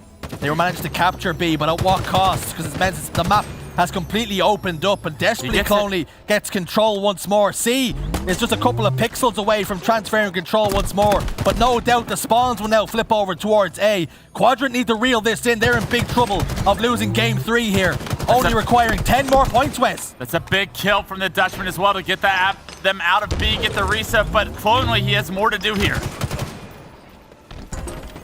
Clonely gets the reset. Playing B expertly. Now turns his attentions towards A. A couple of kills have gone against them though. Mista hits the respawn screen. Snaky joins him very shortly. This is a massive, monumental 1v1, and Shad comes out on top. Mo's the last man alive. Quadrant maintain control.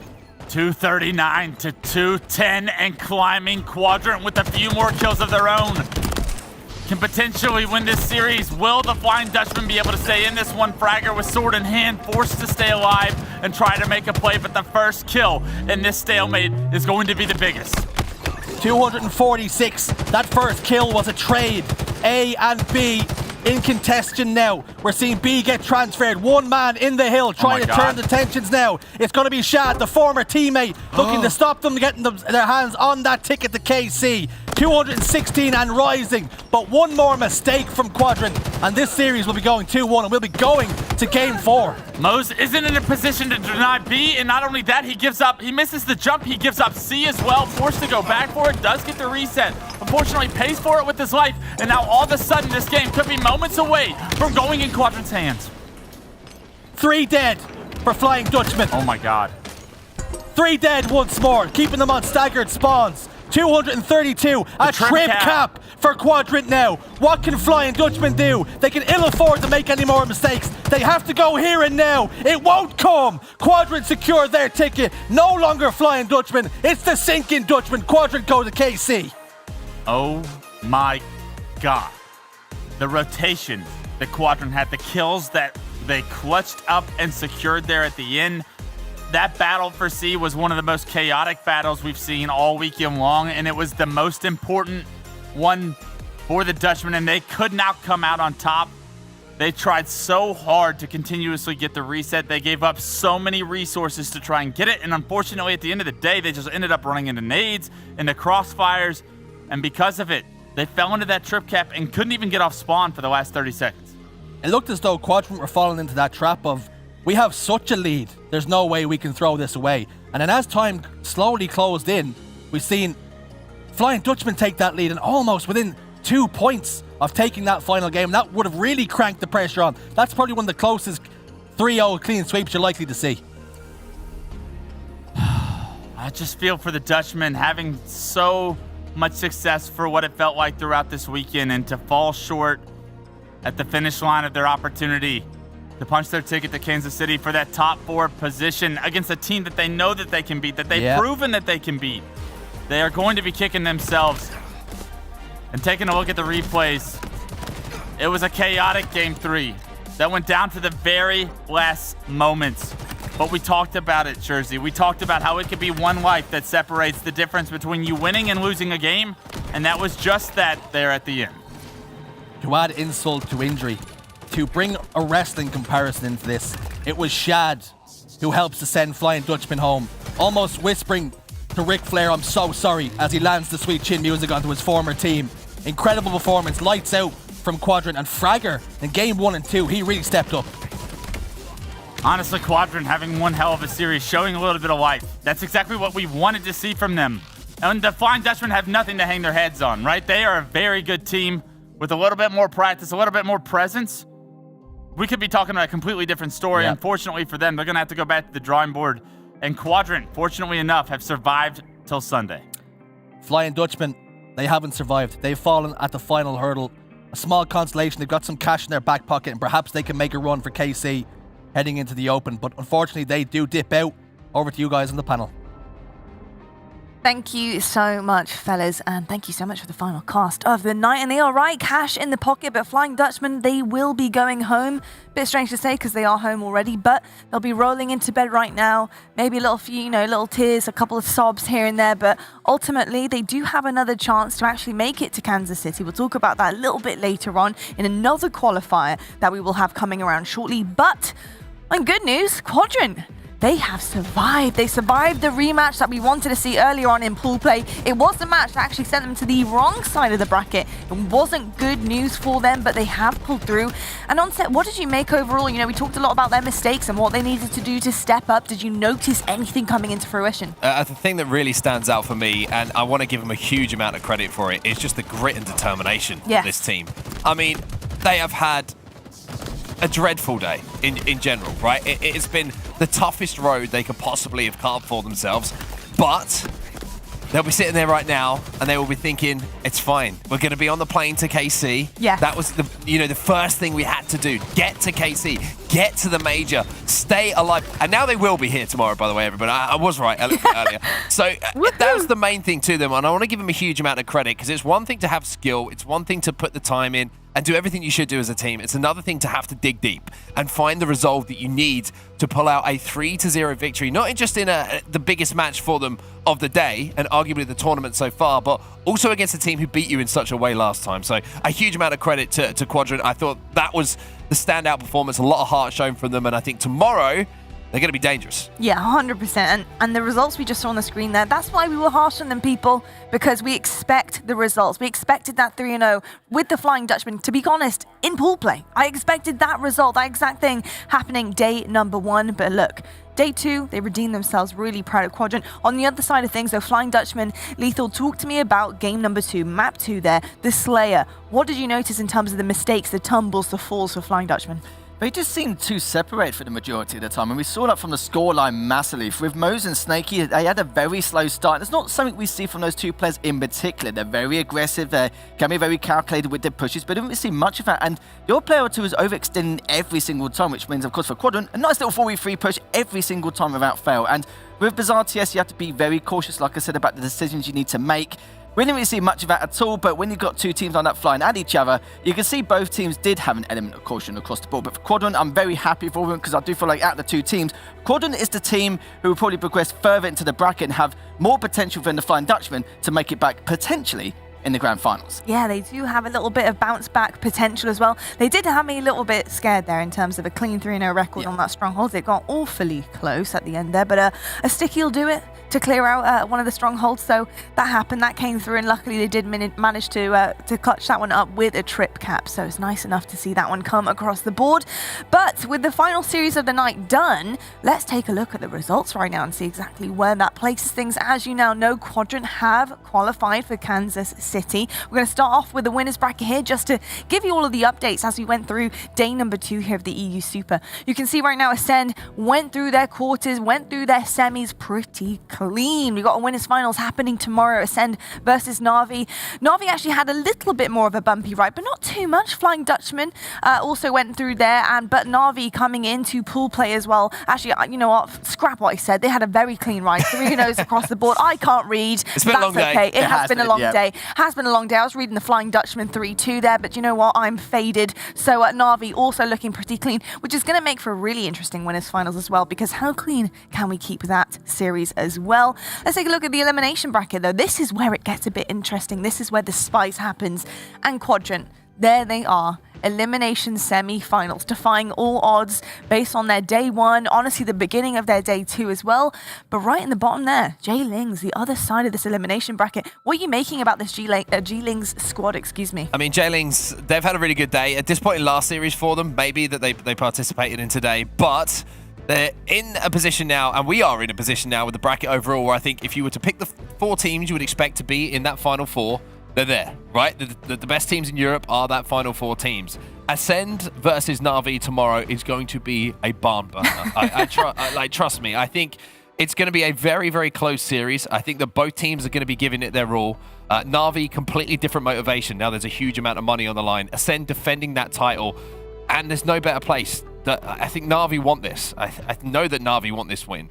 And Ascend, I think, want to stop that win happening just as much as Na'Vi want to take the win home. So that winners bracket final is massive, not just for Ascend if they go through to the final, knowing that they've got a bracket reset on their side. They only have to beat the team that comes from that lower bracket once. But Na'Vi knowing that, if they can beat Ascend now, I think that Na'Vi don't think Ascend can beat them twice. So it's going to be a really crazy series. And then you've still got Quadrant in there. You've still got J-Lings in the there. mix. This is it. You never know what could happen if you fall down after that disappointment in that winners bracket final and you're thinking, oh, what could have been? Those teams are ready to smack you about and go to that final. They certainly are, and I think at this position as well, having pride, but also that historic prize pool on the line here as well, because look, everyone gets a chunk of change, which is fantastic, but the higher up you go, the more you proceed through your bracket and success with the series, the more change you have in your pockets at the end of day number 3. Leather seats instead of normal seats. Air conditioning instead of no air conditioning. Pretty sure all cars these days. Foot massages under the desk, all sorts of things. Life is a luxury. Can invest in the luxury of at-home gaming that we found ourselves in this world in the past couple of years. But I'll tell you what, it's looking pretty damn good for all of our teams right now. They're picking things up, which is amazing. And that is going to do it for us for the rest of this day. Day number 2 has been pretty epic, actually, I've got to say. Some major storylines coming through, especially heading into day number 3, because tomorrow we're going to be crowning our EU Super champion. And I want to know who it's going to be. And if you guys do too, then make sure you meet us here at 3:30 GMT, where we will be crowning that very team. So good night, sleep tight, and we'll see you guys tomorrow.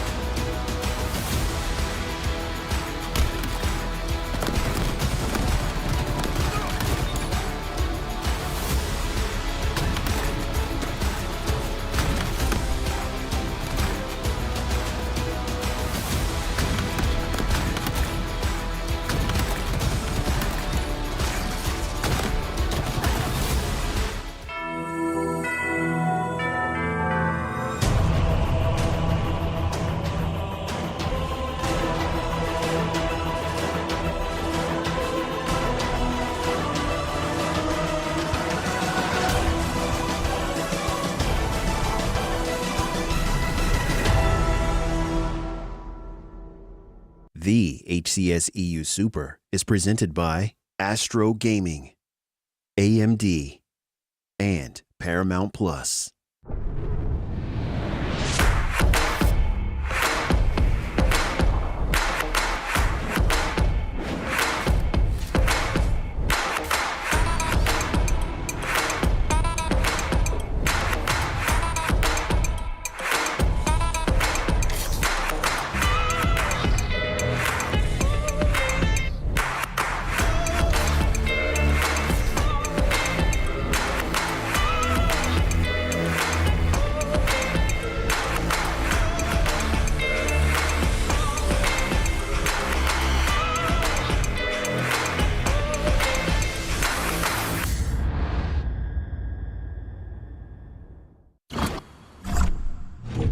I've got you under my skin.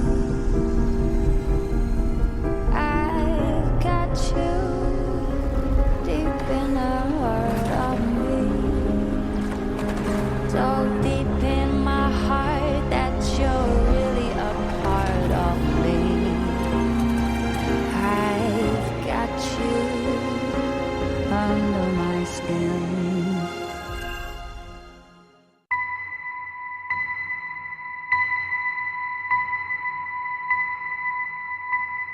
You're special.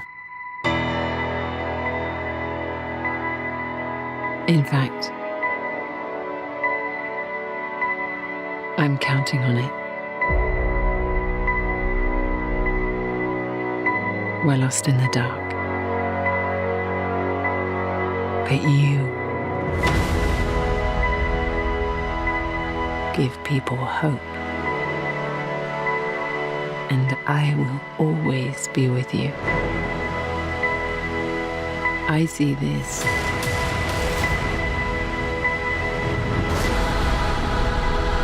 as a new beginning.